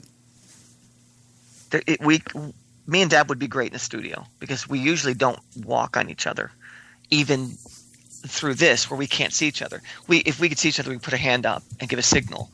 There's no way of seeing what the person's doing, so we just have to assume that sentence is done and step into it. And as the show host, it's my responsibility to keep the forward momentum going of the show. I mean, to keep the topic moving forward and forward and forward and forward. And that's what people have said to me over the years that I do. I don't know. I mean, I don't know that I do it really. I think I suck at most things I do, but anyway. Well, I don't know what the co-host role is, other than doing pretty much the same thing, keeping the topic moving. I don't know if it's really. I mean, I don't know. You always keep it moving because there's subjects in this show constantly change. That's why it's so interesting. Die, freak! Was that Sonny? Sonny must be having some sort of a... Sonny, wake up. Little meltdown. Sonny, wake up. No, that wasn't me. I love you. I was muted, though. I was kidding you, Angel. Hold on. Wait a minute. Lock and load! Who is this? Oh, this is called Gears of War Soundboard. We have the dog bark, the ultimate. I'm on soundboard.com. There's some really good ones on here. I don't know. Did you know there's one of Ghost on here? No, really? Green Bay Packers game day. What's Tourette's Guy? Tourette's Guy soundboard. I bet that'd be horrible. Just cussing and stuff. A lot of swearing and shit, yeah. And shit. Have you ever seen those videos of him? I don't believe in Tourette's. I believe in Tourette's, but not where they start cussing and stuff. Do you? Absolutely. Well, I just think that is hilarious. The videos I've seen of that guy are just hilarious. I don't know. Samuel L. Jackson. They say, sorry, go ahead. They say it's just an exposure to certain words that you normally suppress, and neurologically, the things that you're suppressing come out because that part of the brain no longer knows about the suppression, and you now have this eagerness to push those words out because you know to restrain them in a normal environment. Maybe Dennis has Tourette's. He just has word rest. What is that? I don't know. It sounds like really stupid. Godzilla getting beat up. And you can't turn these things down. They're so loud. I'm like, what? It's too loud. It's like, turn it down. The only one on Star Wars I think is cute is C-3PO and the other little guy. What's his name? C-3PO and R2-D2. I think he's cute. His sounds are cute. Yeah. They are cute. Like this.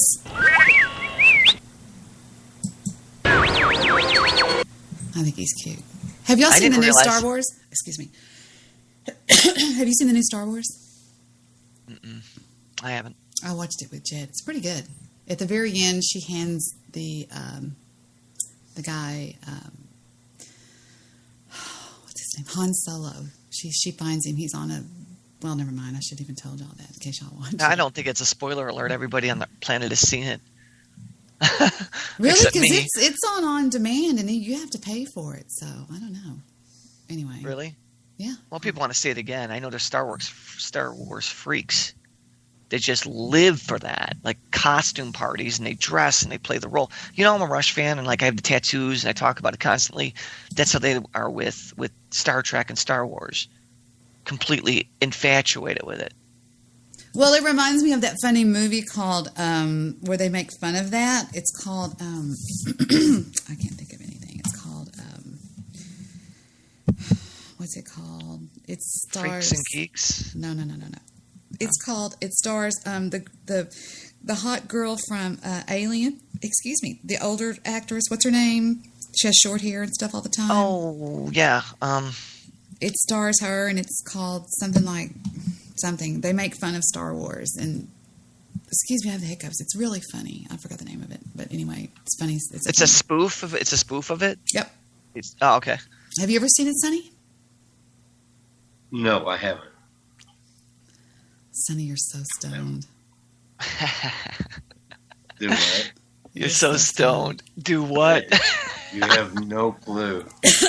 So let's get off the air, and I'm going to play some music. I'm going to play 3 songs for Sonny or something like that because I'm tired of talking. My voice is going out.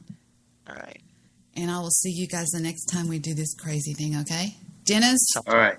Dennis, you're doing good. Joe, I love you. Steve, love you too. Sonny, love you too. I'm afraid to say I love Dennis. He might go crazy. And you should say it, Deb. You should say what's in your heart, Deb. Stop it! Who's doing that? Is that Joe? Dennis, stop that. Dennis, put it away. Dennis, you are fixing to pass the test. I can tell you, you're getting real close to say, all right, you've done it. You've earned your wings. You know what I mean? All right. All right. Yeah, okay. We okay. love I'm close. Okay. You're real close.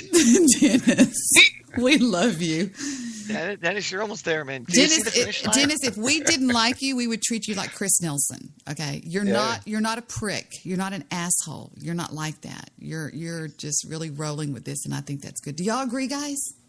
100%. I agree. 100%. He could take it pretty damn well. Right. So good, Chris Nelson, but in a different way. Yeah, you're doing well. Oh, man. Chris is an asshole. Yeah, okay. So do your 3 songs, Debbie, and you said to unmute He's if I giving have me something permission. to say. I love you, Dennis. What do you want to say, baby? Go ahead. The floor's yours. Yeah, no. It was a great show again, and I'll listen to your songs, and I'll meet myself for the end, and good times. You know, you guys are good people, and I like the way your shows are flowing lately, Debbie. Well, I like the way you say my name, Dennis. I'll have to admit that. You and Philip. Y'all should hear how Philip says Debbie. I don't know how he does it, but he says something like Debbie or Dobby or something. I don't know what he says. It's really cool. Hanging up. Debbie. Love you all. Hanging up. Here we go. Everybody at once. Bye. Hey. Dennis always goes, you hung up on me. And I'm like, no, we hung up on everybody. All right. 3 songs for Sonny. Let me think. This has to be good. Let me think. Well, I know one he loves, and I'm not going to play that because I always play that. Let me see. For some reason, this just pops into my mind, and I have no idea why this pops into my mind.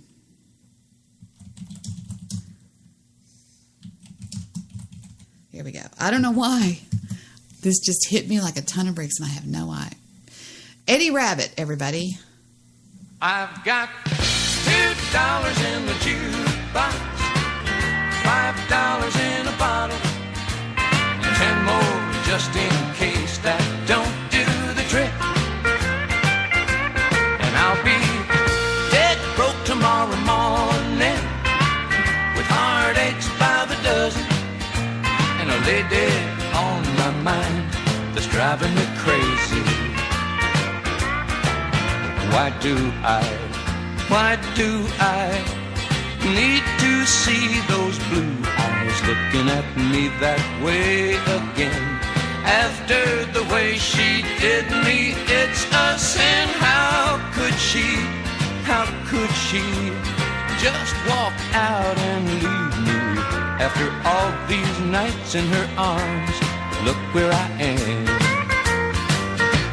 And I've got $2 in the jukebox, $5 in a bottle, 10 more just in case that don't do the trick. And I'll be dead broke tomorrow morning with heartaches by the dozen, and a lady on my mind that's driving me crazy.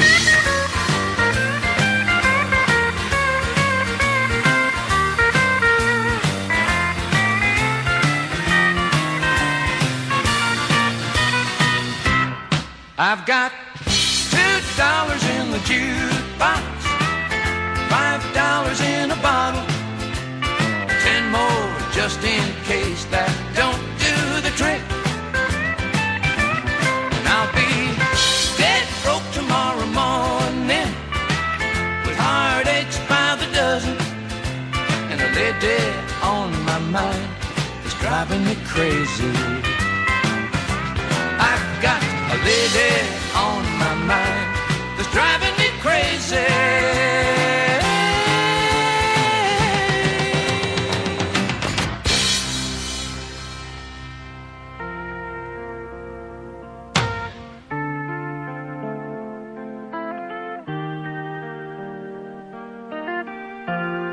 This was just suggested over on the right, so I decided to click it too. It's her first night on the town since she was just 18.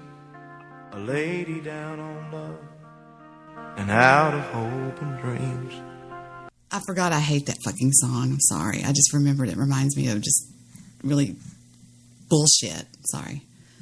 Let's see. There's so much over here that they're requesting we play. Hold on. Wait a minute. You know, when it comes to classic country, there's just so much you can play. This is ridiculous. It's just like insane. You know what I mean? It's just too much. It's just like, what the fuck could he... Oh, I know what he likes. I know what he likes. He likes... I could play something. He likes... Bum, bum, bum, bum, bum. He likes stuff like this. I think. I could be wrong. I've been wrong before. Believe me, I've been real wrong.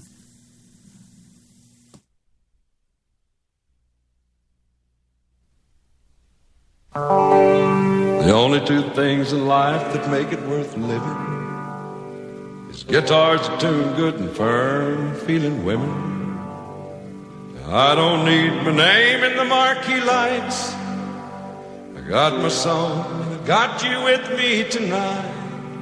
Maybe it's time we got back to the basics of love. Let's go to Lukenbach, Texas, Waylon and Willie and the boys. This successful life we're living got us feuding like the Hatfields and McCoys. Between Hank Williams' pain songs and Blueberry's train songs and Blue Eyes crying in the rain. Out in Lukenbach, Texas, ain't nobody feeling no pain.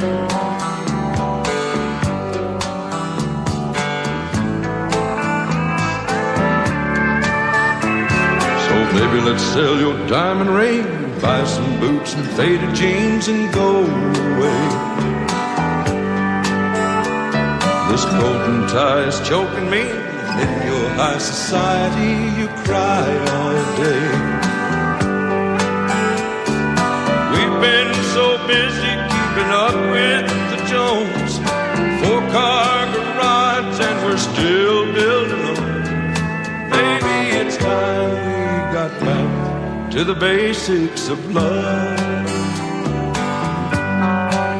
Let's go to Lukenbach, Texas, Waylon and Willie and the boys. This successful life we're living got us feuding like the Hatfields and McCoys. Between Hank Williams' pain songs and Newberry's train songs and Blue Eyes crying in the rain. Out in Lukenbach, Texas, ain't nobody feeling no pain. Let's go to Lukenbach, Texas, William, Waylon, and boy. This successful life we're living's got us feuding like the Hatfields and the McCoys.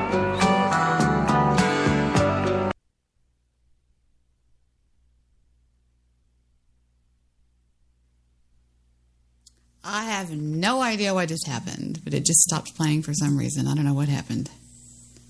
Do not know what happened. I might have gotten knocked offline. Let me take a look and see. Am I knocked offline? Maybe I am. Let me see. No, I'm still broadcasting, I think. I don't know why it stopped. It just stopped. No, your gunner's sleeping. He's right next to me. Here's another one I know Sonny likes.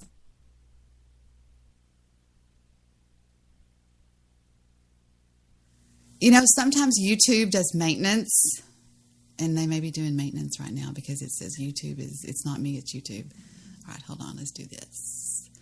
Let's forget about you and go to iTunes and see what's happening over there. Hold on, I'll find something here. Just stand by. Just everybody calm down. Let's see what music I have on. Oh, let's play Lester and the Hottest Chick Ever. Oh my God, I so forgot about this. This is really worth listening to. Y'all just sit back and relax. It's funny. Time once again for inspirational moments with Lester. The other night I was laying with my girlfriend after I treated her to a marathon lovemaking session. Now, this is not Sonny on a voice alternator. This is Sonny doing this voice. This is how Sonny blew out his voice. If you remember, 2 or 3 years ago, he could barely talk. I do this from time to time because I know that it's important for my girlfriend's emotional well-being. Being treated to such a fantastic lovemaking session certainly makes her feel better about herself. As we were laying there, she looked at me and she said, "Lester, do you like my breast?" I told her, of course, I love your breast. I think they're perfect. She looked at me and gave me that little smile as if to say thank you, which I deserved. And then she said, you know, I think I would like to have bigger breasts. I think it would make me feel better about myself. But I'm afraid of the complications of surgery. Well, it's time for me to draw upon my vast knowledge and wealth of information and things that I know as a man, while taking her awareness of herself into consideration and wanting her to feel good about herself. I told her, you know, you might try rubbing toilet paper across your breast every day. I'm sure it'll work. She said, but Lester, how would that work? How do you know that works? And I said, well, I'm not sure of the dynamics, but I know one thing. It certainly worked for your ass. That concludes another episode of Inspirational Moments with Lester.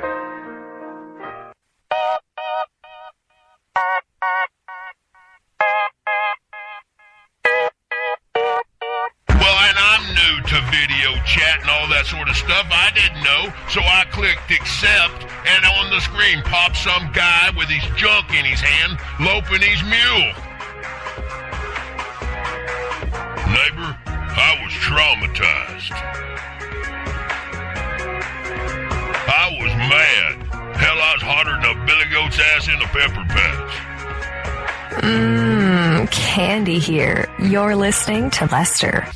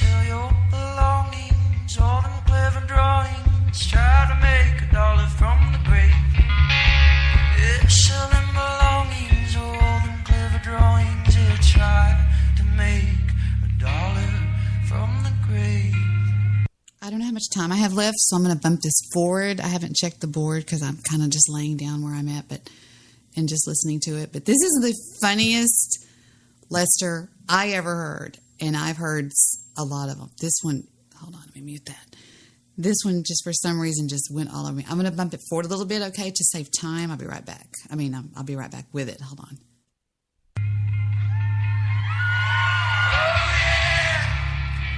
I'm not. There's nothing wrong with being gay. If you're inclined to smoke pole, I'm all for you, and I respect that. Spend all their money and fuck all the help. That's what it was originally invented for. Now romance is just something that guys use when things get bad at home. You know. Wait a minute. That's one of my favorite parts. I'm going to back this up just a little bit. This is funny. Okay, now I'm going to leave it alone. Here I go.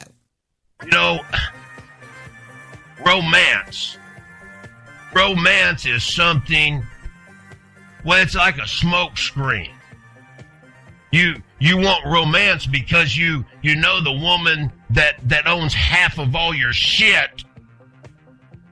The woman that owns half of everything, that will drag you through the mud in the community that you live in and turn you into a dog. Because let's not forget something, guys. Women have something that men don't have besides a twat. I'm talking about they have a support system. Have you ever noticed on TV if there's an opportunity to pile on a man on some talk show? Women will jump on him. They will kick, scratch, gouge, yank his junk off. They'll do anything they can, and they will believe the first story that they're told that's bad about a man. Remember that. You have problems or difficulties in your relationship, a woman has a goddamn support system of every female in the town you live in. Men are so goddamn self-absorbed and self-important and self-everything, we don't need anybody. That's why the man is usually left out there with his junk in his hand, sitting there all by himself fighting this battle alone, while she's got a support system that is layers and layers and layers thick. She can go, oh, he mentally abused me. Done deal. Done deal. You bad son of a bitch. You're fucked up.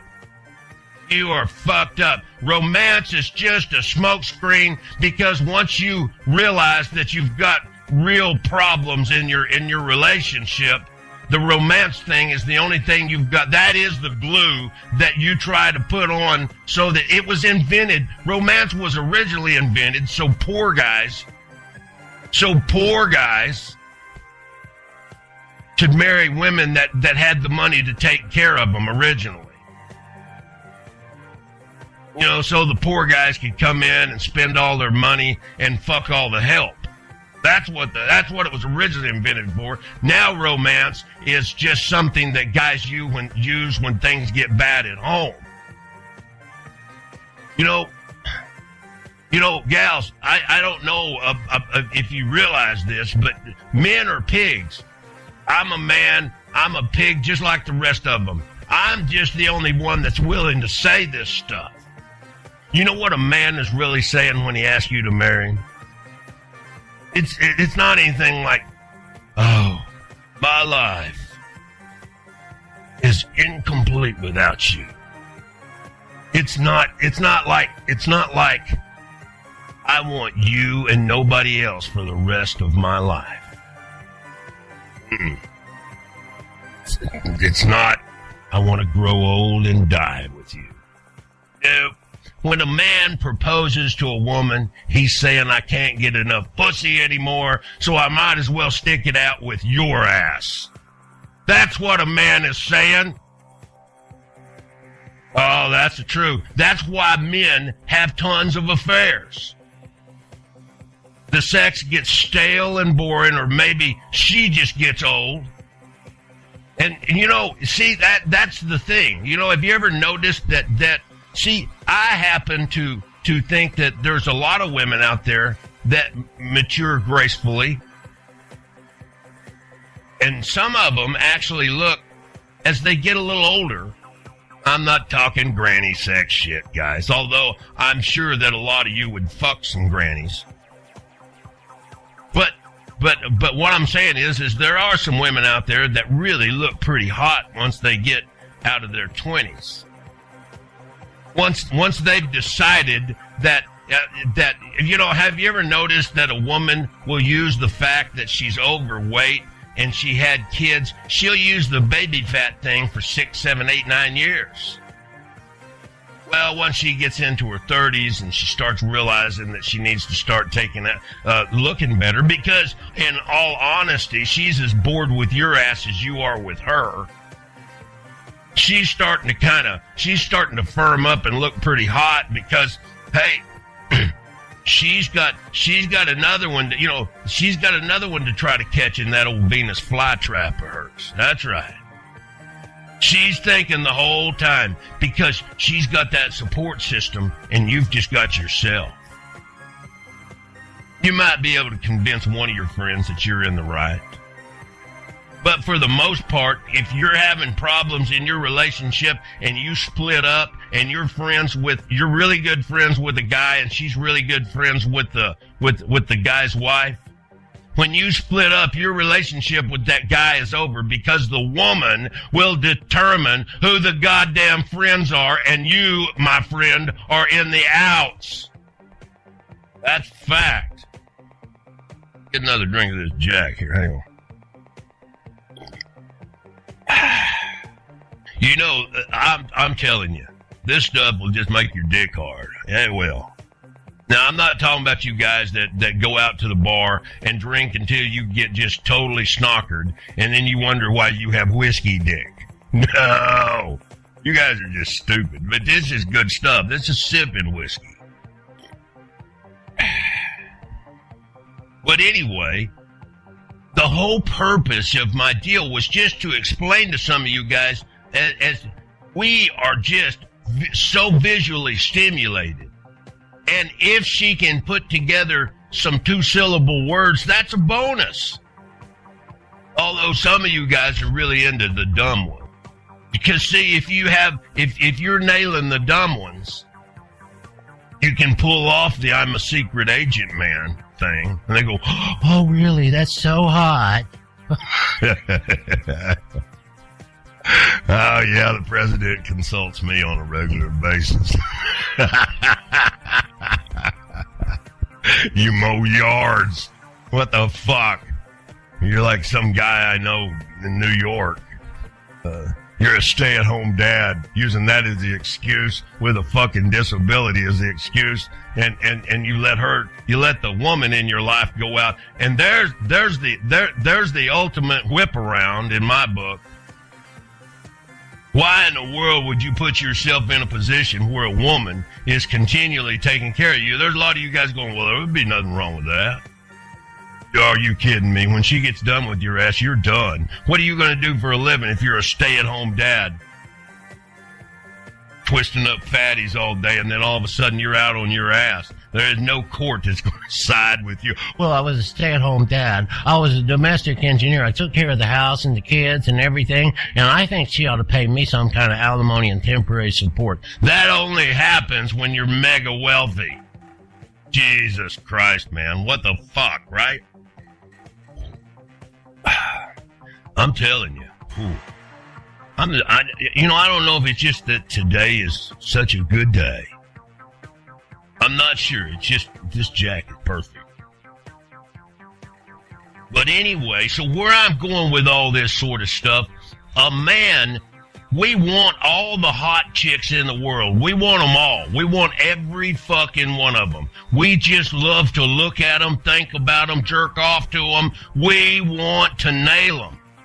And when I said a minute ago, the reason that men have affairs and possibly, the sex in your marriage and your relationship gets stale and boring, or she gets old, like I said, like maybe she gets old.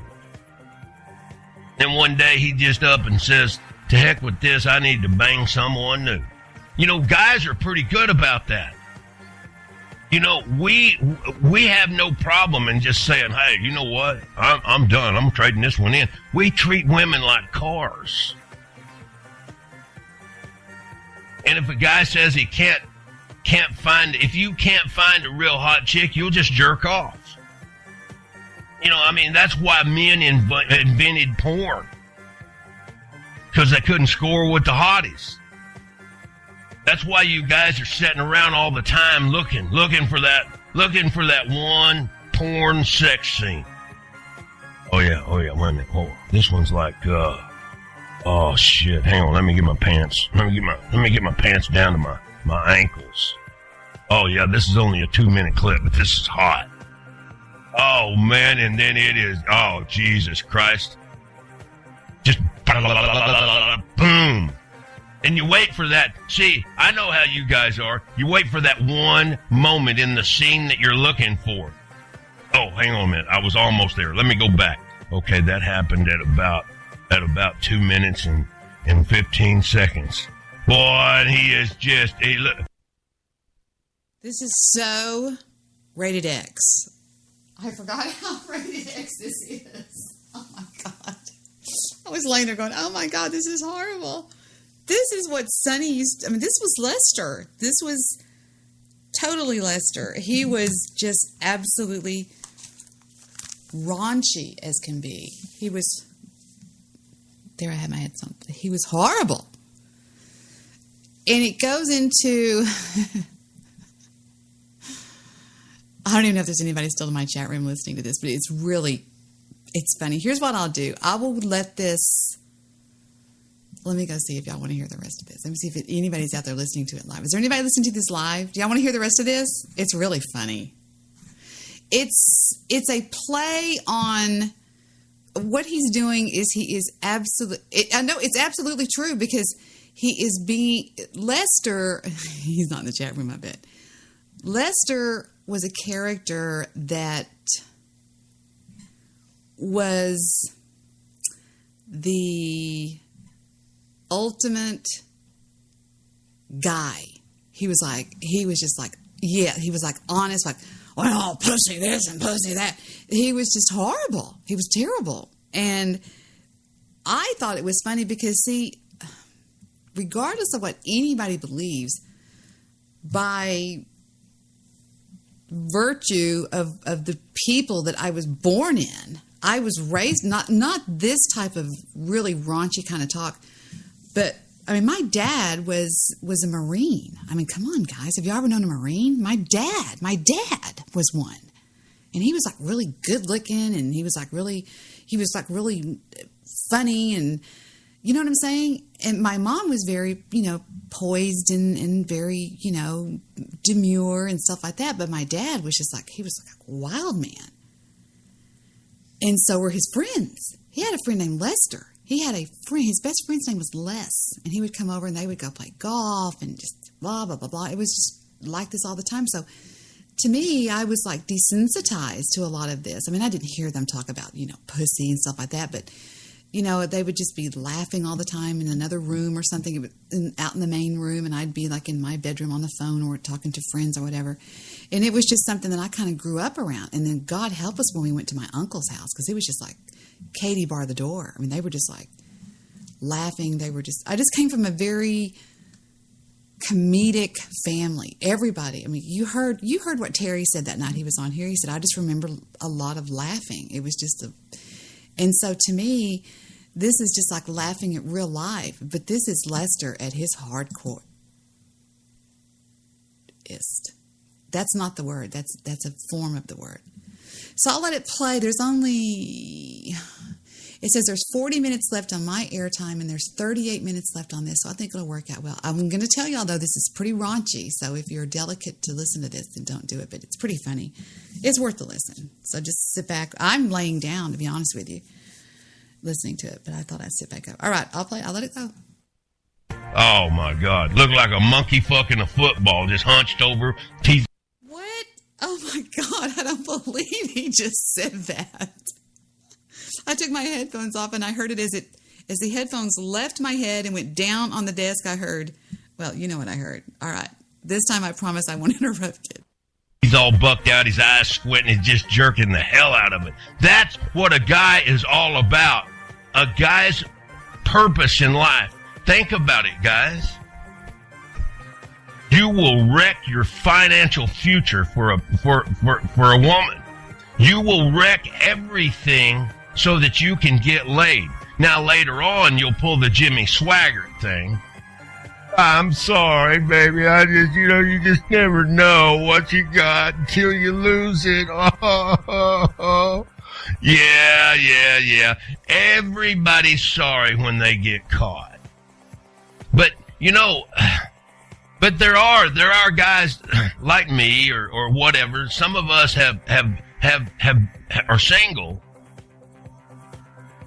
And I know that a lot of you guys, when you go to the club or the bar or the tavern, whatever you call it, there you are. You hear these guys that are in the group that you kind of hang with, the single guys. They're talking about, yeah, I had this broad the other night and blah, blah, blah, blah, blah. And you're wishing you had a story. Well, I got one for you. And guys, you can tell this one to be yours.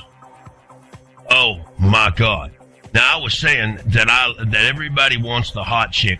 There's going to be, well, there is in mine. It happens on I get this kind of opportunity, not just every day, but this particular kind of opportunity. I get it more often. Some of you guys will never get it in your whole life. I mean, and that's why I'm going to tell you about this, because you can take and tailor what I'm going to tell you. You can take and the next time you're up hanging around with your guys, you got a story to tell them. And you can even say it was you. Because one time, and this, I thought at the time this was just a once-in-a-lifetime opportunity. I met this gal. Oh, my God, she was beautiful.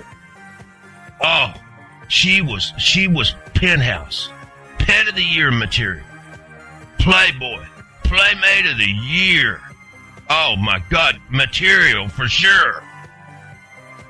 This gal was Miss America, Miss Universe, Miss everything. She was flawless. You hear what I'm saying? She was flawless. Neighbor, you couldn't find nothing on this gal that was wrong with her. Oh my God, she was gorgeous, and when she spoke, she actually could put more than a couple of words together. There was nothing you could fault about her, and somehow, by some quirk of fate, we ended up at my place. My God, I'm looking around for the camera. Oh my God, thinking I'm on Candy. There is no way that anybody gets to jump in the sack, or see, I'm hoping to jump in the sack when I get this gal to my house. That, you know what I'm saying. But there is no way that a gal like this pays attention to any man that's not a multi-billionaire. We know, guys, for the most part, pussy's for sale. Uh-huh. Oh, I know that's a bad thing to say. And I know you're still sitting there with your wife, girlfriend, significant other. Not me, baby. Not me. I love you. Oh, God. This guy is just, he's just way wrong. That's just not the way I am. Fuck you. Let me tell you something. With the gal that I had that night at my place, you would drop your wife. You would walk off with this woman in front of her. Yeah, you would. So anyway, I have never in my life seen a woman like this. Oh my God, she is just exquisite. This is the gal you see in magazines. This is the gal. Oh my God, she's just, I just can't say it enough, and you're saying, get on with it. All right, hang on a minute. Give me just a minute. I just cannot overemphasize how beautiful this woman is. And you know, and you know, you guys that are listening to this, you can take this as a lesson. I'll give you some pointers on how to handle a really hot chick. You know, because most of you guys are gonna if you get the opportunity to get with a chick like I did, you're not gonna be suave and debonair like I was. You're not gonna be Cary Grant cool, Bogart cool, Sinatra cool like I was. I mean, that's just me. But I'm a poon magnet. We all know that. But anyway, what you've got, you can't sit there and look at her with your eyes all bugged out like a deer caught in the headlight with your mouth open doing a mouth breathing thing where you're drooling and shit. That's just that's gonna be the end of the deal once you start doing that. So you guys got to act like you've been somewhere. And so the first thing I did, once we got to my house and we sat down on the sofa, the first thing that you need to do is make sure that you make eye contact. You make eye contact and see, because women want to be the center of all of your attention. Not just you nailing them. Not just that. They want to be stimulated in every romantic way that you can puke up. When I say puke up, because see, it's not in men's natural way of doing things to be romantic. It's just not. You're just not naturally romantic, so you've got to work at it. But if you work at it and do these little subtle things that I'm gonna point out to you, you guys might be successful. And those of you that are telling this story to be yours, you're going to be the hero at the bar, man. I'm telling you. All the guys are going to want to buy you a drink, pat you on the back, and they're going to want to hang around with you. You will be a super stud when you hear my story and you tell it to be yours. But anyway, one of the keys is to not act like this is something that doesn't occur very often. In most of y'all's case, never. But what I'm saying is don't, you got to act like this is, without acting like this happens every day and she's just a number. You've got to act like you know, this is good, but I'm kind of used to this, you know, but you don't say it that way. You don't come across as some arrogant fuck, but you've got to be able to display your confidence, right? So you look her in the eyes as you sit down and you hand her drink. And listen, guys, when you're going to hand her a drink, don't mix it in a plat. I mean, don't just hand her some little sippy cup deal without the lid on it. You know what I'm saying? From the kids or something like that. Have a nice glass or two around. If you're going to give her wine, have a wine glass. You know what I'm saying? Don't give her wine in a washed out jelly jar. Are you fucking kidding me? Some plastic Walmart cup.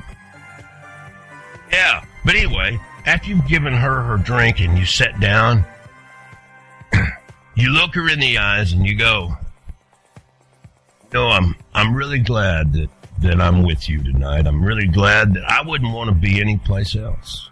And you've got to look at her. You don't look at her straight on. You've got to kind of turn your head just a little bit to the side with your eyes kind of shifted her way. And you give her that little bitty, that ever so noticeable, just it's just barely noticeable, that little nod. Just a little bit of a crack of a smile, but not big. You don't want to smile like a possum eating shit. No, sir. You don't want to smile, big old huge grin, big old eyes, all your, oh, God, I ain't never seen something so goddamn beautiful. Oh, my God, I got a boner. You know, no. You just kind of give her that suave and debonair look. And I'm not saying try to put on and try to sound like you're James Bond. That shit's not going to work. You just let her know that she's special. You try to give her the impression that you've encountered a situation similar to this right here, but that she's special. Oh, brother, hey, I'm going to tell you what, that'll get you some mileage. She will think you are the most special person in the world. And not, I don't mean special like you're special ed, where she feels sorry for you. Starts talking to you in that baby talk. I am so glad to be here. This is so fun. Oh, this is so fun. And you are so funny. You're a really special guy. You don't want that kind of response from her. You want to see her eyes light up. You want to see the twinkle of her eye, even a little blush to her skin. You know. Hey, let me tell you something, guys. When a woman starts blushing just a little bit, the waterfalls are working downstairs. You know what I mean? Yeah, buddy. Oh, man. I'm telling you, it works. So anyway, so there I was, and I give her that little look. I've already handed her drink, and I give her that little, it's not a smirk, but you know what I just described. And I can tell because you see her shoulders start to relax just a little bit. Oh, man. She is starting to get comfortable. Oh, my God. And see, you don't want to come on too strong too quick. And so as she's drinking her drink, she puts her left hand down on her leg, but it's close to you. That is an invitation to touch her hand. And that's exactly what I did. Because once you say something about that you are so glad that you're there with her at this moment, and you can even say, God, you are so pretty. But don't say it like, God, damn, I ain't never seen nothing like this before. Shit. No, don't do that.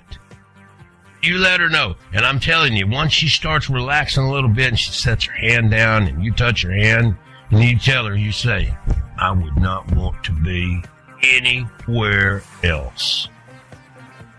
And now, man, I'm telling you, she's going to be blushing just a little bit. Brother, the waterworks are going to be working downstairs on her that if she was to scoot around, she'd leave a fucking snail trail at this point, man. Oh, my God. You got her. You got her. And I know these things, and so you guys need to hang around here for just a minute, and what you need to do is take some pointers. I'll get you laid. Oh, yeah, buddy. But I'm going to tell it to you exactly as it happened.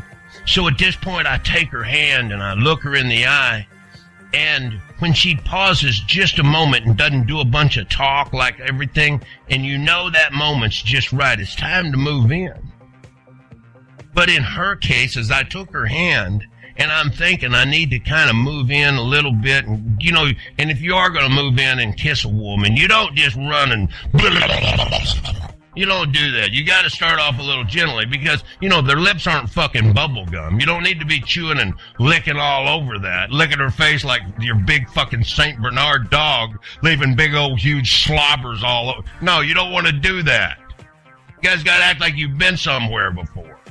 Jesus Christ. Well, anyway, but as I'm contemplating leaning in, she just starts leaning in on me and kisses me full on the mouth. Oh, my God. I haven't encountered this before. This is a new one. My brain is working in overtime, and, brother, let me tell you something. If you think you're going to be in a situation like this, you better wear some hard-on friendly pants. You know what I'm saying? I was wearing some jeans, and you know, unless you're wearing them baggy fucking jeans, jeans are not real friendly to Big Jake and the twins down there when they start standing up at attention. Son of a bitch, I had a fucking boner. Oh my God, she is kissing me with all the passion that she's got. My God. And so when you're kissing a woman this way, guys, you can get you work your tongue just a little bit, but don't stick it all the way down her goddamn throat. Try to swab her fucking throat. Get her gagged out. Oh, no. Running a fucking toilet brush down the toilet. Don't do that. And try to be a little bit gentle on her lips, man. Don't mash her lips down. And for God's sakes, at this point, if you're kissing, don't try to crawl on top of her. Hump her like a fucking dog. Jesus Christ, some of you guys, you just amaze me. But you know what? I know these things, and I know this about you. Don't hump her like a dog humping your leg. Not yet, anyway. Jesus Christ. But anyway, so she's kissing me full on, and I'm kissing her back. But see, it's time now to play the Mr. Cool guy. You kind of break that kiss just a little bit. You just back away, and you look down at her glass, and you say, "You need some more wine." And you just get up and you go get her a glass. You don't ask her if she wants any more. You go get it for her. She'll decide whether she wants to drink it or not. What you're doing is acting like, you know, that you're not just hanging and waiting on bated breath for her to tell you what to do. It is good to kind of follow her move that way, because this one really shocked the hell out of me. She moved right in on me and kissed me. And I'm thinking, my God, this is penthouse material. Oh, my God, get the fucking camera. Not really. Don't do that, guys. And don't set up a camera and take pictures of them on the secret. That's not right in anybody's book. But anyway, so I get her a drink, and that's what you should do, is get her something to drink. And I kind of walked around. As I got her the drink, I walked around behind her, and I just kind of put my hand on her shoulder. And we made some small talk. We can talk about anything. You know? So I sat back down, and I tell her, I'm making her feel like she's really gotten to me, which she has. I got a fucking heart on screaming. I got Big Jake and the twins trying to bust through their guard, that 72 teeth monster, my fucking zipper. Oh my God. They're wanting out. They're screaming at me. And that's another thing you got to worry about. Some of you guys will be so excited at this point, you've probably already jizzed in your fucking pants. You don't need a lot of friction up against that, so limit your movement for a minute. So, as we're making some small talk, oh my God, Miss America just reaches out and grabs my hand. Can't do it. I'm calling it. I can't do it. I can't do it anymore. It's just too bad. It's just, I mean, I'm over here blushing and I'm by myself. I'm just thinking, oh my God, this is so, I'll tell you what I'll do. I'll forward this. I'll tell you what I'll do. I'll forward to Steve or something. It's just, I don't know. It's just getting so bad. I have a feeling it's going to get worse and worse and worse. I don't remember it being this bad. There's only 18 minutes and 46 seconds left on it, but I can't. The only way I could do this is if I left the room because it's just too much. I'm sorry. I just remember when I heard this, it was really funny to me because it was so honest. It was like one of the most honest things I'd ever heard, like you guys were saying in the chat room. Oops. What is it? I think I'd take the doggies out anyway. So there you go. This was originally recorded. It doesn't say. It says I got it on 1/18 of 17. I don't know when he did. I think it was like 3 years ago. I could be wrong. It was back when he was really doing the Lester character, and he wasn't doing anything on it. This isn't a voice alternator that he's using. This is actually where he's pitching his voice, and it was really not good for him. So, yeah, there you go. I'm sorry. I just can't. It's just, I don't know. I mean, I'm just like over here going, oh my God, I can't do this. It's just, I'm blushing. Maybe I'm just whatever. I hope y'all don't mind. I hope y'all don't get mad. It would have worked out perfect on the show though because of the time. Because there's exactly as much time left on my show as there is on that. You know, the only thing I would do is I don't know. I don't even know if y'all are still listening. Are y'all still listening? Is anybody still? All right, shut up. I'll play it. God damn it! I didn't know Willie was in the fucking chat room. Hold on. Don't say. And she said, "Which way to the bedroom?" Stop. Oh! Stop it. That hurt my ears. Let me turn this down just a little bit. Yeah, it's pretty funny. This is Sonny. I mean, this is Lester. I gotta watch my board levels. What am I doing here? Okay, take off the headphones. Hit play. Let's go. Dude, I am so close to jizzing now. I don't know which way's up. I'm telling you. My God. Oh, good night. You know what? I was shocked. Even me, I was totally shocked, and I am so turned on by how hot she is. And we walk into the bedroom, and I walk over and light a few candles, and I threw candles, and I threw on some Barry White. Now, Barry White will get you laid every time, guys. There's no doubt about it. Barry White is getting laid music. You know what I'm saying? But anyway, so as I'm putting on the music, I turn around, and I expected to see her just kind of sitting there on the edge of the bed. Brother, she is taking her clothes off. Son of a bitch. I'm going to come.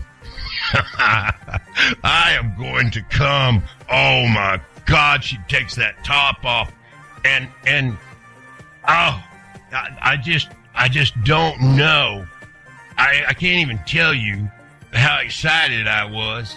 And then before I know it, she is standing there in the most sexy bra and panties I have ever fucking seen. Now, this is the part that gets difficult for some guys. You just strip off like you're on your way to the fucking lunch counter. No. You walk over to her as you're unbuttoning your shirt,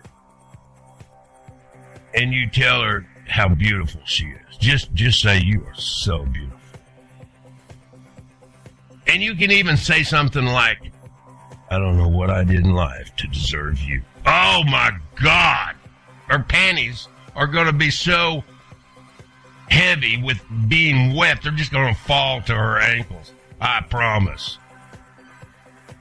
But anyway, as I'm unbuttoning my shirt, she leans in and starts taking over for me. Just undoes them like a fucking pro. She helps pull my shirt off, and then she does that long journey that you see in every movie. She starts unbuckling my belt, undoing my jeans. And I was wearing 501s right at the time, and I had on some 501 jeans, some really nice jeans, and she was unbuttoning those, and she would do pop. She'd just look up at me, and let me tell you, friends, when you've got a woman that is that gorgeous and she's doing, and as she is undoing my jeans, she is getting down on her knees. Oh my God, she is forward and she is so hot. Oh my God. And I have to worry about this because I as soon as she touches me, I know I'm going to come. I am so excited. I have never been with a woman that's this beautiful.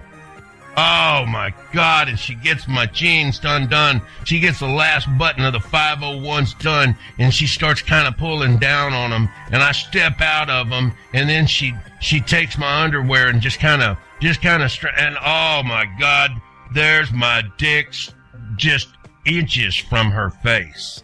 And she looks up at me and doesn't just build her, she looks up at me with her eyes kind of up, you know? And she's looking at me, and my God, I am going to come.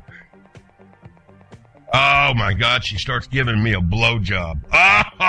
Oh, I am thinking of baseball scores. I'm thinking of the Cowboys game. I'm thinking of everything in the world. The government shut down. I'm trying to feature Obama talking of his shit. I'm trying to feature that old dried up fuck John Boehner. I'm thinking of Harry Reid talking. I'm thinking of all kinds of stuff. I'm thinking of things I need to do to my classic car. I am doing everything in my and the truth is all of that shit was going by so fast. She had been blowing me for like a minute. And I'm thinking, oh my God, I'm just gonna blow up here. I mean, I'm fixing to jizz. I am. So what I did, I reached down and kind of put my arms at the tops of her arms. That's what I was trying to say. I got her to stand up like this is no big deal. But I didn't say that. Truth was I was about to come all over the place. I was going to turn her into a glazed donut if we wasn't careful. And so we just kind of lay down on the bed and I am trying to undo her bra and I'm having trouble with it. And she just reaches back there and flicks it with 2 fingers. No, it wasn't back there. It was in the front. That's right. But she just flicks it with 2 fingers like a pro. And I'm thinking she's pretty good at all of this. Or she learned how to do all of this. Because you see, guys, every one of you conceited, self-indulgent son of a bitches. The guy's mind wants, you think you are the best she's ever had. You don't even relish the thought of where she learned how to do all of this stuff. Well, brother, your woman learned how to do all of this stuff balls deep with other people. Don't ever forget that. And if it bothers you, you got a problem. You might as well stick to porn and jerking off. But anyway, we get on the bed. She's totally naked, and there is not a flaw on that skin. Oh, my God. So we get on the bed, and she is just up against me. My junk is hard enough to cut fucking concrete with. And I am just all over her, and her boobs are just perfect and flawless, and everything about this guy. And I'm in a quandary because I'm almost afraid to move. The least little breeze that blows across my dick is going to make me. It's going to make me do my thing. Yeah. So, and I want more, but I this, that, whatever. So, she looks at me in the eyes, and she says, over on your back.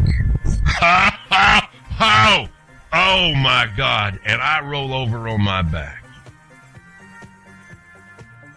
And she proceeds to give me a blowjob. Now I am trying to analyze my checkbook in my mind. I'm trying to think about the last episode of Revolution.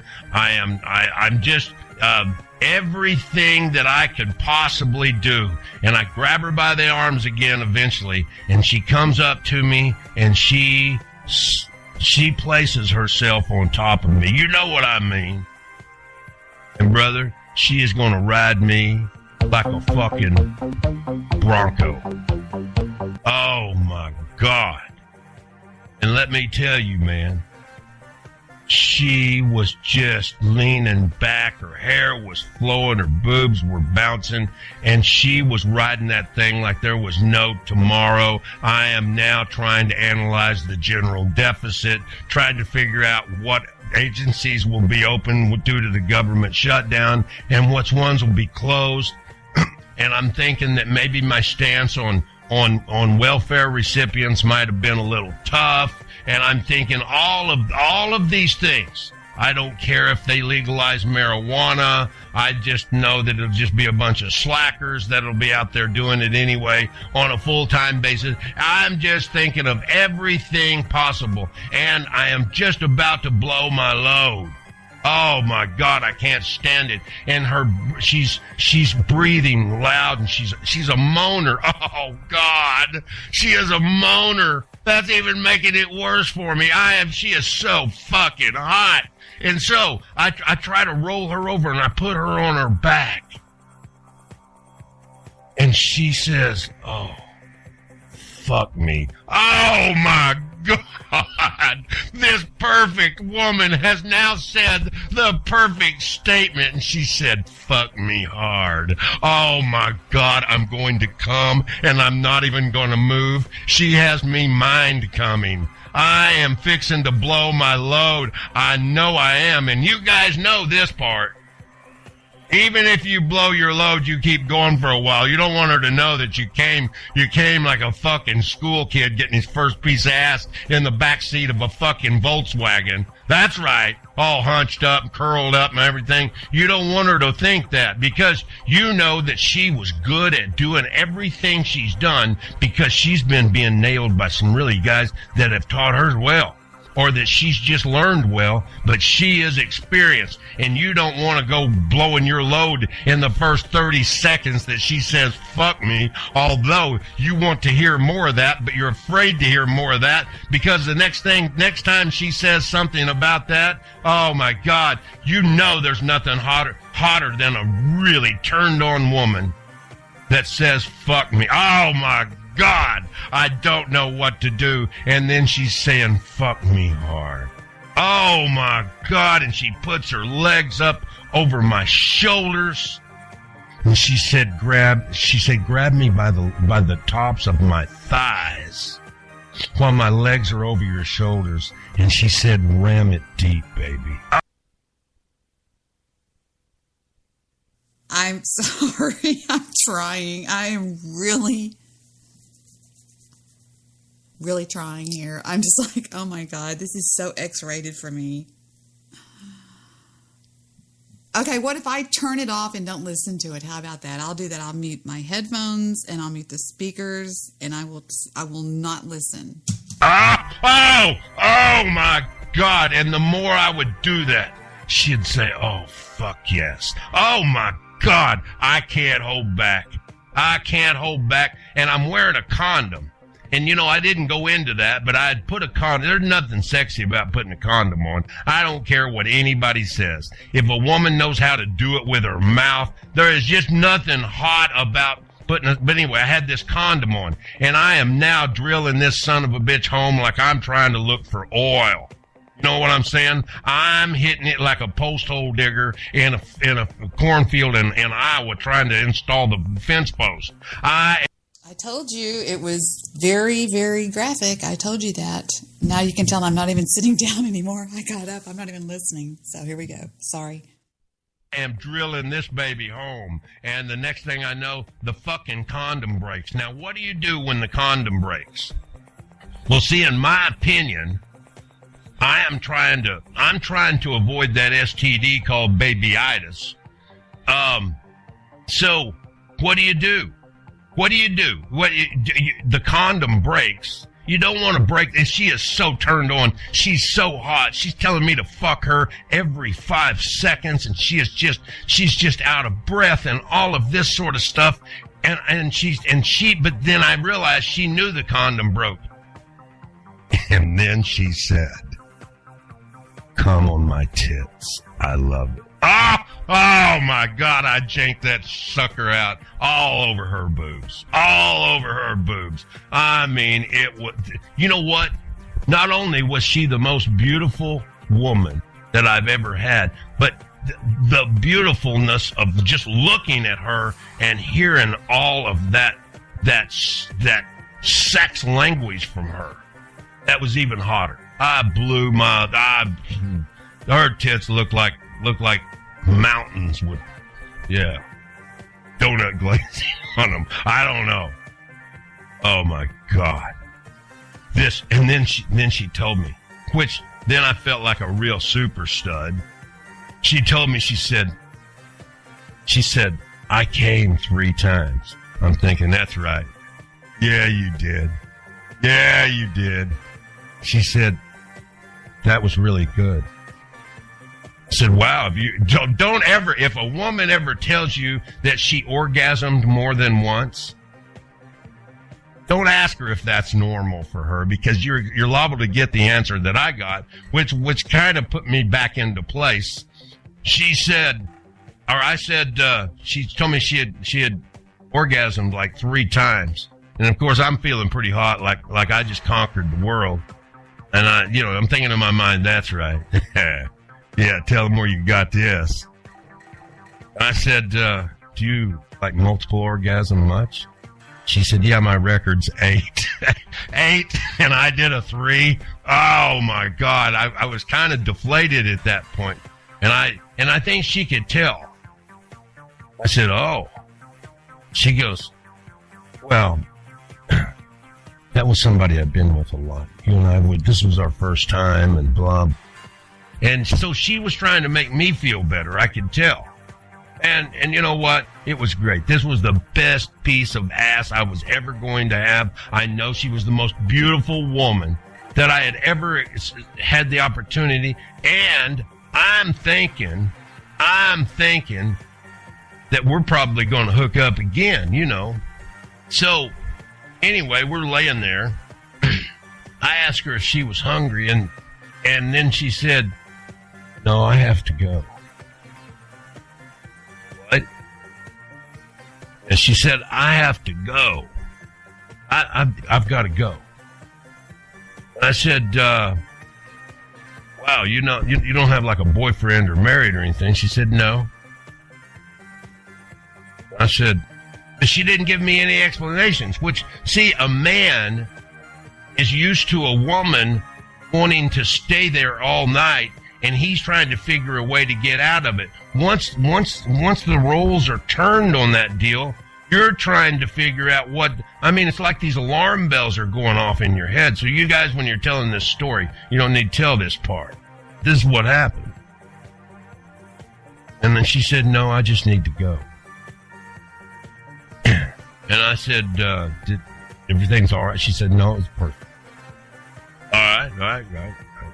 So I said, "You know what we ought to do? Maybe we could get together in a couple of weeks." And she kind of stops me right in the middle of that, and she goes, "Let's just see how that works out." Fuck me, that's something I would say to a chick. I said, "You want to trade numbers?" She said, "No, maybe we'll see each other at the club again." Are you fucking kidding me?